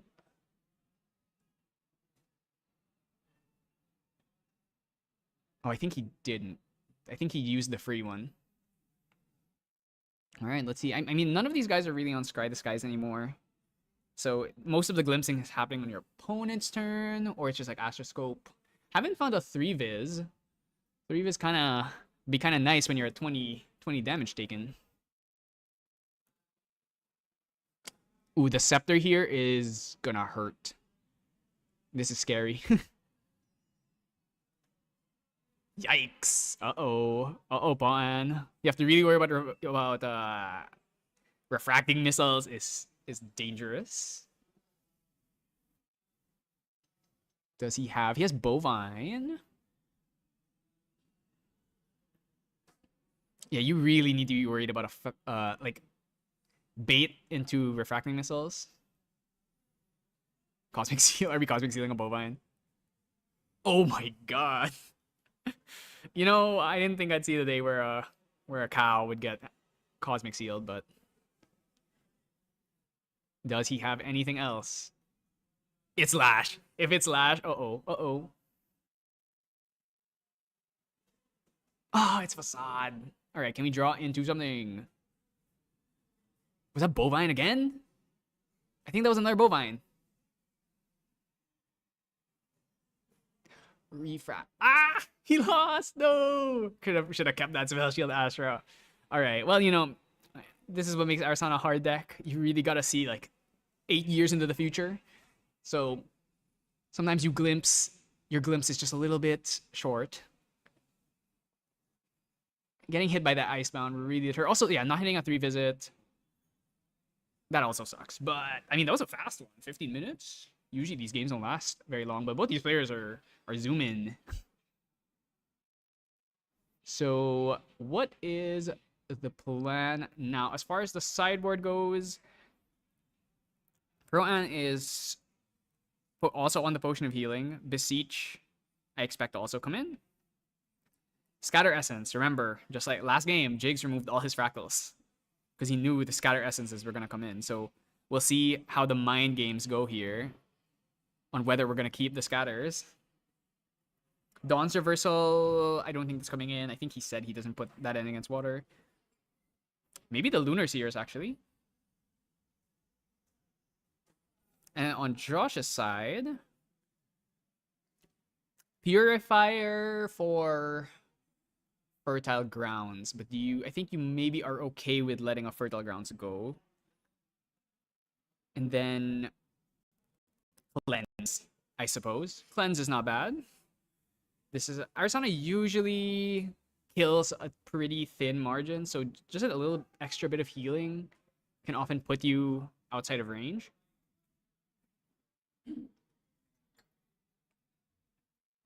Yeah, let's see what happens here. Admittedly, Paan did get kind of unlucky there. Like his glimpses just were not hitting. They weren't hitting Kames. They weren't hitting a lot of bolts. Not even like sights. It's kind of whiffing on his glimpses there. Hitting like 3 float or like mnemonic 2 float on his glimpse. So both players here are just gonna finish up shuffling and they should be good to go. Definitely curious how Paan might choose to adapt here. I mean, I definitely think that these two decks are a bit casino. So sometimes it's not, you didn't really necessarily do anything wrong. It's just fate wasn't really on your side. But the decks are also not so gambling that it's all out of your hands. There are definitely times where you have to take a lot of calculated risks. Just like Boy last game, just deciding to go for it because he knew he was so unlikely to whiff. Even though if he did, he'd lose that game. So I do see a lot of skill expression, especially in Arisana. Like how you glimpse, what you choose to keep, what you choose to bottom. And of course, the water decks are extremely complex because you have so many options all the time. We're going to bring out Frag Spirit. Do we have the Mnemonic again? Actually, can we open Fertile Grounds? I would love to see Fertile Grounds. Bottom 4. Bottoming the Astra cards. Show me a Fertile Grounds. No. I'm gonna throw a Cosmic Bolt and a Comet Fall and a 3 visits down to just play Mnemonic Pass. Yeah, I agree. What was that? I think it was Nathan Barrier. You definitely want to see the 3 visits get banished here. Actually, maybe you want to see Comet Fall. Comet Fall is one of those cards like I never want to see this card in my hand. Then we just go. Oh, this is the Nut Star. We just got to go straight into Mnemonic Indolent. Not bad. Oh. So it's not going to be Comet Fall that's getting banished. I mean, more chances to hit the 3 visits, I guess. 3 visits gets banished. All right. So pretty lucky there.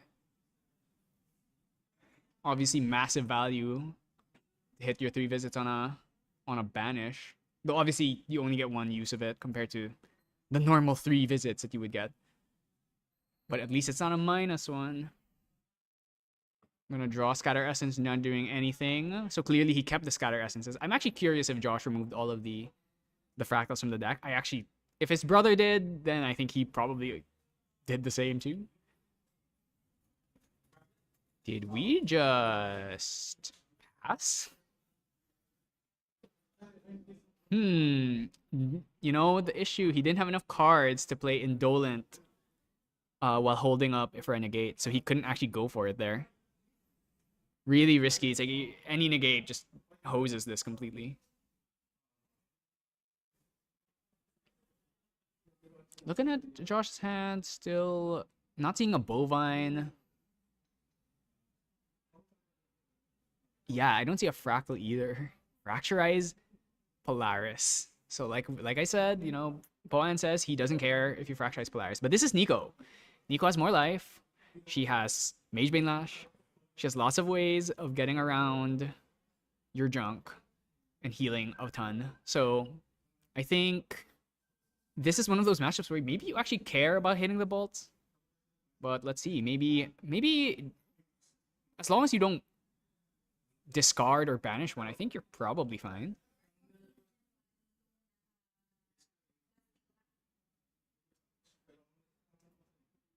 And now we're going to go for the Indolent, most assuredly. Mnemonic Charm.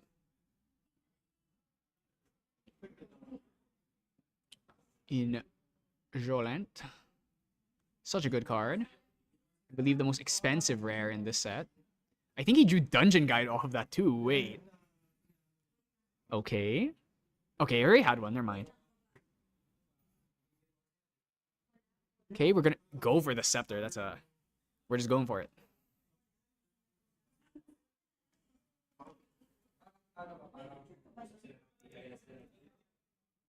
Three down, Frostborn. 4 down. No, 3. 3 down. Ooh, Mistaken Purifier. No, the Fragmented Spirit. We have a wait, do we have 2 level herbs? Oh, we only have 1 level herb. Sad. So sad. But honestly, I think you're fine with this. He -1 himself to stop you from getting a +1, so I think everything is square. Also, just no allies on board, so I think you're kind of chilling.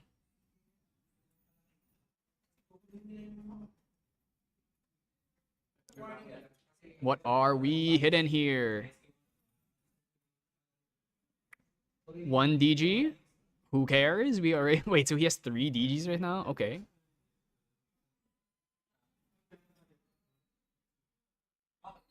Gonna get... We have a pair. Awesome. A pair. Very good. You don't really care about Polaris anymore, so you can just kind of send it for these. Hand's looking not horrible. Comet Fall is still in his hand somehow. Gonna throw a Bolt down. Fractal, most likely, to get it guaranteed. Dismissal. No, he doesn't have enough cards. So get that Bolt out of here, which means we've already started accelerating it. The problem, though, is because we didn't resolve Polaris, it's a bit scary. We might not have enough damage Unless we can... Oh, 3 visits. So now we have a 3 visits in our banish. We use that. Then we have another 3 visits that we can use for the turns after. Pretty slick. Scatter Essence still on board. Or still in hand, not doing anything. I really do think Josh just sides out all the fractals. I mean, all I'll say is no Terrapin, no life. If there's no Terrapin on field, I'm not scared. Facade coming out now. We're still on Spirit. This is a bit risky. You do die to like Bolt, Comet Fall.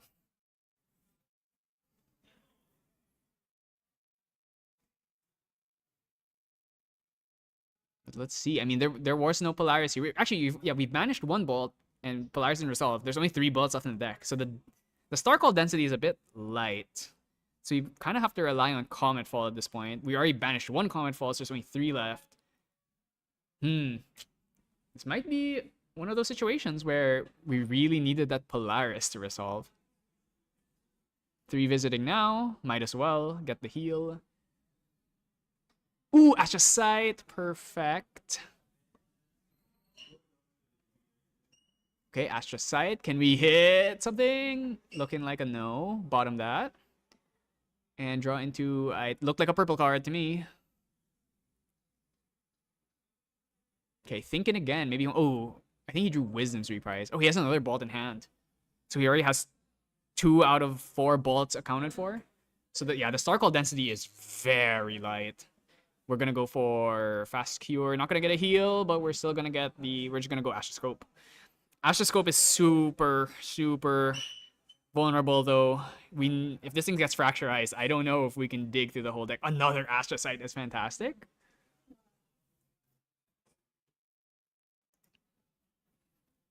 Did not hit. Come on! I think that was a Mnemonic Charm. No, it's Nathan Barrier. And... swing 1 with Dungeon Guide. There's a Bolt in hand. 1, 2... Are we gonna... Fertile Grounds! Okay, that means he's gonna go Ingredient Pouch next turn.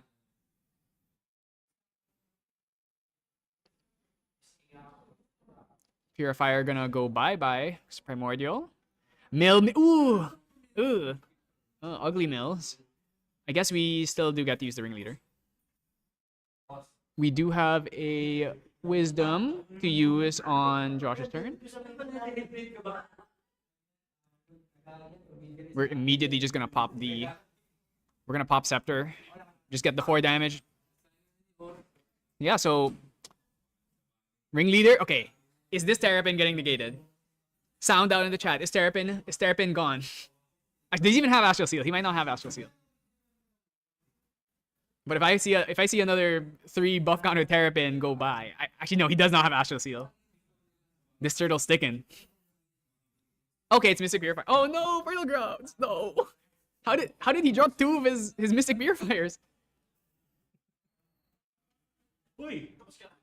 Not the Fertile Grounds. Okay, I mean, we just have to let it go. That sucks, but can't really do anything about that. I mean, once again, your opponent went -1. So maybe you're okay with that.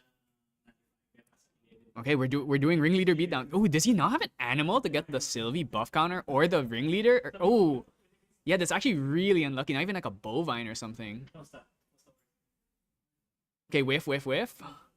I think we just bottom both of these. Yeah, we bottom both of them. We need to dig through the whole deck just to win this game. I mean, we're glimpsing so much every single turn. It's honestly not unrealistic for Bolt to show up real soon.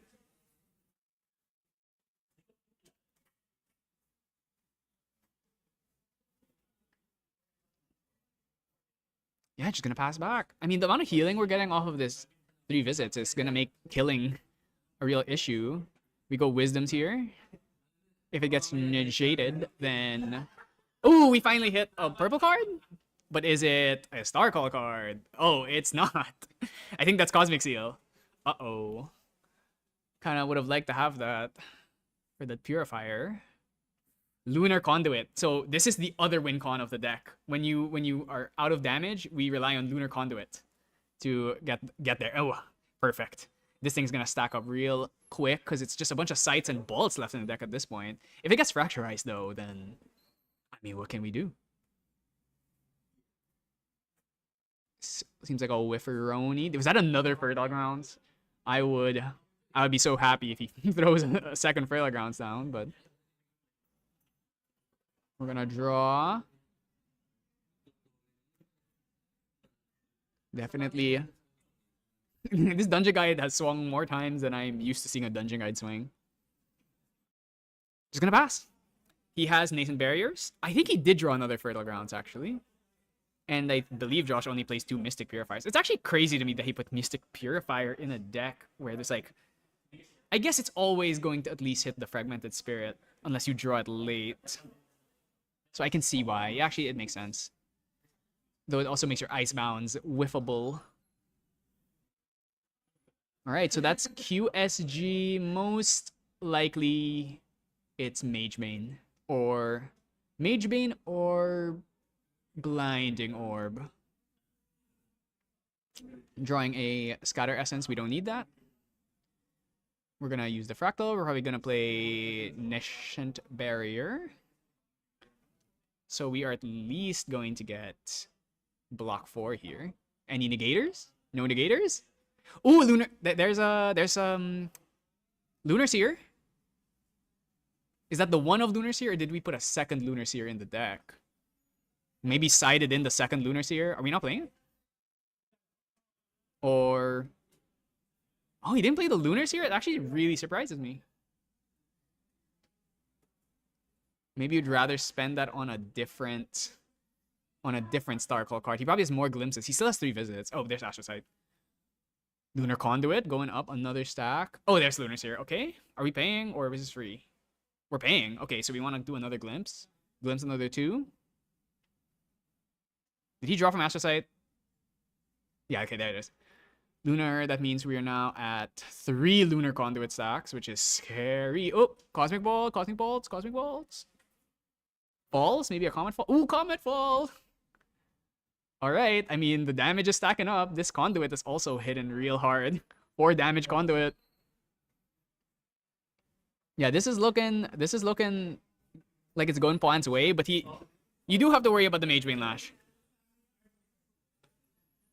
If you get that Lashies out, then things get they can get a bit dicey. Fracturize, looking like no Fracturizes. No Fracturize means this Conduit is gonna ding for 4, 5, 6 every single turn. Very scary. Bring out the pouch. We're gonna try and get a pair. If we hit a pair, we're nuts. Glimpse first. Is that another Lunar Seer?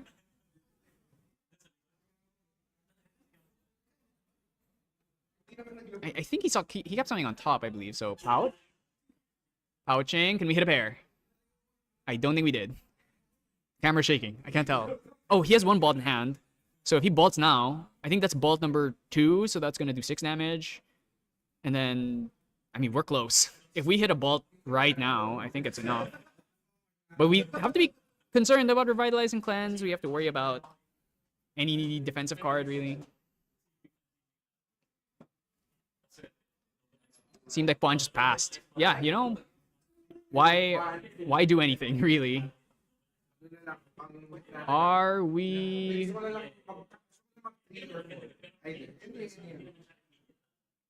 So Nico coming out. Are we going to do anything now? So we're going to use Ringleader before Nico resolves. That's going to put us at a decent spot. Is that Horde Counter? That's Horde Counter. That's why the herbs are actually... This is gonna go a little bit crazy. This is a potential Horde Counter, like negate 9 cost or something. Or even a 0 cost negate 3. Pretty good. The main concern now is that's probably Lash. It's either Lash or it's Blinding Orb. So we need to be cognizant of the possibility of a Lash. But the one thing is, unlike a deck like Razer Gale, where the damage is so low that it heals the Nico, in this situation, Cosmic Ball hits hard. So it usually is. It's eventually going to out damage. Lunar Sea are gonna whiff Aroni here, but we have so many more glimpses. 3 Viz. We're gonna heal even more. There's a Comet Fall.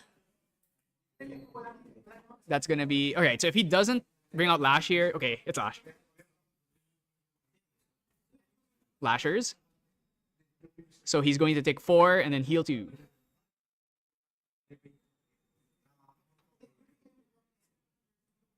What's he playing here? Oh, he's great. He's slaughtering his cow before the comet arrives. Ravishing Icebound. Ugh. Ugh, I hate to see that. That's just a atrocious mill. Are we gonna conduit here? The conduit would only do...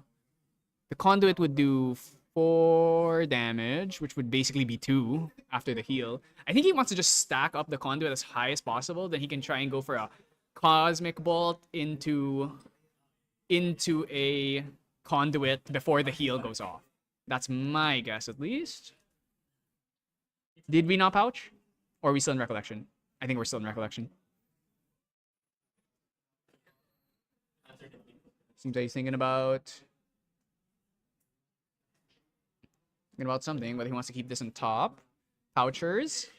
This Horta counter is about to go crazy. Okay. I mean, we have to see a Bolt eventually. There it is. Boom. He can actually pay for this if he would like. He doesn't have to use the free play here. This is all Recollection. This is why Lunar Seer is just such a good card. Just adding an extra repeatable glimpse in the deck is kind of crazy. So this is Bolt number 2. That's 6 damage. Gonna heal 2. We'll also get a 5th counter on this Lunar Conduit. Pouchers. Ooh, he has another Fertile Ground. But I think it's a bit late for that. So he has the 3rd Cosmic Bolt in hand. This Cosmic Bolt would come for 8, which would do... Put him... Actually, that is lethal. And then he also has a 5 damage Conduit in case. So I think he's going... Yeah, we're going for it. 5... You can't possibly negate this. He has Horta counter. He has Horta counter. It's over. Boom. All right. That's textbook. That's textbook. The Lunar Seer actually coming in extremely clutch there. It helped him dig so deep through this deck. Definitely one of the cards you guys need to start considering again. It's a lot worse when there's allies, but you know, not that many allies out right now. Unless you count water mill decks as ally decks. They're Frostmourne. Alright, so I mean 25 minutes, that should be more than enough to finish a 3rd game. So I think we're unless this is a stally, slow, grindy game, I think these two are probably gonna finish. I believe they're both 1 draw. It's like they're 4-0-1. So if they whoever wins this is sitting pretty getting into top 16. Yeah, Lunar Conduit, this card's so good. Not everyone is on it. That's the thing. In the end, it's like, do you choose Chalice of Blood? Do you choose Lunar Conduit? Do you choose Pouch? There's so many different things you can have in your... Do you want to have a Necklace of Foresight? There's a lot of choices, but Lunar Conduit's really important when you are playing in a way where your Polaris isn't going to resolve. I think that's the difference. Boy, the way he plays, he doesn't always have enough damage if he doesn't get the Polaris to resolve, because he doesn't play Conduit. Polan plays Conduit, so even if it gets fracturized, you're chilling. And you saw how useful having that fractal was, getting lots of controlled banishes. Yeah, okay, so I'm curious. Is there a world where Josh resides in his fractals? If you see, Polan did not actually. He did not change his sideboard, so you know the scatter essences are still there. So probably not. In this case.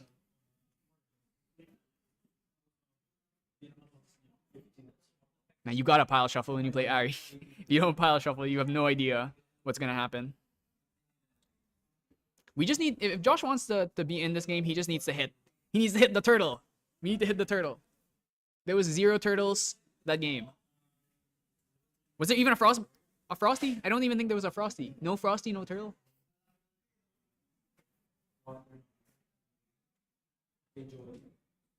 Both players getting ready here.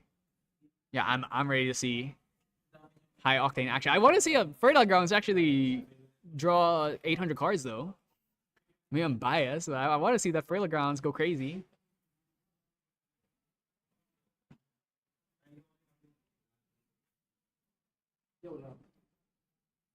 So while the two players are shuffling, let's actually check if any other games are done. I think some people had some pretty fast ones. Korax beat Lance. Oh no, Fire Xander's strongest warrior has finally fallen against Wind Astra. He was either gonna fight. He had a 3 out of 4 chance. He was either gonna fight Wind Astra 3 out of 4 times or a 1 in 4 chance of fighting Water Allies, and he was just like, well, shit. What am I gonna do? Fred wins in table 5, and these are like the only ones that are done. Seems in the top tables.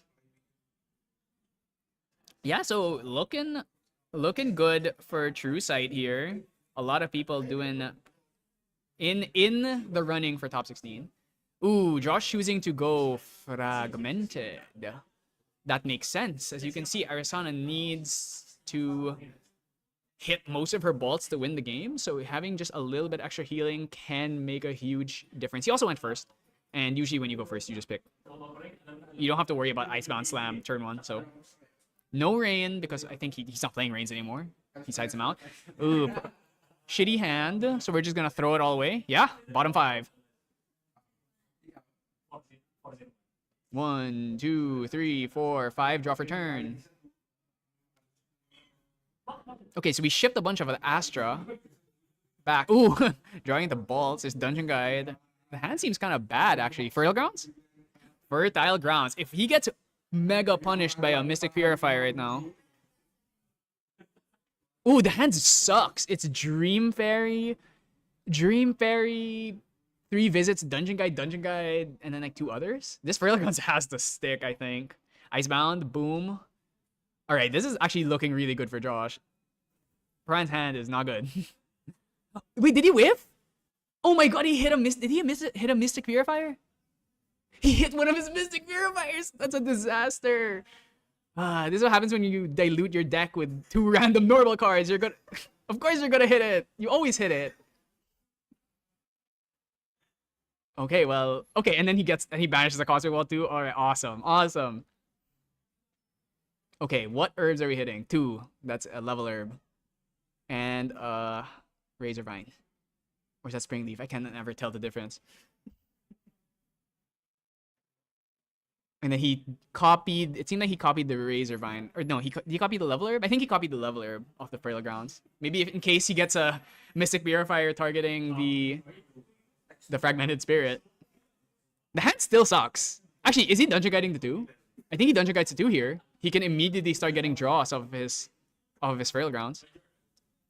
I would do it. What are you worried about? Dismissal? If he dismisses this, I think you're perfectly happy with that. Yeah, he's Dungeon Guiding too. He's doing it. He's crazy. Wait, is he putting one of the Dungeon Guides down though? That's so risky. If he banishes this other Dungeon Guide, that's kind of bad for him. Let's just hope he's lucky. He'd rather keep the Dream Fairy. Oh no, Dungeon Guide number 2 is gone. He'll simply draw another one. Or he'll just hard level. Okay. That's a lot of pairs. That's a lot of pairs. I really feel like you'd rather keep the Dungeon Guide than the Dream Fairy, but maybe in his head, the Terrapin is the only thing that loses him this game, so he oh, is that a second Fertile Grounds?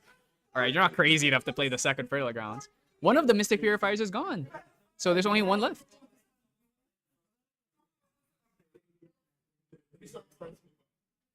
Did he draw? Yeah, there's stacks and pliers, so he did draw.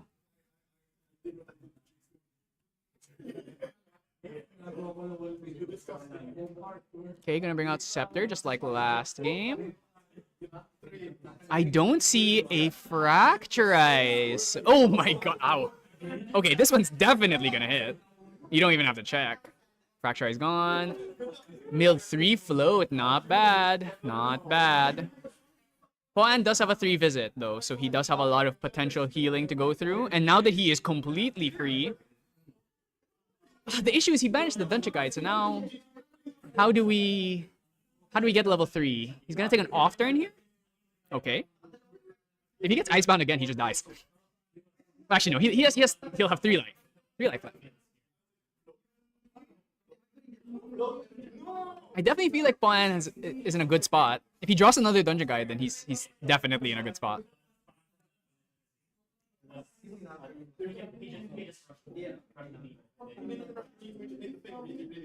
You're gonna draw another card. I think that's a Mnemonic. Mnemonic, 3 visits. Fertile Grounds again. Okay, Fast Gear is very good here. Fast Gear, the heal, helps you level up to 3, and then you're chilling. You're gonna get a bunch of draws off of your Arisana 2 effect. Just gonna Fast Gear now, not even gonna wait. And turn. Oh, I think they would have been on equal if... I think they would have been on equal if he waited for Fast Gear after the draw, so he had to use it right there. Still has the 3 visits, so I think we're still very safe. Do we have another Icebound? We have 3rd Icebound? I don't see it. Okay, there's no 3rd Icebound. Is there? Turtle. Turtle? Ooh, having to play this now. Bovine.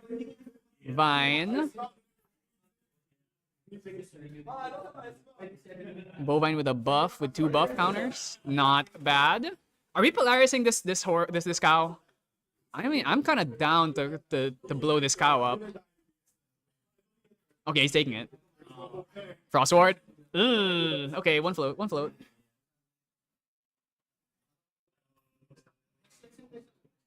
We have to level up here, for sure. I mean, we're gonna get infinite draws off of this Fertile Ground, so I think we are perfectly fine with that.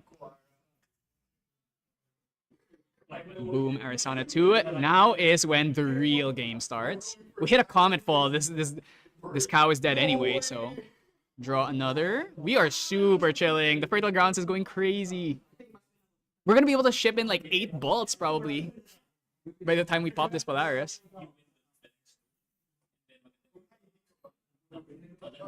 3. Dream Fairy. Dream Fairy the cow? Want to face? Are we really gonna Dream Fairy this cow? And turn 6 age counters. This Polaris is so big. 4 more damage. Okay, he's really low though. He's really low. If another Icebound drops, this is super scary. Gonna pop Polaris now. 6 Cosmics into the deck.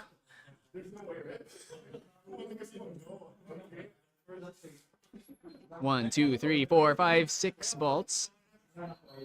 Extremely dense deck at this point. Ouch, ouch. 6 life. Still has... He's got to start using the 3 visits at this point. We need to get some heals off. You get Icebound here, you're just dead. I'm pretty sure he has Nascent Barrier. Hopefully a Spell Shield would be good too. Josh doesn't have QSG, so you don't have to worry about Lash Facade yet.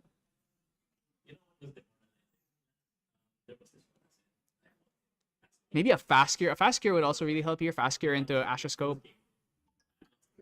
But yeah, Pawn's got to win probably in the next 2-3 turns. Probably has to try and win like 3-4 turns from now. Because he's really low. Ooh, if we get Frostbound, if this Frosty just gets Cometed right after, I think we're chilling. A Comet, or even you can even bolt this Frostmourne. I don't think it's wrong to. Ringleader, okay. Ringleader, it hurts to play Ringleader at this point. Just because you're not Tamer anymore, so if she dies, she just kind of doesn't do anything. But let's see. Are we going to get a Bolt off? Or are we going to hit Comet? Comet would be really nice about right now. He's going to hold 5, so he can pop the Scepter on Juan's end phase. He's going to swing 2. 3 Viz. Can we hit a fall? Cosmic Bolt. Are we going to Cosmic Bolt this thing? Oh my god, he cosmic bolted a seaside ringleader.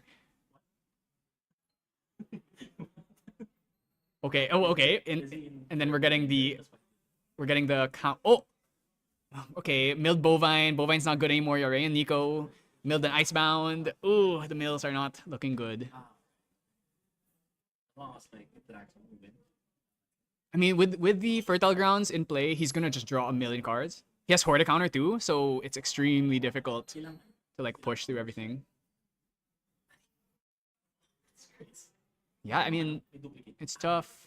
It's tough for Josh in this situation just because the extra healing every turn, and he's eventually gonna draw into another 3 visits because of the fertile grounds infinite draw. See, this is Astra's Fractal Rain, right? Horde counter too. Oh man. With a bunch of herbs on field. Do we go pouch here? We could go pouch here. But then we don't need to. We still have fertile grounds. I think we can go scope already. Okay, we are going pouch. We got this Horde counter even fatter. A 3, that's a Freysia. That's a heal. He could also just keep duplicating the heals and heal. Or not Freysia, that's a... Or is that 1? Oh, he had a Blight Root, okay. Drew Dungeon Guide Return, awesome. Or is that Bolt? That might be Bolt. Or is it Horde counter? I got the angle. Draw for turn. Oh, Wisdom Street Prize. That's a glimpse. Just passed. Okay. Instant pass. We're gonna bet Lash. Okay. This is definitely a Lunar Conduit endgame, I think. Josh actually does not have that many cards in hand, and he mills a bunch of float that don't do anything anymore. 1 Bolt currently gone. Is there a second Bolt in there? I don't think so. I think that's a site. Yeah, so there's 1 Bolt. 1 out of 12 Bolt. No, 10. 1 out of 10. Oh, 2. 2 out of 10 bolts are gone. So the bolt damage is already getting really high. Mage Bane can't out-heal this. We're going to 3-Viz now. Let's heal some more. Hits Fast Cure. I mean, Fast Cure, not really. Yeah, you're not going to be able to Fast Cure here. You have too many cards in hand because of the 3 visits. Or the Fertile Grounds. You know what? Play the second Fertile Grounds. Why not? Let's just print herbs.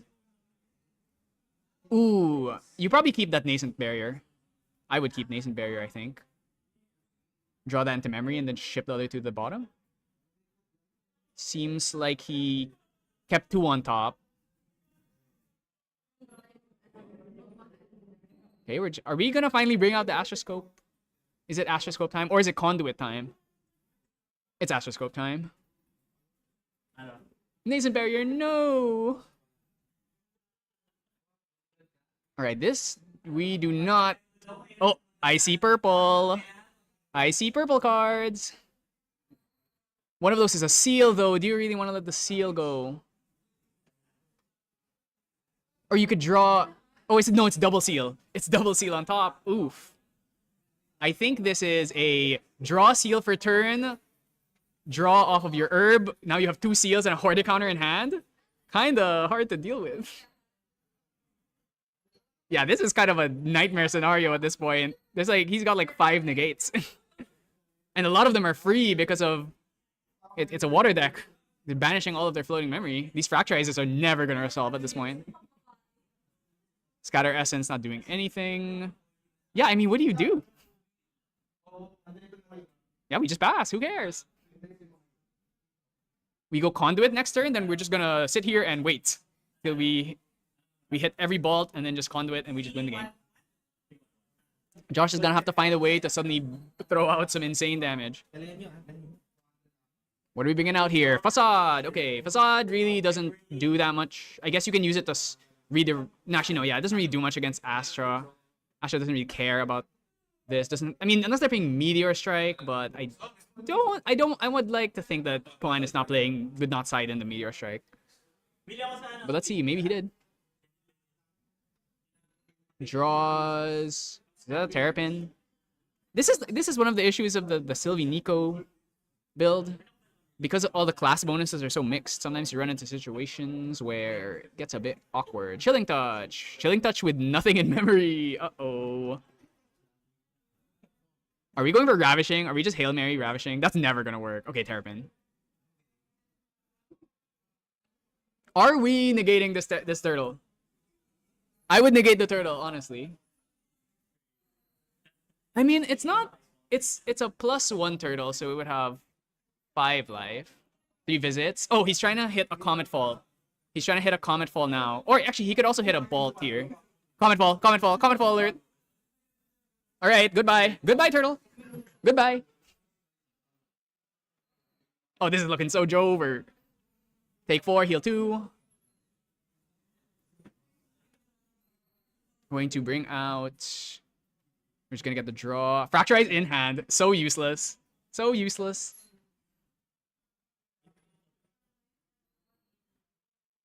I mean, we're just waiting. We're just... next turn is Conduit. It's Conduit, and then we just sit here and bolt every turn. And then it's looking like we're in a good spot. We just need to find another 3 visits. And then we're pretty much unkillable. Oh, he asking for the deck count, huh? That you know, this Ravishing is never going to resolve.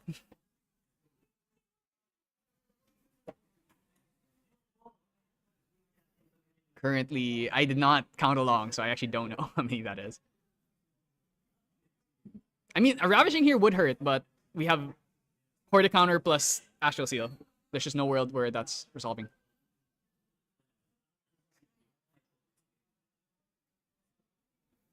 Okay. Are we just gonna smack with Magebane Lash? That's a possibility. It's just gonna get spell shielded though, probably.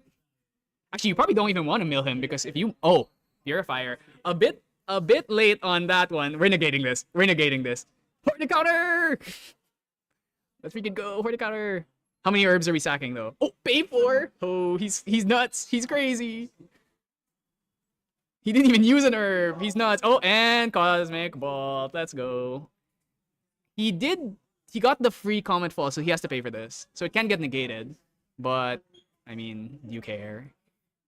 Yeah, this is looking pretty bad. Next turn, if he hits Cosmic, he's just dead. Josh is dead. This is Cosmic Bolt 4? So that means next Cosmic Bolt's gonna hit for 12? So he just dies? To any little... If he hits 2 Cosmic Bolts, it's over. Oh, and I see purple cards. There's Cosmic Bolt. That's gonna do 12. I want to... It's 12 or 10. I'm not kidding. I do not remember how many there are. Oh, right. Serene Spirit. We always forget about Serene Spirit.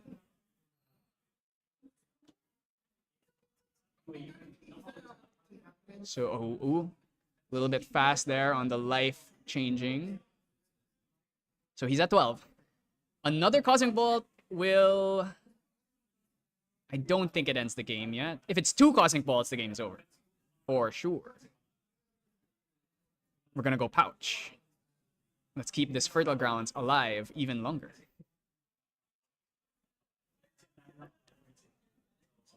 And then draw... What is it? It looked like a... I think it was a purple card. Does he have a Bolt in hand? Looking like a no. Are we passing? Are we just gonna pass? Yeah, he's just passing. Alright. Pop ring? Oh, he has a Bolt in hand. If he finds a... Okay, that's not a glimpse. Okay. We're gonna draw another card off of the Fertile Grounds at the end of the turn. We're bolting. We're just hard bolting. Hard bolt.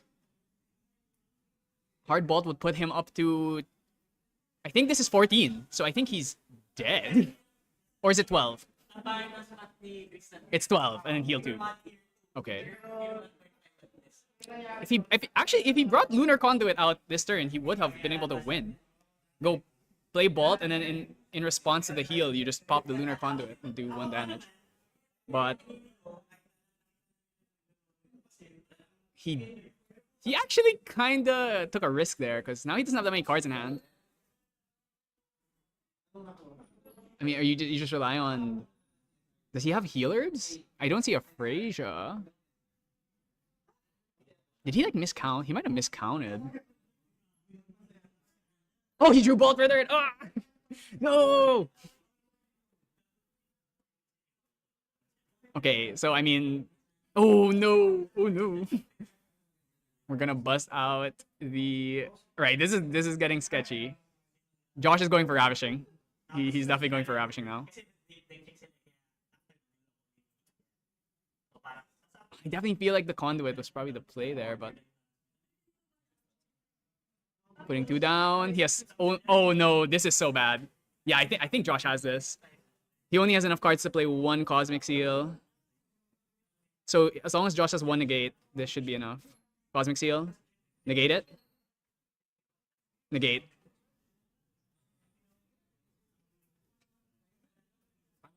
Okay, what's happening? It's really over.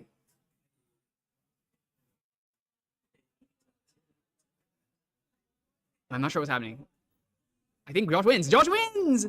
Oh man, that was such an interesting endgame.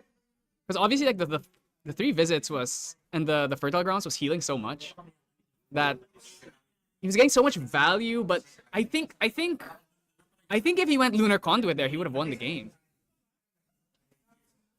If he went Necklace or Lunar Conduit, he would have won the game. I think he's showing Josh as like if I just brought a Lunar Conduit, I was like 1 off. So you just go 24 or you do the 12 damage, puts him 24, and then in response to the heal, you just Lunar Conduit for 1 and kill him. So yeah, I mean that's these are very complex endgames. Both players have like a million cards in hand and like a ton of negates. So it's very hard to play perfectly in this situation. But yeah, a bit of an unfortunate ending to this one for Pro-An, but that means Josh Castilla, fugitive, some might say the best player in the Philippines, making it another game. I believe he is now 5-0-1, so he's, I think, almost assuredly making the top 16. So we'll see where we go from here. But yeah, I hope you guys enjoyed seeing Fertile Grounds draw someone like 6 cards. And yeah, so we're gonna go to break now. Actually, you know what? Before we go to break, let's look at the standings. How are people doing?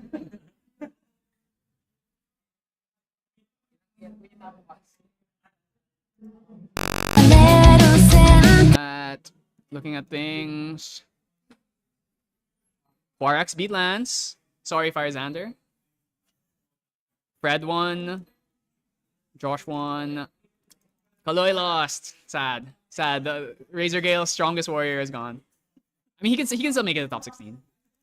A lot of the other games are actually still not over, surprisingly, considering there's 5 seconds left in the round. Yeah, there's still a lot. Like most of the matches are still not done. But yeah, as far as top tables go, Joel and Ivan Clark are fighting, and they're still not done. Boy and Reap Zero are not done. So yeah, we'll see. I'll update you guys. I mean, you can just look at the Omni decks yourself if you want to watch over your favorite players. But yeah, that's the round. This is round 5. 2 more to go. We'll catch you in a bit. Just overtime and then pairings, and then we're gonna go straight in the next round. Right, so see you.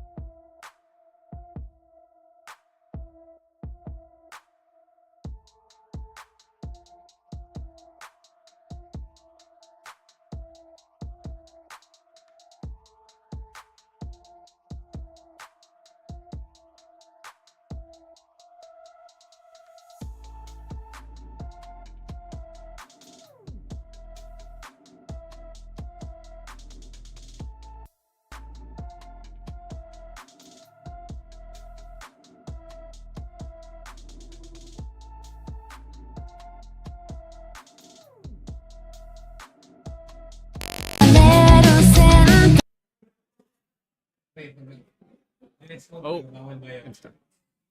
Okay, so we're going to start round 6. Finally, almost towards the end. So we have Tal versus Kyle. Tal, a Wind Astra player. Been seeing a lot of Wind Astra, but you know, once you get to the top tables, it's all Wind Astra and water. So, no surprise there. As far as how I actually don't know what Kyle's on. Sorry, I haven't been given the deck list yet. As far as the standings go, oh, huh, okay. Looks like Quarix conceded. I think that is a team consideration. I think he already knows he's making it, so he's gonna concede to give his teammate better score. Boy is fighting against Josh, so that's Astra versus Nico. Joel is Water Allies versus Water Sylvie Mill. Lance is against I don't know what Davy Do's on. Tristan, there actually is a Tristan in the top 5 tables, if you can believe it. Oh, Wind Allies Zeke. I mean, the only way I can describe it is Wind Allies Zeke. He's also up there. So there's some variety. Pro-Am versus TKO. That's a revenge match from the past. But anyway, yeah. So we're gonna end this game. I don't know what Kyle's in. We'll see. Oh, looks like Wind. Oh, that's Wind Allies. I think that was Wind. I think I saw. I'm not sure. We'll see. But yeah, Tal is on Water or Wind Astra. Apparently the new best deck. Seems like it. Oh, Wind Allies, I think. I saw Stifling. Oh, Sadie. Okay, is this Tristan also? Oh, okay, maybe it's a second Tristan. 3 down, Sadie pass. Name a more classic start than that. Might be, yeah, I mean, I saw like Windmill. So it could be anything at this point, but might be like some alley deck. Or it's Tristan, who knows. Gonna ship those Astra cards to the bottom like you always do. Not a bad start. Gentle Respite already. Fast Cure. Draw Cosmic Wall. Okay. On Gather still. Most of the lists I've seen have been off Gather because they just play Pouch.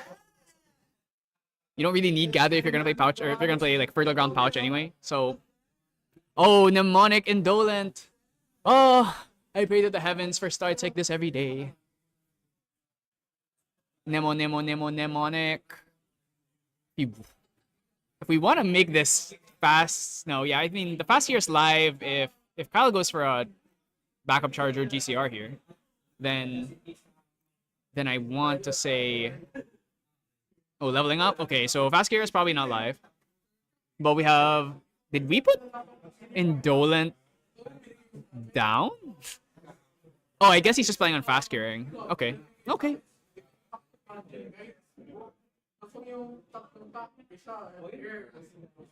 Going up to Tristan here. We already have a prep. Are we gonna return Sadie to hand? I mean, I think you can definitely return. Okay, choosing not to. Yeah, this seems like I can't tell if this is some ally deck or if this is Tristan. Like Umbra Tristan. Oh, I got the deck list. Okay, that's fine now. Oh yeah. Oh yeah, this is Umbra. So let's see if Tristan has what it takes to hack it in this meta. Clearly Kyle is doing something right. As far as the type of Umbra deck he is, let's look at this more closely. It is bog standard Shadow Strike plus Slicing Dice. We are not on like a Waltz build or anything. I know a lot of people are on like a Waltz style build. Is he on... Question is he on Magistrate? No. Okay. Magistrate would be really good right now, but... Ooh, a pair? We hit pairs? Just natty? And then we get to bring up Polaris. Very good. The main thing that Tristan has going for her really is the ability to... Scatter Essence. Is the ability to incapacitate. Very hard to play around, really. I think we just go for Indolent. Or are we gonna go for... Okay, gather into Indolent, yes. Okay, a 2. If we can hit 2 pairs, that would be crazy. Are we not bringing out Polaris, though? Oh, we can actually double gather. Double gather. Wait, can we? No, we cannot. Actually, yes, we can. We play Indolent, draw 1, and then we can do it again. I mean, sounds pretty hot to me. We're gentling instead? Would rather save it for the... Save the mnemonic for a nascent barrier? I think I would personally go for the... I would personally go for... Ooh, that's a pretty looking Polaris. I think I personally I would rather go for the Indolent here because I get to go Indolent straight into another gather. The issue is Raccoon something you have to be worried about? No, no raccoons, no graveyard hate, no cleansings or anything. So yeah, I mean, I think just go for the Indolent. It's extreme value. It seems like gentle is the choice here. I mean, I can't say it's wrong. I mean, ultimately they're both +1s. Doesn't make that much of a difference. I would have rather done the Indolent play because it lets you get that extra gather off though. Seems like a lot of the top tables are IDing. So, as expected, most of the players who are already pretty safe are just going to ID their way to top. So, we now have Polaris set up. So, we just need to wait for the right opportunity. Looking at Tal's list, looks pretty standard. Not on fertile grounds, however. Instead of harvest herbs, most people play fertile grounds, but we are on fertile grounds. Other than that, it's mostly the same. There's a turbo charge, not something I usually see. But otherwise, yeah, most of it looks pretty normal. Beseech in main, that's also something I don't see on every list. But let's see what the plan is. So yeah, we're just Sadie returned to hand because we need the prep. We're guaranteed 4 this turn because of the boots. Which means next turn we get the level. Now you have to be worried though about a potential stifling. Is he playing stifling? No. Yeah, a lot of these Ari decks have just been straight up removing most of the win cards. Like they're off stifling, they're off Zephyrs. Just they want to jam their deck with even more Astra cards. Alright, we're leveling up. Banish 2, completely controlled. We got another gather. I mean, surely we hit a pair here. Yeah, we actually did. We have 2 pairs. Awesome. So 2 pairs, which means... I mean, this is pretty good. I don't think he had a dungeon guide, though. So, without a dungeon guide, you have to be a bit worried. Fast cure, nice. Yeah, no dungeon guide. There's no... You can't eat the level herb because it's a pair herb. To try and activate Indolent here. I think you just pass fast cure. Oh, he is eating it. Okay. He gets to pop this, then he goes Indolent. Not wrong. I'm honestly like sacrificing a pair draw, I think is okay for the tempo in this situation. We're just gonna go Indolent, I imagine. Indolent, then we get the whole... Oh, okay, we're going Gather first and then Indolent? Can we hit a pair again, actually? That would be crazy. Oh! You're serious. Okay, I mean, sometimes you're just better. Indolent now? And then we get to hold a fast cure if we want to. Actually, can we double Indolent here? I think we have 2. I think we can. No, there's only 1. Never mind. Unless the card he put down was Indolent. Maybe worried about a potential incap. I think Indolent and then hold fast here is pretty good. Gets you a pretty controlled banish. Or you could even just... Oh, he's just gonna pass. Okay. Interesting choices here. Doesn't want to risk... Oh, he draws Dungeon Guide. Okay, well... It's... If you guys want a super secret little trick, if you're worried about your Dungeon Guide getting Stifling trapped, there's a Dungeon Guide. They stifle your Dungeon Guide, and then you pop Polaris. She goes to grave, and the Stifling loses its target. So I don't know. That's definitely something to consider in this situation, unless you really need to pop that Polaris this turn. This Polaris could potentially hit 6, which is unfortunately not enough to get the kill on a Shadow. That would have been really nice. But we have Scatter Essence, so there's definitely already a lot of hate. Are we gonna pop Polaris? No, I mean, we can wait another turn.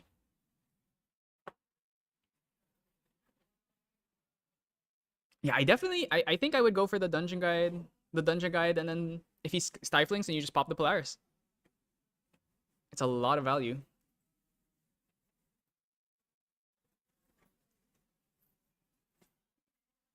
I'm gonna heal 1 here. Oh, we're gonna pop Polaris now.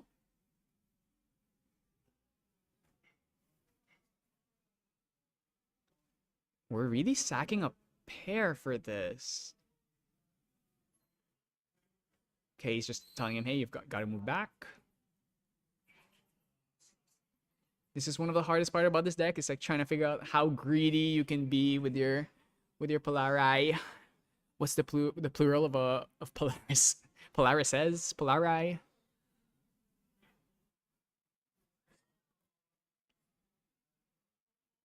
In this position, what, are we gonna Zephyr? I mean, it's still gonna kill everything. We're already at 4. I mean, yeah, you just pop it.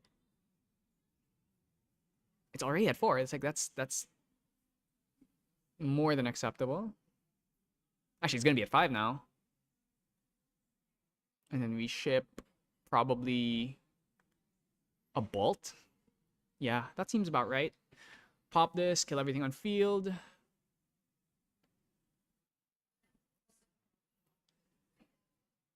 That's gonna put 5 bolts in the deck. A lot. I mean, 4 is already usually pretty good, but once you get like 5, 6, it's just the chances of you hitting a Star Call card is so much higher.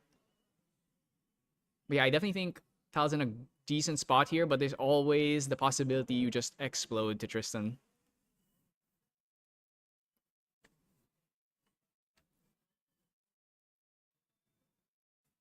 Let's see. Ooh, there's a card that got flipped over. One of the bolts was put in backwards.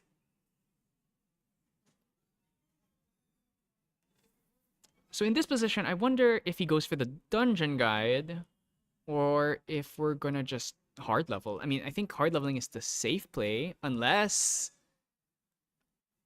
Okay, we got the... Oh.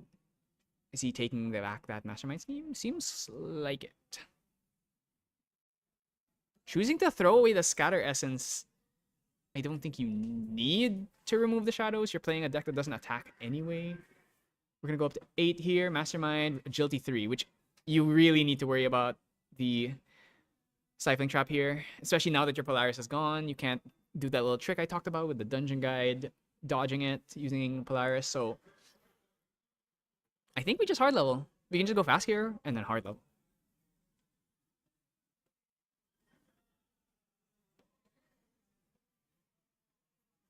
Two down, fast gear. Yes, I think it's 6 to 6. No heal.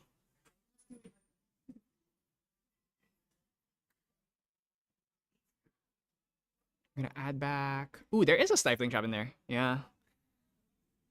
So, well, playing the fast gear here definitely tells me that he's gonna just go for the hard level. Boots Trigger. Yeah, I mean, this is a really, really good spot for the Astra player. Haven't taken that much damage. No board on your opponent's side. Banish the Dungeon Guy too. Perfect. And then, are we doing anything here? I'm not a fan of blind astrocytes personally. I think, well, when you're just better, I guess it's fine. You know, sometimes you're just built different and you just hit. Is that another? Ooh, Dungeon Guard again. Gonna take 4. And draw for turn. Scatter. Ooh, Beseech. Beseech for Astroscope might actually be worth it here. Or, if you're crazy, you just throw in Dolence. Throwing in Dolence here, you probably have time. You only have to really worry about Slice and Dice. Slice and Dice is a threat. Assassin Stripper, Slice and Dice, 15 damage. I mean, it's not gonna kill you. But it's close.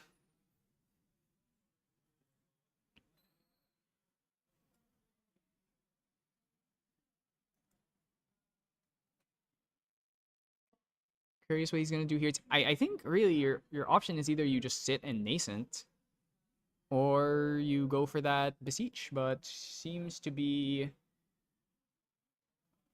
I mean, I don't think this is wrong either. Ooh. Now, another big concern is that Tristan can't exactly Dungeon Guide to 3 because of this Cosmic Seal. So unless there's a negate, quite likely that the Dungeon Guide just gets smacked by Cosmic Seal and... Sorry, Astral Seal. I don't know why I always call it Cosmic Seal. But the Astral Seal will just eat the Dungeon Guide. Actually, still, I don't even think he drew a Dungeon Guide. I think he's still kind of... I don't see one. So this is looking like a pass turn? Oh man, that's kind of unfortunate. But on the other side, Tal also has no fast speed cards that are worth playing. So you don't want to play Nascent Barrier just a glimpse. Not really worth it. So kind of... Okay, Sadie. He's at least doing something. Are we going to Nascent this? It seems like he is choosing to go for the Nascent. Surprised he's not putting the Dungeon Guide down. Nascent. 1, 2, 3. Yikes. Bottom all 3. Yeah. Maybe I would have kept another Nascent because I still have the mnemonic on field, but this is defensible. Do we go backup Charger here? Or Astroscope? I mean, the Shadow Strike threat is getting realer and realer by the day. Seems like Astroscope's choice. Okay, Astroscope. I'm really surprised he didn't put the Dungeon Guide down. Beseech, oh no. We're gonna... Yeah, we're just gonna scope. Try and find a better top deck. Oh, Bolt. 3 visits. Okay, I think what you do here is you put 3 visits and Bolt on top, and then you play 3 visits and then glimpse into the Bolt. So you have 3 visits in rotation. Yeah, it seems like that's what he's doing. He's even going to keep the Scatter Essence so that it gets shipped to the bottom on the glimpse. Clean play. I think most inexperienced Aries would just YOLO slam that Star Call, but 3 visits is a very important card. Gives you so many glimpses over the course of the game. As well as that healing that ends up being so impactful. Okay, we're gonna get our Cosmic Bolt. That's another 6 damage to the dome, and we just pass. We get to sit on a Cosmic Seal. Of course, we're playing against Tristan, and Tristan... Oh my god, what is going on here? Tristan player just has nothing? Did not draw Dungeon Guide.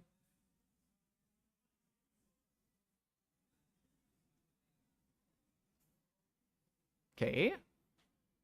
This is the one. Nope. It's a black market broker. Huh. You're gonna die next turn. I think if he hits 2 bolts or a bolt and a comet fall, the next bolt is gonna do 8. Cosmic Bolt plus Comet Fall or Cosmic kills you here. Veiling, of course, Incapacitate, lots of ways around it, but it also has an Innervate Agility, and you have so many prep counters, you can actually just do that. But okay, I mean we're going beat down. If we hit a Comet Fall, this is pretty disastrous. Though obviously we have no fast speed glimpses at this point because we already used Astra Scope.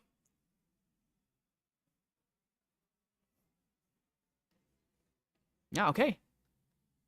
I think there's definitely a world where Tal just kills Kyle right here. If he hits Bolt or Bolt Comet Fall, oh, he's looking for it. He's gonna try and go for it. Okay, he's gonna go 3 visits first. He wants to end the game right now. Bolt, he can pay for it, so it's not so he doesn't have to worry about the cost. Just have to worry about Incap here. Maybe rather hold that Cosmic Seal, but if he Incaps this, honestly, I think you're fine with that. Veiling Breeze is another thing to be concerned about. Oh, okay, he's taking it. Yeah, a Comet Fall or a Cosmic Bolt will end the game here. I think you should probably be waiting here. Instead of spending all your glimpses now when you don't have a negate up. I guess the thought process is if you hit another Bolt, you can pay for it again. And just ship all 3 of them to the bottom, yeah. If you spend all of your glimpses now, though, you lose. You lose a lot. I think you just draw here. There's no point shipping it now. Unless you just really want to stack your deck. If you can find another Glimpse card. Haven't found a Wisdoms yet, actually. 1, 2... there's the Bolt. Let's see if he has... Oh, Comet. I think Comet is better here. Because even if he Veilings, you still kill the board. And he's going to pay for it. I'm actually not sure what's in the banish pile, so this... I wonder if this Cosmic Seal is live. But yeah, he's just dead. If there is nothing here. Innervate would not do it. Which is actually another reason why Comet Fall might have been better than Cosmic in that situation. Because Cosmic would seriously overkill, but... you insulate yourself from more things this way.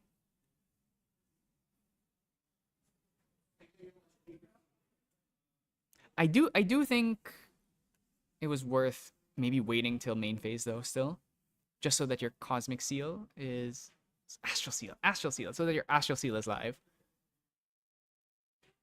Seems like a Veiling. Yeah, that's Veiling. Does he have a Veiling in... Oh, he has a Veiling in Banish. Does he have another one? He needs another Veiling. Okay, I mean... pretty slick there. Does he have another one? Boots to get a draw. Maybe he can find another Veiling. It's not Veiling. It's Zephyr. That gets negated.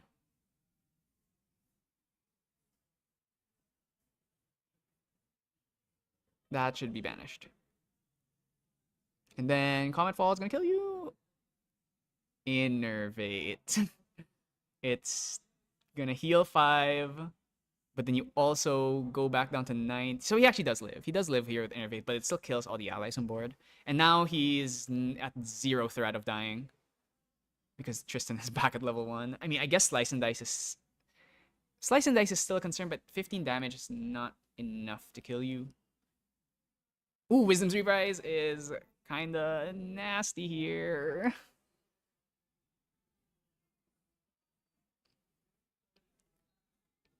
I'm assuming he picked Spell Shroud, so he's just gonna pass the turn. Move over. Banish 2. More allies. Tristan 2. So before Tristan 2, we're gonna try and just dig for that last bit of damage.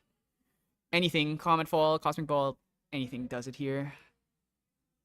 And we hit. We're just that good. Alright, I mean that was That was a pretty clean game on the Astra side here. Unfortunately, oh, there's Dungeon Guide. It took so long to find Dungeon Guide. It just completely got in Tristan's way, not being able to find DG. I mean, this is the problem with playing level 3 decks, right? Sometimes you just don't find the Dungeon Guide. It's such an instrumental card, especially for a deck like Tristan that has the potential to play double level 3. Having Dungeon Guide is just it's so important. When you don't see it, you just lose. He actually is on Shadow Reaver. I think most Tristans I see don't play it anymore, but the card's good. The card's really good. There's a lot of good things that you can pull, even in water, like just being able to play Cerulean Decree, even if you can't imbue it. Especially against Razer Gale, it's super strong. We're gonna return the 6 Cosmic Ball. Wait, I want to say he put in 6. Or no, he put in 5. And he's just counting all his Cosmic Balls.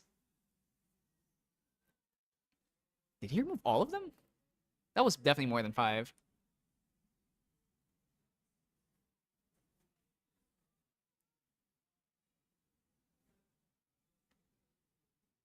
Looking at the sideboard here, our Tristan player, Mirror, not coming in. Scheme, probably not coming in. Lantern, not coming in. Innervate can come in.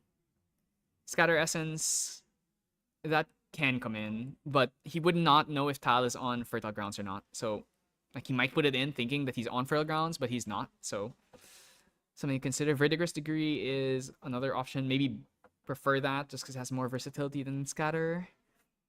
Waltz is pretty good.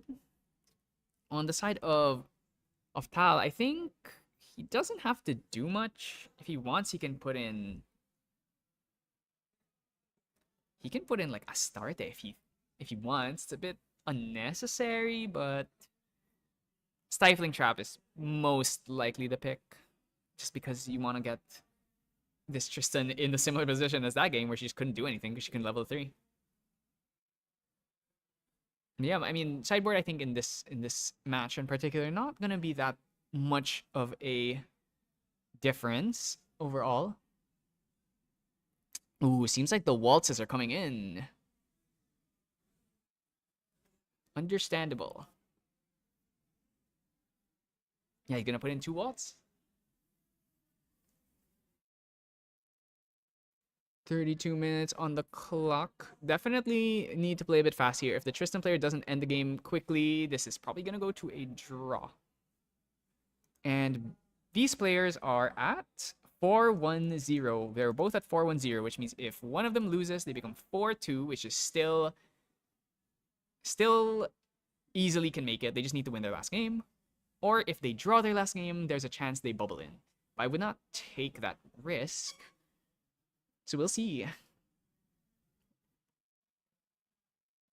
In this situation, the Tristan's definitely going to choose to go first. Gets to go first and then execute her game plan. For those who haven't seen Tristan in a while, kind of forgot what she does, her whole shtick is that she really just wants to build as many prep counters as she can, level up to 3. Well, first, she levels up to 2, gets 2 draws, or double draw off her level 2 effect for having 4 prep counters, levels up to 3, brings out Shadow Dancer, not Reaver. Reaver is the other one, the one that you never go into unless you're desperate. And then Shadow Dancer summons her shadows, and then she just hits you. She Shadow Strikes you for a bajillion, and she hits you with shadows to chip you down. The alternative way of winning is to use Waltz to summon a lot of shadows, and then you like go for like Inspiring Call lines. This build is not like that, but it still does play Waltz. The only problem with Waltz is if your Shadow's Claw gets destroyed, the shadows just never get to attack because you don't play attack cards outside of Shadow Strike. And then the other way is to just play Slice and Dice. Lamau got him. Slice and Dice. Are we on Assassin's Ripper? If we are, then that's definitely... I mean, of course we're on Assassin's Ripper. Yes, we are. Assassin's Ripper is the other way Tristan wins. Sometimes she just hits an early 3 prep Assassin's Ripper straight into kill you.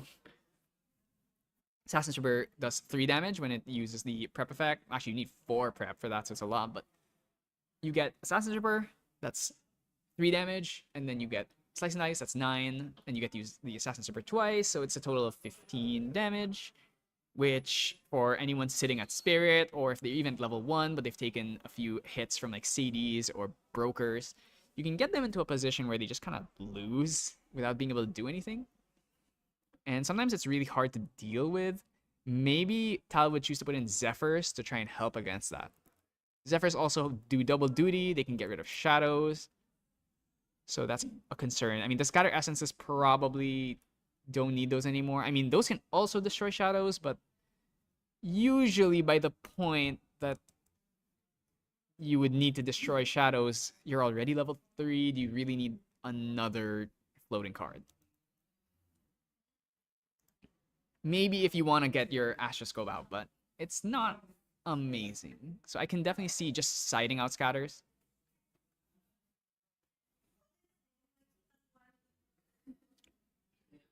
Okay, we're gonna go straight into this next game after the cut. See if Kyle can make something happen. I'm definitely expecting him to try and go a bit fast here. Because playing a slow game against Astra, you are just gonna lose. The deck makes too much advantage and value from being able to play cards. Ooh! Making Tal go first. That's interesting. So he's gonna be starting the game with a 6-card hand. We're gonna throw down... We're keeping Wisdom's Reprise in hand without a Mnemonic? I don't know. Oh, well, he drew Mnemonic. I usually don't like to keep Wisdom's Reprise because the card feels like it doesn't do anything until late game, but maybe we'll actually choose to go for a backup charger line here. Can go Mnemonic Charm, backup charger, turbocharge. And if Kyle can't take advantage of Tal's slow tempo, he will probably just get drowned out here. Especially if we draw an Indolent, especially. What's the hand like? Sadie. Sadie just not very good in this matchup just because the only thing she really can kill is a Dungeon Guide. No allies in this deck unless they're playing Lunar Seer, which I think Poan is like the only one playing it. Sadie just gonna swing 2. She can come back later, get the prep. Yeah, I think we're just going backup charger, turbocharge. Pretty good start, really. Don't have to worry about incapacitate because it's still full cost since we're not yet on assassin. This is why you really just don't really want to go second. In this Grand Archive, tempo is extremely important. Letting your opponent have first crack at materialization lets them either play greedier or lets them just hit level 3 first. And we just turbocharge here every single time. Gonna just throw away. Ooh, he has Indolent. So it's gonna be turbocharge and then next turn Indolent. Pretty crazy start. This is actually an amazing start for us in Arizona. If he hits a pair, then he's just hacking. Just gonna throw the Astra cards in there. Gonna keep Indolent, Wisdoms. Honestly, keeping Wisdoms at this point actually makes sense just because you're gonna hit level 3 so quickly. Drawing Astra cards, not what you want, but it's also not the end of the world. Next turn is going to be Polaris, Mnemonic into Indolent, and then level up. We have Polaris Awake next turn, so that means we can try and go for the snazzy Stifling Trap dodging line, if we would so please. Fairy Whispers. Well, I like the way he just like threw that on the field. A lot of swagger in that in playing cards that way. Gonna bottom 1? Or is he topping 3? Bottom 1, keep 2 on top. Fairy Whispers again. What's better than 1 Fairy Whispers? 2 Fairy Whispers. And Master? Is he bottom 3ing? Is he crazy? Are we gambling? If he's an Umbra card here... Okay, never punished. Mastermind. No, Shadow Strike. Why is the Shadow Strike backwards? It's gonna flare up my OCD. Does he have much going on here? I don't see like a windmill. Sadie again? Yikes. Not great.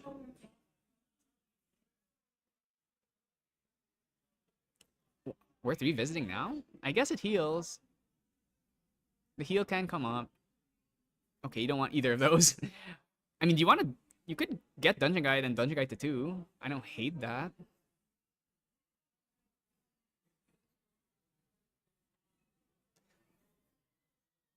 We're just gonna go level 1 here, and then I think I think the game really just plays itself. It's Indolent. If the Indolent gets incapped, you're like, okay, sure. Losing 1... Wait. Does he already have 2 DGs? I mean, there's no way he puts his 1 DG down, so I think he must have another one. Oh, a pair? He hits a pair? This guy's actually hacking. You really go turbocharge, mnemonic, Indolent, and then also hit a pair? That's a bit unfair.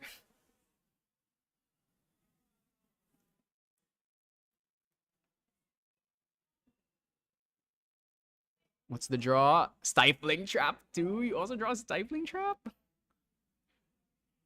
gonna bring out Polaris real quick. I imagine we're just gonna go Indolent. There's really just nothing else.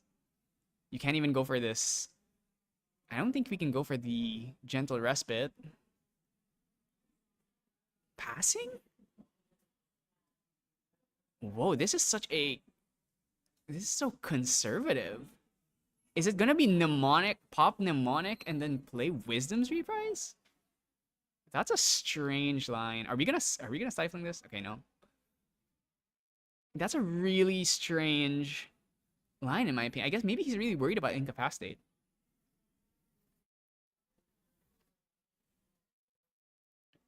Oh, there's an Incap. I imagine he's gonna put that Incap in his hand, either off this draw or the next one.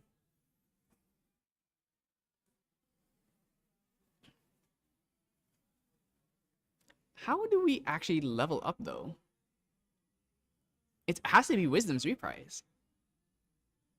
And actually, if the Reprise gets incapacitated, then he can't even level up at all.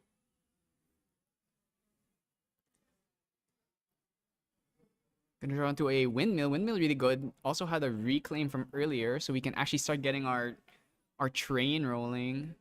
Oh, chose not to draw into the Incap. I do think it's as simple as Windmill Reclaim here. Windmill Reclaim kind of hard though against Polaris, but chances are Arsana's... I mean, if it's Dungeon Guide and then swing at Windmill and then pop Polaris, stop the Reclaim, that's definitely an option.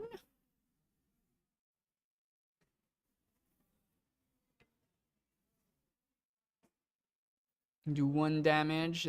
Just gonna get healed off by this 3 visits anyway in the end.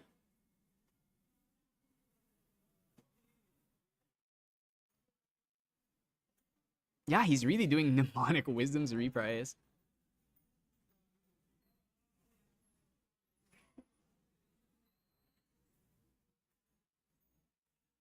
Okay, this I don't think can get incapacitated because I don't think he didn't draw the incapacitate from earlier, so unless he already has one. Nope, looking like a no.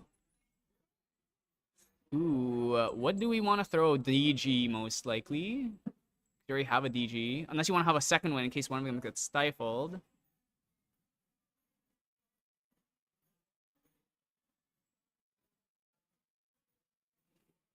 I think you could like throw DG and then draw into Astral Seal. Decent Barrier's okay too.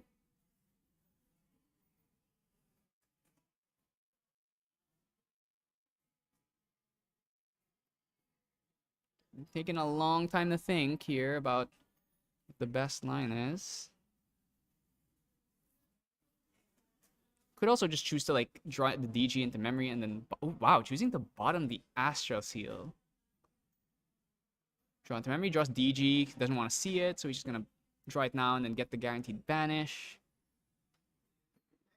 Dungeon Guide and Gentle going. We're gonna gather another 2. If he has another pair, then he's just crazy.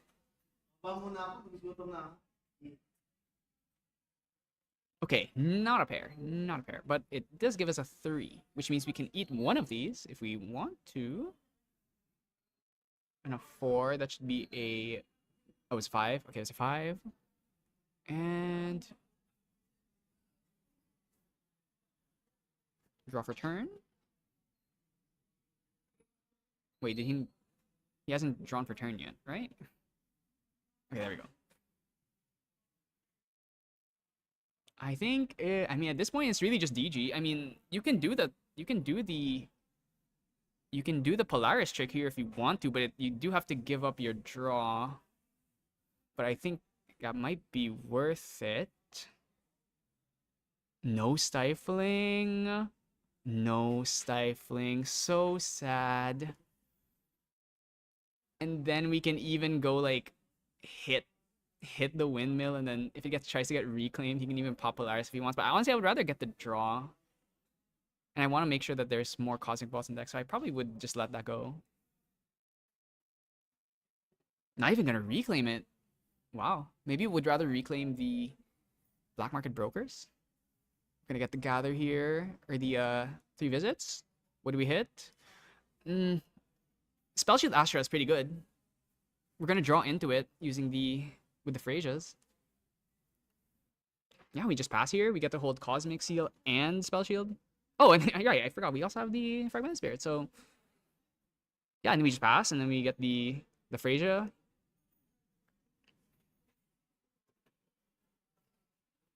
think he's thinking about it. I mean, I think you just have to go for it. You don't actually need 4 Cosmic Balls. If your opponent's gonna Zephyr it, I think you're totally fine with that.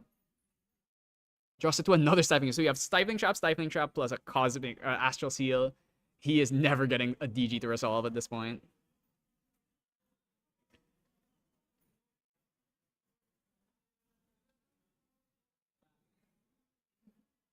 Okay, gonna get the draw to Zephyr. And Black Market Broker. Wow, that's a lot of Black Market Brokers. Doesn't feel very good. Draw for turn. Okay, there's an Incapacitate in there at least. Incap gonna be very important to make sure a DG resolves, if he even has one. Sadie. Uh-oh. Going face or DG? Yeah, I mean, it has to be going face. If you wanted to get the agility, we go Windmill and then play Sadie, but seems like just wants to hit face. There's only one more use of this 3 visits, so we don't have to worry that much about it. Are we really gonna Polaris here? Doesn't seem worth it to me at all. Throwing away a Stifling, I'd rather keep that. Ooh, Spell Shield.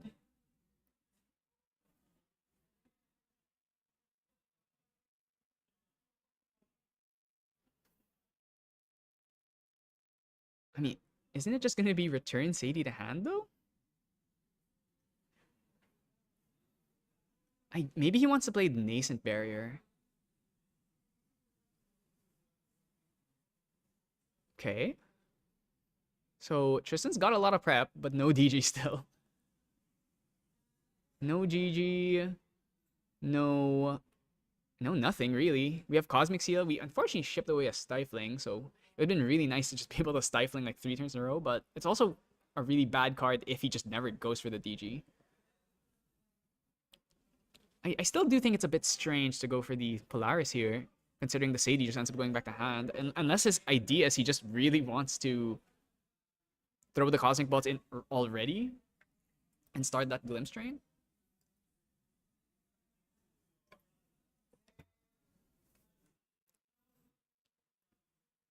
Okay, I mean, sure. We're gonna go Astroscope here?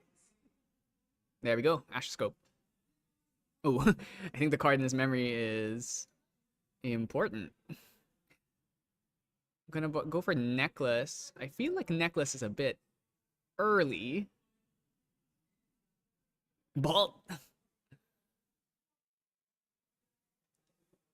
You're gonna pay for it?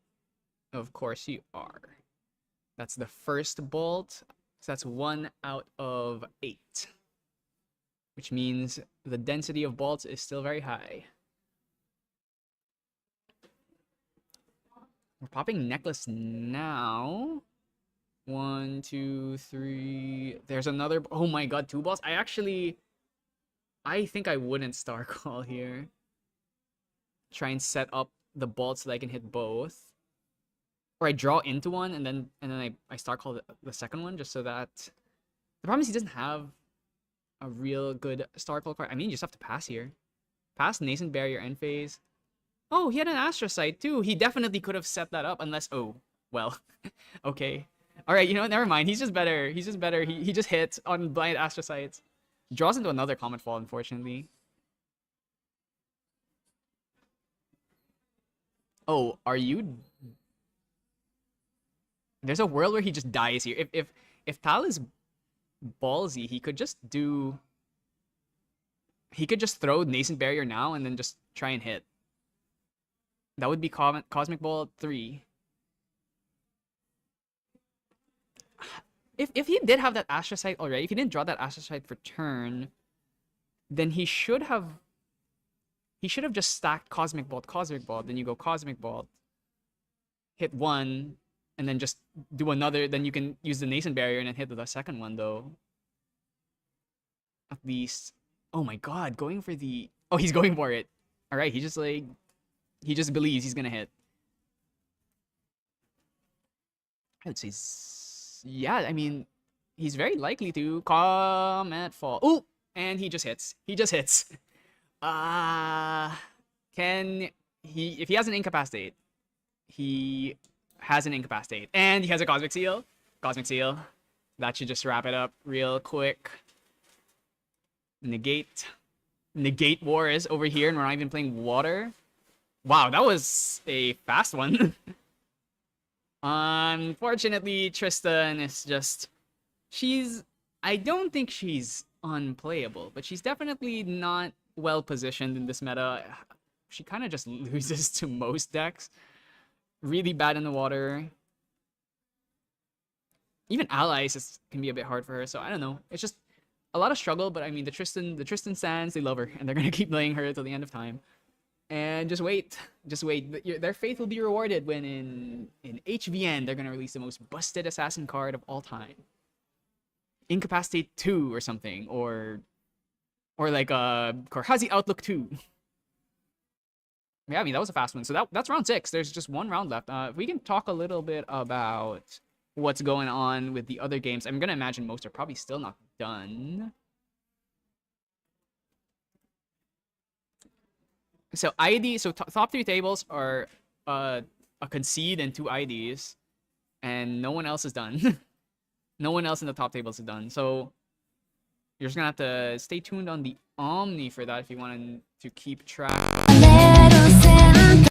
Overall, looking like this is a very Astra heavy top 16. There's a lot of Astra in here. There's like 1, 2, 3.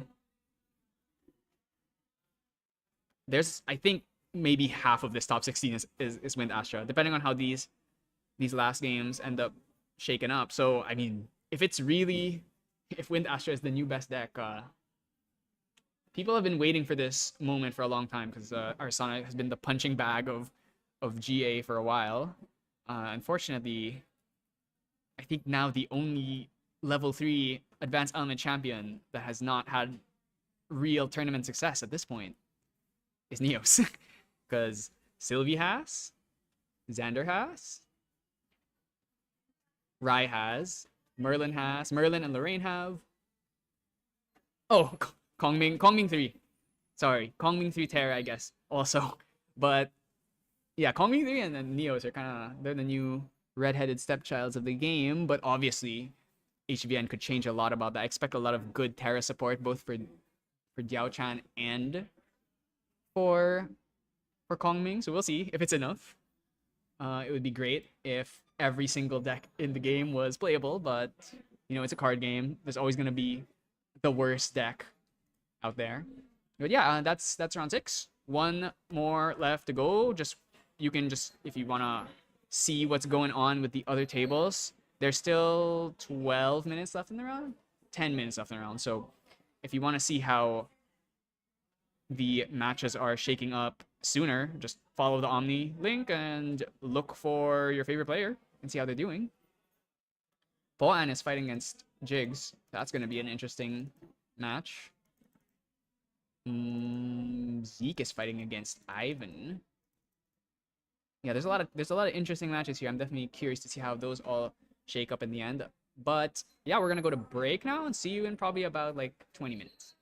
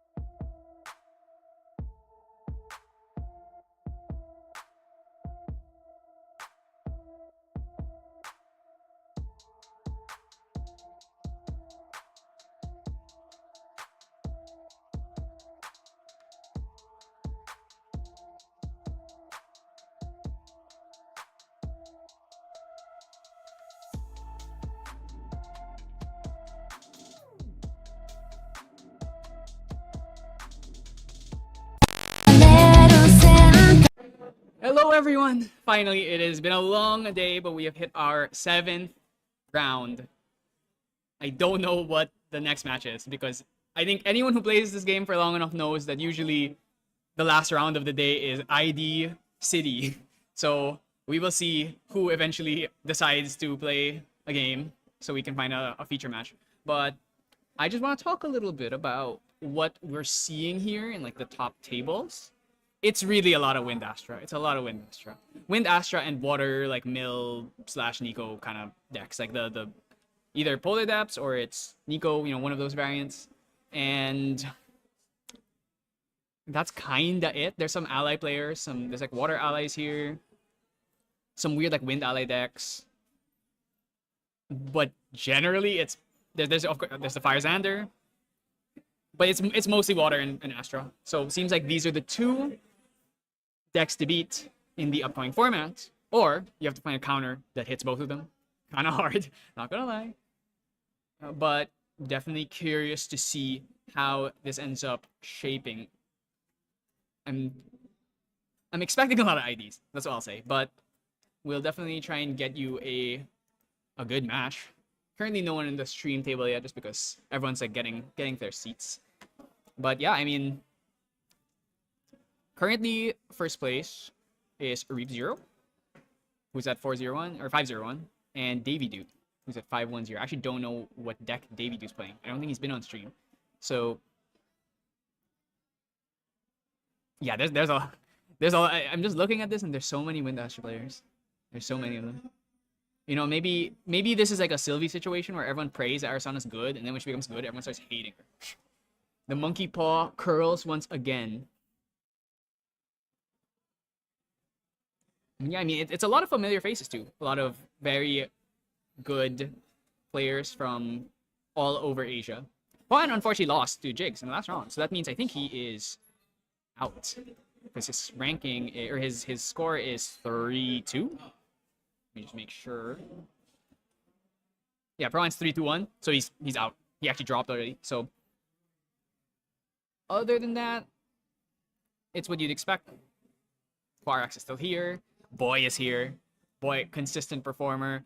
Obviously, Fugitive here, the only Filipino to ever hit top 8 in a Fred is here. TKO is here. Sarah's Fauna, Rip, I'm sorry that your Oshi graduated. AKA Patrick is also at 4-2, so he's fighting for his life.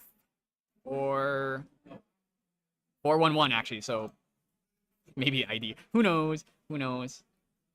Zeke is also up here. Zeke usually does well in our regionals, playing weird decks. That's he always plays something kind of off the wall. It's like some weird wind pile. But it works for him. Alan's here. Alex is here.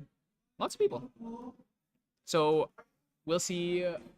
Still nothing on the feature match. So I think everyone's trying to figure out whether or not they can just ID. But yeah, I'd like to remind everyone, tomorrow we're having another regionals. It's not day 2 of our regionals. This is just 7 rounds, and then whoever is in top 16. There's no top cut, unlike our previous ones. So the one tomorrow is just a completely different regionals, but it's going to be in the same place. And I don't know, maybe that'll hit 8 rounds if we get more players, but just expect the same people. Pretty much everyone who's here right now is probably just going to go play there too. Even if you win a backup charger now, if you can win 2 backup chargers, why not? It's not like Lightweaver's Assault in the previous meta where nobody wanted it. And of course, you also just get a lot of points. There's 115 players in the end. You get if you're trying to fight for your top 100 spot, it's really important, especially because Asia has no ascents this season. It's like Melbourne is the closest ascent we have. It's like Utrecht, Melbourne. Like there's no easily available ascent for Asia. So the people in Asia really need to fight for their points if they want to hit flat, or even if they want to try and hit for top 100. It's gonna be a bit of a struggle. So let's see. Is there anyone yet? No. Seems like everyone is still trying to figure out whether they want to ID. But yeah, I mean, I definitely think the meta is It's a bit interesting just because Arisana has come in. Arisana was already good, the Astra version. She was already good in the before they released Horde Counter and Dawn's Reversal. But now that those two are in, it's kind of pushed her over the edge. She's just a real serious threat. Maybe potentially the best deck in the format. Who knows? I think she's definitely has counter, but it's very hard to tech for one deck when there's like a lot of decks you have to worry about that need specific things. Obviously, it's like the Razer Gale. You still need to have outside Razer Gale. You still need to have ways of fighting against water decks, and they all kind of have different weaknesses. Difficult to really find, like, unless someone can find that spicy out of nowhere deck that just beats everything. I think that's pretty unlikely. We'll see. I mean, Fire Xander kinda apparently. I mean, Lance says that he's favored into the watermill decks. So make of that what you will. Yeah, so we're just gonna chat, I guess. Ramp until someone gets on the stream table. Definitely looking like, ooh, yeah, I'm seeing a lot of IDs. A lot of people are just walking around already. This is the Grand Archive special, the round 7, just everyone IDs. Everyone who can't make it just drops, or they play their game to try and get points, and then everyone who is making it just IDs. Go to any big event and you will see this every single time. Yeah, I'm not really seeing much. Still no one up here. I mean, yeah, there's a... Let's look at the people who are actually fighting for their lives. That would be the 4-2-0 people. Ooh. Kaloy, 4-2-0. He needs to win. Lance, going from 4-0 to 4-2-0. That's the Fire Xander experience. So he needs to win. Like, technically, he could draw, but it's very unlikely that you make it in a 4-2-1, I would say. Because most people above you are probably IDing. Kyle from the previous match, 4-2-0 as well. Ooh, Snacks. Snacks is 4-2-0. So a lot of people fighting for their lives. You have to hit 5-2 if you want to be like guaranteed in. 4-1-2, I think, is pretty likely to be in as well. But 4-2-1 is dicey. There's no guarantee she'll make it. It's gonna you have to have a bit of luck with everyone above you. You're basically in fate mode. You're basically glimpsing 3 off the top and just hoping that hits. So we'll see. Curious how that's all gonna shape up. Yeah. Ooh, is there someone up there? Nope. All right. Still no stream table. Other than that, I mean, how are we feeling, I guess? If anyone wants to speak up. I don't know how you guys all feel about this meta. I think it's pretty cool. Maybe I'm just biased because I like Arizona. Specifically, I like Astra. So I'm really curious what the next set's going to be thrown at us. Daoshan's ability makes no sense at this point, but it's interesting. Ooh, someone has finally... I can't tell who is on the table, but someone is going up there. So I'm gonna move over so we can stop stalling. All right, we have Mark. Uh-oh. I think Mark is like, can he even still make it? Let me.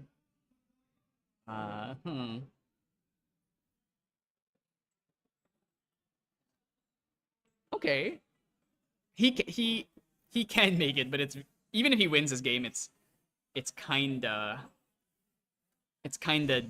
dicey. Because 3-2-1, you would have to be the highest 3-2-1 out of all the you have to be the highest 4-2-1 of all the 4-2-1s. Because at most one is gonna make it in. And even then, there might not even be a single 4-2-1 that makes it because a lot of people ID. So yeah, I mean, we'll see. I mean, we haven't seen a Sylvie this entire day. Actually, wait, no, I forgot. Mark's not on Sylvie.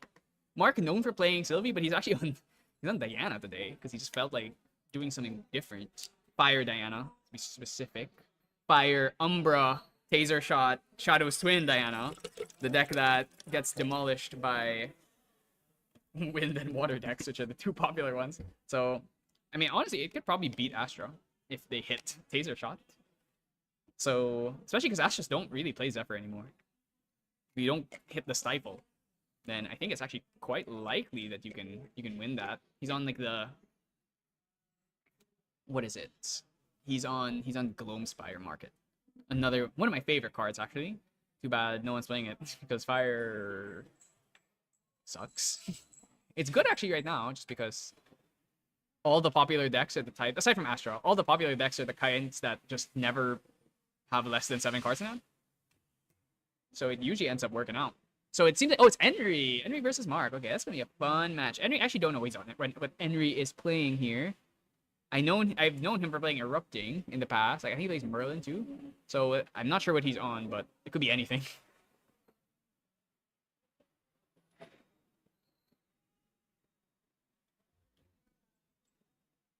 But yeah, I think let's look at Henry. I think Henry might be. Oh, they're both 3-2-1, so they are really fighting for their lives. Actually, both of their OMWs are kind of low, so I feel like they won't make it either way. But you know, let's cheer for one of them anyway. Let's believe that we can have a submarine into top 16. Let's go. Looks like Mark is getting to go first, and you do know. Oh, okay, never mind. I take it back. He's not going first. Okay, fire. Fire with. Is that Arizona? I'm not sure who that's supposed to be on the drawing, but it's fire. And let's see. I think I saw Korhazi Arsadis. So is this Fire Xander? Or slash Tristan? Actually, this is probably Tristan, right? Fire Tristan? So basically Fire Xander, but the Tristan flavor. If I see Clumsy or an Arthur, I know what this deck this is. Never mind, it's Gentle Respite. Okay, so what is this? Is it Diana versus Diana? What would be playing Gentle Respite? So he's went first, played Gentle Respite. His hand must be kind of bad then, because obviously you wouldn't want to play Gentle Respite when going first. Mark on Fragmented Spirit because he is playing Gloamspire Market Diana, so he really just wants to find Gloamspire ASAP. Fortunately for Henry, because of the way he played, he actually will get a draw off Gloamspire if Mark does choose to play it. But let's see, 1, 2, 3. So bottom 5. I think bottom 4. And then draw for turn. Bring out your Fragmented Spirit. Gloamspire? No Gloamspires, but there is a Dungeon Guide. Not 2. Also, no Creative Shock. Unfortunate. Fast Cure into Gentle is pretty good, though. That's a pretty good combo. Does Henry have anything to say about this? Nope. Okay. That's scary. You give Diana this much advantage, and she has a Dungeon Guide. You did go. Oh, is he playing Merlin? This looks like Merlin. If he's going Gentle Respite into Lorraine, this gotta be Merlin. Or it's like Crocs Knight Lorraine. Maybe it's Ensoul. Actually, wait, have they sent me the deck list? I have the deck list. I'm just gonna. Oh, okay. Okay. Let's figure out what this actually is. It's Merlin. It's Merlin. Okay. Merlin versus Diana? Wait, this is a classic. This is like an ALC throwback. It's like I'm watching CNATS all over again. Actually, I wasn't even watching I was at CNATS. I was commentating CNATS. I got to see Limelight go Creative Shock, dump a float, Dungeon Guide every single game. Unfortunately, Mark does not have that energy. I didn't see no Creative Shock, dump float, Dungeon Guide. You know, sometimes you're just not good enough to play Diana. Of course, he is playing Fragmented, so you have to go. I mean, he did go second, so actually he still can do it. Hasty, do we have a float? Cremation? Ooh, ugly. You go Gentle Respite, pass into a Hasty dump Cremation? That's okay. This is a Merlin hand, I guess. Oh boy, this is not good. Oh, okay. We can level next turn and then steal the float at least. It's something. You probably need to do it. Otherwise, the answer. Actually, I think you're.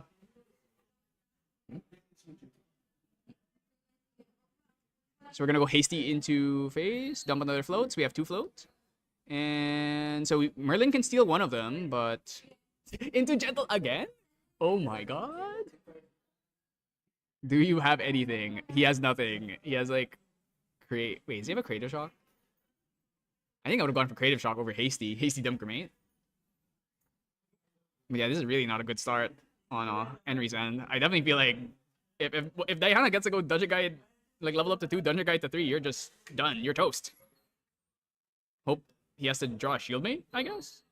Actually, Shield Mate wouldn't even save him because Dungeon Guide plus Hasty would kill it. So I think he's toast. And Merlin into Diana's weird because Merlin, even though she's unfavored, she can win it. She just needs to get to level 3 before getting Taser shot to death, which at this point, she's probably going to get Taser shot to death. Especially because Henry didn't even level up, so he's not even on Merlin 2. So no ability to steal any of this float. So Mark gets to go level up to 2, lose nothing, Dungeon Guide to 3. Yikes. What's in this hand? I saw a Fireball.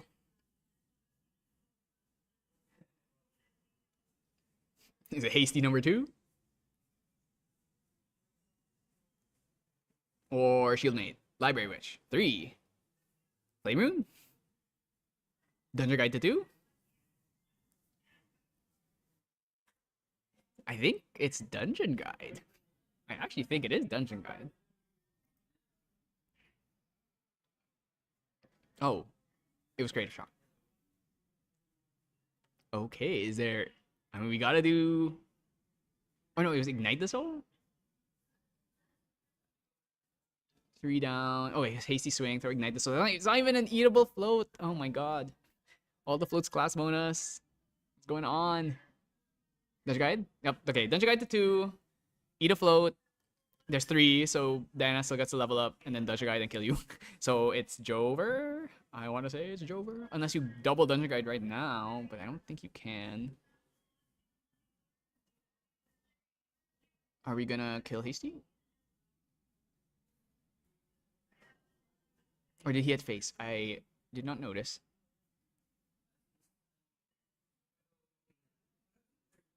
Oh wow, hit face instead of going for Hasty?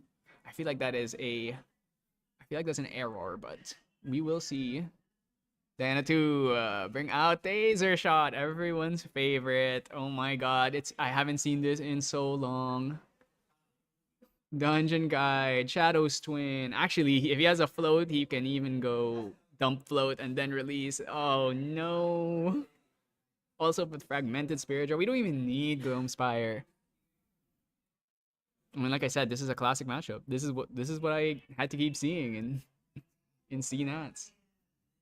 This is the price you pay for playing Fire. You just lose to Diana. Assuming she draws well. Swing wiggity wiggity 1. Hitting Hasty. Throwing another... Oh, no float. Unforge. Oh, but there's a float. Maybe you should have Dungeon Guided Fragmented Spirit drawn to the float first, but that's all hindsight. G. And it's Jover. It's gonna be a Shadow's Twin, double Taser Shot, double Torment. This is probably over. Yeah, this is. Yeah, this is over. This is basically over. One of the ways that Merlins used to fight against this deck is they used to have Exercise Curses, but that's a card that nobody plays anymore because nobody plays Diana. So I guess that's just what you get for playing something unconventional. You get this weird advantages. A bunch of people have no text for your deck. Even like the Arsana's not playing Zephyr and stuff. We're gonna lose that. I think that's backstep, SB2 backstep. Taser Shot, hit face. That's gonna be 5 damage.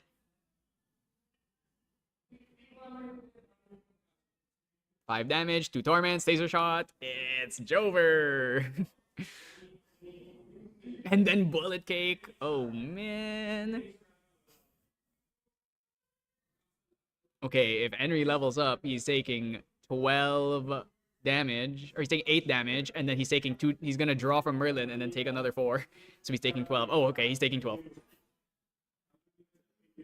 All right. I mean, I hope you can find a way to survive. Even level counter turn. This might be a really fast game. If the next game ends up turning out the same way. Can we fast gear? No, Mark doesn't have. He only has what, 4 influence? So this fast gear is not even gonna trigger. I think the only way we can even come back from this is if we hit a immediate incarnate. He has incarnate in hand, but he doesn't have any empower cards. So I don't think it's possible. It's currently a Merlin level 5. You need to pay 7. There's no way he has enough for all of that. Next turn, we got to just go Bullet Cake. Shoot you for another 4, and then there's another Torment, and then Merlin will eventually kill herself from being forced to draw, unless a Resolute is in the hand, and you can try and dodge it. But actually, Mark will probably just go Bauble of Abundance, and you're just dead. Bauble of Abundance, just shoot you. You have 3 Torments, and you're gonna draw next turn, and you just die. Unless we have a Shieldmate maybe, but Shieldmate's not gonna do it. There's 2 allies in field. Remember, the Torments are unpreventable. So Incarnate's not gonna stop you from dying. That's why usually the finisher was like Umbral Tide, or you just put enough Torments and you hit them with the Abundance play. So okay, we're gonna try and do we have a win card? I don't. Let me check the deck list. Is he playing Rainbow?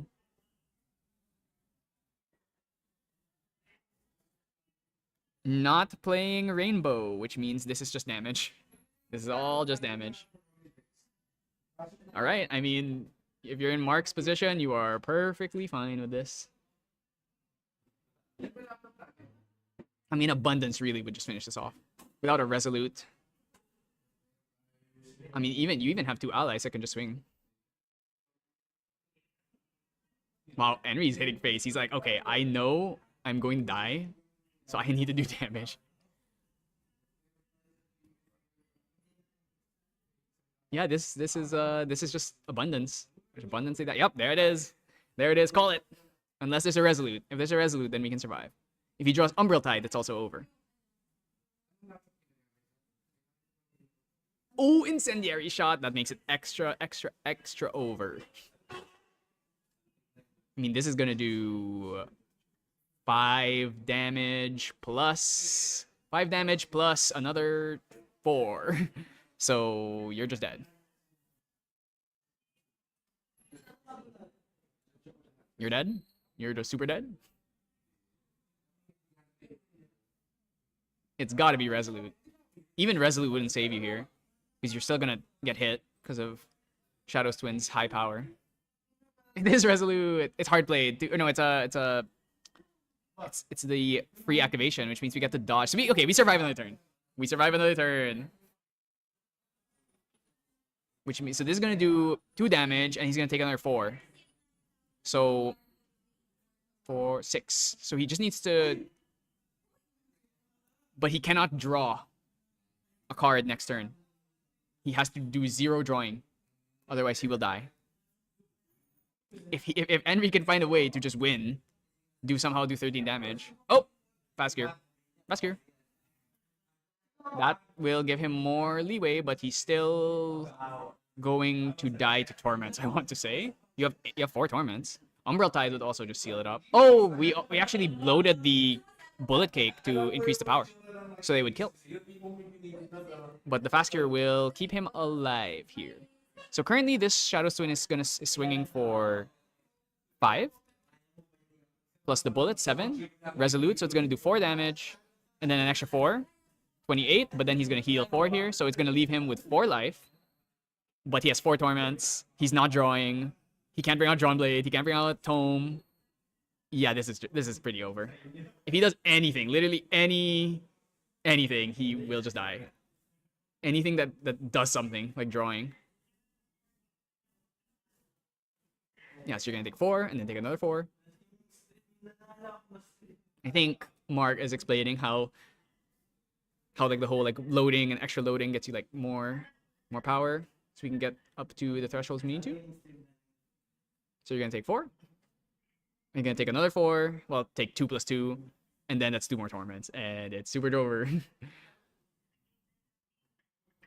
There we go. Oh my god, this is so nostalgic. So we can't pop the Abundance next turn because he's skipping his draw phase, but if he literally does anything, he's dead. Anything that draws. So no Pendragons, no Water Ascensions, no Creative Shocks. And then, even if... Basically, Mark just has to survive this turn. If Mark survives next turn, it's going to be an even level counter turn and Merlin's going to kill herself. Unless there's another Resolute. He can't even play Incarnate. There's not... He only has 3 cards in hand. He's not drawing. This is a disaster. Okay. Henry has to try and win. He just has to do 13 damage out of nowhere. It's not an even level counter turn. He can't play Incarnate. One of the cards in his hand is Incarnate. He has a Fireball. Fireball, they'll do, what, 3, 6. So he can do like 7, 8 damage right now. Still very far off. Yeah, I don't see a way. It'll have to be like some kind of like like double Ascension, but you can't even play double Ascension. Yeah, I think it's just over. Double Fireball and Incarnate. Ooh, this is so nostalgic. I miss seeing Taser Shot.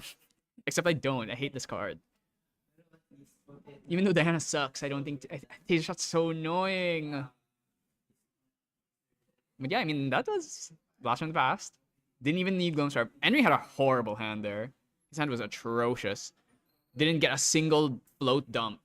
Like a real one, because the float he dumped was non-class bonus. He had to eat it at level 2. So really bad start. Gentle Respite turn 1.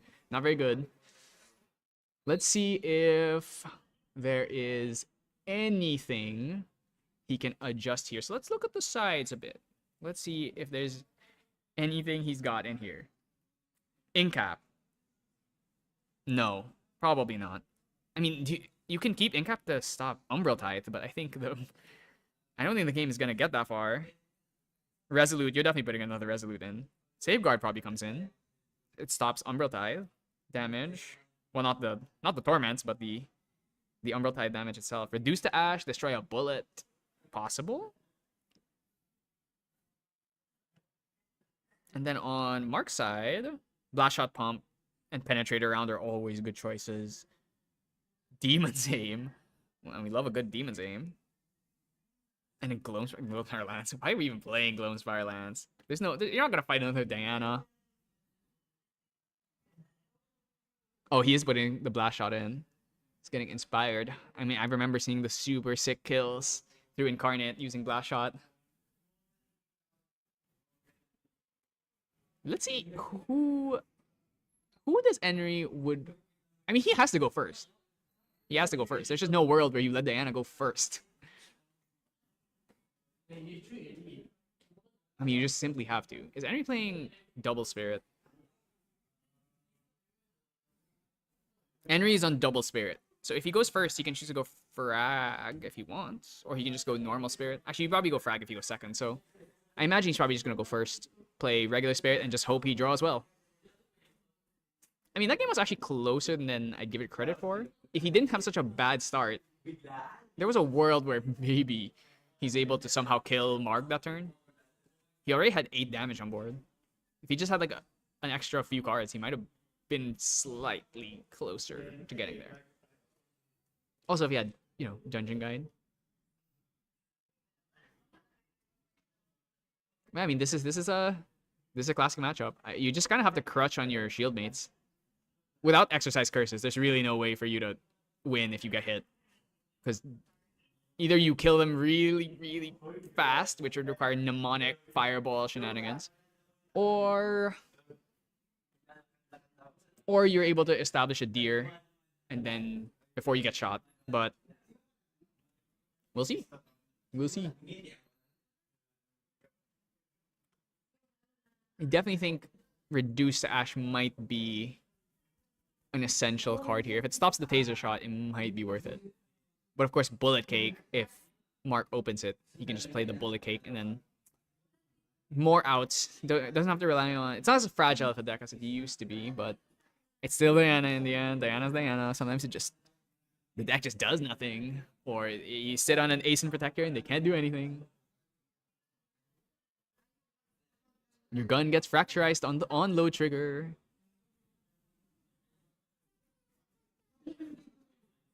So for those of you who don't remember what Diana does, because I think obviously Diana has not exactly been a regular fixture of the meta. Her whole game plan is to literally just hit level 3 as fast as possible and shoot your opponent with Shadow Swing. Shadow Swing's effect makes all on-hit effects essentially happen twice. It doubles the on-hit effects. So that means Diana's level 3's effect at a Torment will put 2 Torments, and usually the bullet uses is Taser Shot, which leveling up makes you take 4 damage. So it means now you take 4 damage twice, which means you take 8 damage, and then if you draw a second card every turn, you're going to take another 4 damage. So it's just like, if you get hit by Taser Shot, Shadow Swing, you just lose. And that's part of the issue with the deck, is obviously the fact that fire and water are really good right now, and they shit on Diana. Specifically Shadow Swing, because Shadow Swing is a weird gun. Based on the way that the bullet loading, gun loading mechanics work, your opponent, if they're going to try and interact with your gun, they have to do it in response to the load. So either you hit the bullet or you hit the gun in response to the load. Shadow Swing is different because it has an effect when something is loaded into it. It gets +2 power, which means that it creates a new point of opportunity. So after the load trigger is triggered, you can chain something, which would 2 for 1 get rid of both the bullet and the gun at the same time, which is why, like, Fracturize the gun in response to onload, Zephyr the gun in response to onload, you lose both of them. It's disastrous. And Henry opened Vanguard Pass. Oh my god. I saw Resolute at least. This is not good. Mark is never killing this thing. I can tell you now, Mark is not going to kill this. He's just going to leave it. Mark opening Gentle. Hasty. Hasty into Gentle is pretty good.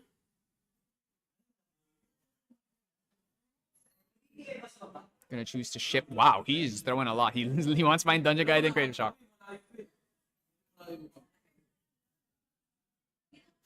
I mean, I hate to say it. I think this game is gonna look a lot like the first one, unless Henry can find like a cremation or something.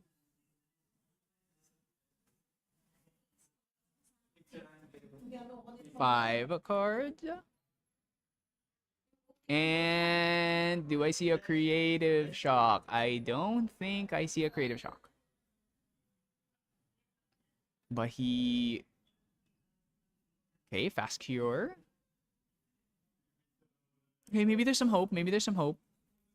I'm surprised. Is that Seeking Shot? Oh my god, this really is a retro deck. Surprised Mark didn't play out the focusing round.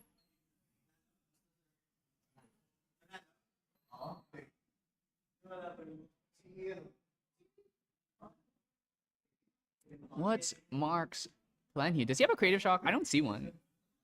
Backstep can't be used because the draw part is a class bonus. So what is the plan? Did Henry draw Cremation, actually? That's the more important thing. If he draws Cremation here, then we're kind of saved. 1, 2... oh, it's maybe Gentle Respite. Gentle Respite would also be decent here. Huh? Honorable Vanguard number 2? You cannot be serious right now. Your turn 1 is Honorable Vanguard and your turn 2 is Honorable Vanguard? I mean, it's Merlin. It's Merlin. This is why we love this deck. Merlin's awesome. I love seeing people just do nothing. Draw horrible hands full of junk float that don't do anything because you didn't draw Hasty or Cremation or Creative Shock. Yeah, Fast Cure. I'm gonna level up, then probably, what, backstep yourself? Backstep yourself now? I'm gonna go up level 1. This is really bad. This is really, really bad. Backstep. We get the Distance. Though I don't think it's gonna come up because obviously you can't bring out a gun yet. I see another backstep. Are we just gonna go Gentle? Can go Focusing Gentle, maybe? Actually, don't think you have enough cards in hand for that. Focusing? Draw. Actually, no. It is actually enough just because focusing around draws in hand. But just gonna do nothing. You're playing against Merlin. You don't want to dump a floating grave. Makes sense. I don't see a dungeon guide. So maybe there's hope. But I think the double Vanguard is making me lose more hope than the lack of dungeon guide on Mark's side. Who knows? Maybe he just gets hit like random sudden steal. It's like we're watching Worlds, where Glenny Boy just wins by throwing sudden steals at level 1. What's in his hand? There's a false step. That's not doing anything. I have no idea what's gonna happen here. Henry he's gotta go backup charger here. Actually, is he playing backup charger? Some Merlins don't play backup. Kind of crazy to think that he wouldn't be playing backup. He's actually not on backup. Yeah, I mean, he's gonna have to go GCR here basically then. Oh, he just leveled up. Okay. Leveling up to 2 is risky. If he has Merlin, if he has DG, there's a world where this kind of works out, I guess. Oh my god. It's happening. I mean, this is the GA diff, you know, when someone draws DG and the other person doesn't draw DG. And he has like no cards in hand though. No level counter, 1 card in influence. 1 card in influence with 0 level counters that's not very good. He's basically gotta go GCR next turn and hope. Let's see if Mark draws Dungeon Guide for turn. That would make him truly Limelight.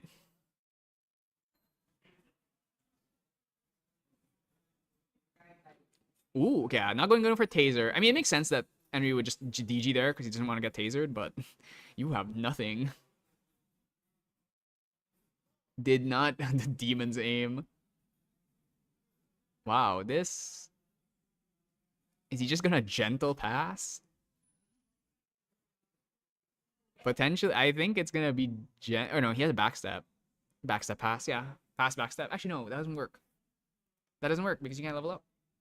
You need 3 cards. Unless he has 2?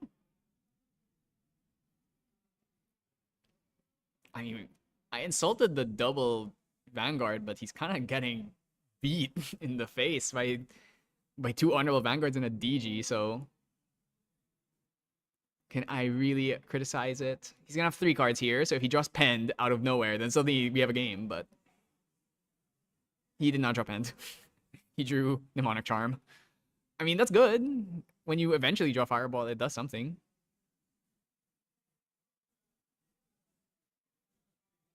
Mnemonic Charm. Oh my god, this is such a disaster of a game on both sides.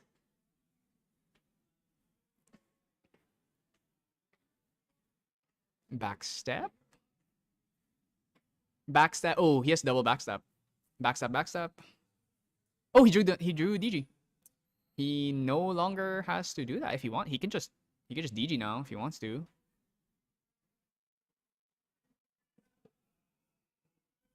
He could bring out a bullet. Or he brings out a different gun. He could bring out No, yeah, you should go GCR. Yeah, that makes sense. There is really a risk though that you just die. Next turn, even level counter turn, you're gonna take 3, 4, 5, 6. Gonna put you at 15. Mnemonic Charm Fireball could kill you. It could.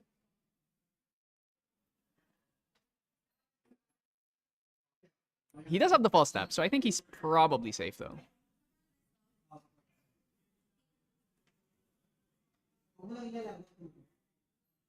Okay, gonna toss away this DG Shadow's Twin. We're gonna get the Fragmented Spirit draw. Is it something good? Didn't see what it was. Load. Fire. That's gonna come in for 7. 2 Torments, 7. Oh my god, and Merlin's on an even level counter. She's gonna take 4 damage. Uh-oh. Uh-oh. I think Henry has to kill him like this turn. He has... If he swings with the sword, if he has Ascension, actually, that changes things. If he has Ascension, there's a world where it's like Ascension, 3 damage, swing for 5, 3 damage. It's possible. It's possible. Okay, he's already gonna get the even level counter draw, so he might as well draw as many cards as we can. False step is gonna be a problem, though. I'm gonna take 4. Take 4 fat ones. Then if Mark goes false step, then he goes bullet cake. Load bullet cake, bubble of abundance, load bullet cake. I think he wins. But let's see. Because the false step would give distance, so this would shoot for another 7, puts him at 19. Which would make 8 damage plus Dungeon Guide swing. It's actually, I think it is enough. Prismatic Edge. Okay. Yeah, Henry can win now if Mark did not have false step. But the false step is... Oh, actually, he can't respond to this. He already revealed. Oh, he had a water card. Wow. Sudden steal. We're stealing.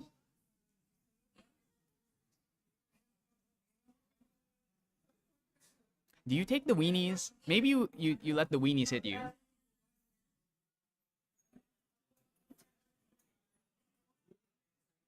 Maybe let the weenies hit you so you can try and bait, because now he's just not going to use the Prismatic Edge.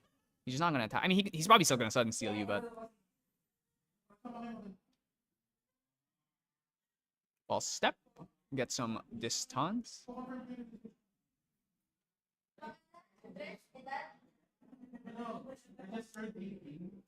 And, I mean, he can kill Dungeon Guide. He should kill Dungeon Guide, actually. Because if he shoots him with Focusing Round for 2, he's distant, so it's another 4. Then Shadow Swing's going to be 3. That's 7. Puts Merlin at 19. That's 4 Torments, which means if it's Bubble of Abundance, to make you take 8. So you would be 1 off from dying. Okay, but he went face. So that means I think he's dead next turn if he doesn't have Resolute or like a Fast Speed Ping. I think he has another Ascension, though. So we can like pick off the Dungeon Guide. Oh, okay, Library Witch does change things. That does change things. Well, we have found ourselves in an impasse. Henry can definitely kill. There's a world, if he has Fireball, he's probably there. Mark's thinking about Abundance. The problem with Abundance is just you already... Oh, wait, he can get the draw this turn because if the Library Witch dies, then we need like Umbral Tithe. If we have Umbral Tithe, then... If we have Umbral Tithe, this is definitely a world where we're able to win here. So we go Dungeon Guide, hit Library Witch. That's going to get a draw. If he does anything and draws an extra card here, he's going to take 8. Well, 4 at this point. If he wants to draw, he needs to do it now before the gun comes in.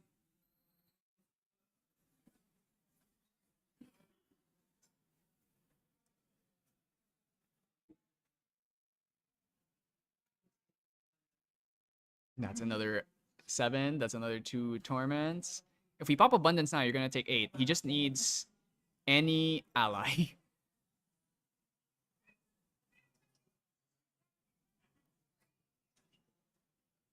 Any ally does it. Any ally pop Abundance. He's trying to draw off Abundance. That's going to be 8 damage. Literally just need 1. Just 1. Anything. Anything. A bomber. Nothing. Wow. You take the risk and it doesn't pay off sometimes. Alright, well, Henry can win. If he doesn't have another false step, he should be able to just win this. This should be... Unless he doesn't have Fire... If he doesn't have Fireball and doesn't have Ascension, then he doesn't. He just needs 1 of those. Okay, Fireball.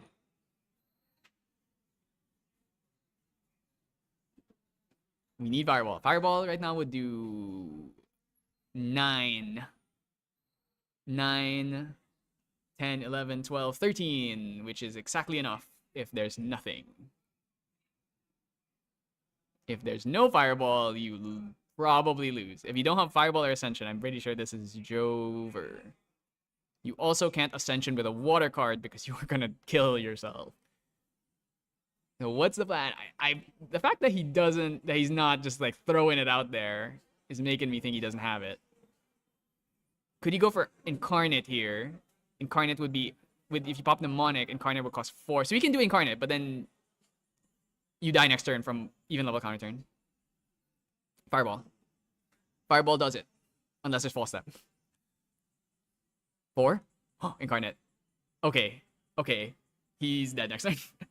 Unless that last card in hand is a Resolute, he's dead. Because it's an even level counter turn, you can't avoid it unless it's Resolute. It has to be Resolute. Oh! Mark has Demon's Aim. Oh, you know. It's so over. He can go Demon. He can just go like. Does he have Penetrate around? I don't think he has Penetrate around. He can go Seeking Shot into. Or he can go Blast Shot Pump, Seeking Shot. There's like a. Oh! I'm real tired. Did he just draw that? Did he draw that off Creative Shock? I think he drew that off Creative Shock. Well, that's. It's a classic. It's just like last year. Just like I remember it. Good old ALC meta random Dianas coming in to ruin the Merlin's days. Well, that is it. Climactic last round, but it was fun to see Diana. I'm sure everyone's excited to see this deck that never ever does anything anymore. But let's look at the brackets. I mean that was really fast, so I don't think most people are probably not done. Let's look at the IDs. Oh shit! The entire top 5 tables all ID'd. Who would have guessed? Patrick is fighting for his life against Zed Dive because he is 3-1-1.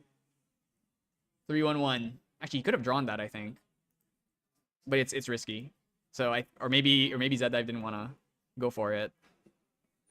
Other than that, yeah, I mean, oh, Zeke wins, which means I think he's in. Zeke is, where is he? I'm blind. Zeke was 4-2-0, so he's 5-2, so he's in. Zeke's in. I think everyone else is in. Yeah, everyone in the top 5 tables is in. Zed Dive versus Patrick one of them is gonna come in, or if they draw, then potentially they both get in. Ooh, Kaloy lost his last round. Very unfortunate. Lost to Kevin from Fable. Lance is still not done. Unusual. Fire Xander not done. He's playing against Tristan. That actually might be kind of a hard matchup, surprisingly. Sadi kind of cooks your deck, and then Veiling cooks your deck. So Snacks also fighting for his life against Eruptrick. Though he's not really Eruptrick anymore now that Erupting is banned. And yeah, I mean I think that's pretty much everyone that has a chance of getting in. So since there's still like another 20 minutes left in the round, you can just look at the Omnidex, because I am going to sign off soon and conserve my voice because I have to do this all again tomorrow.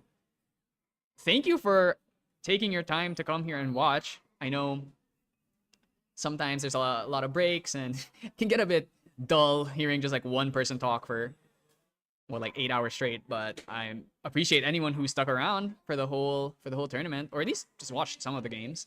I think there was a lot of really interesting competition out there. So tomorrow, same thing. We're gonna do the same thing. And I think everyone who is here right now, especially all of the foreign players, that's the whole reason they came, is they get 2 regionals in one.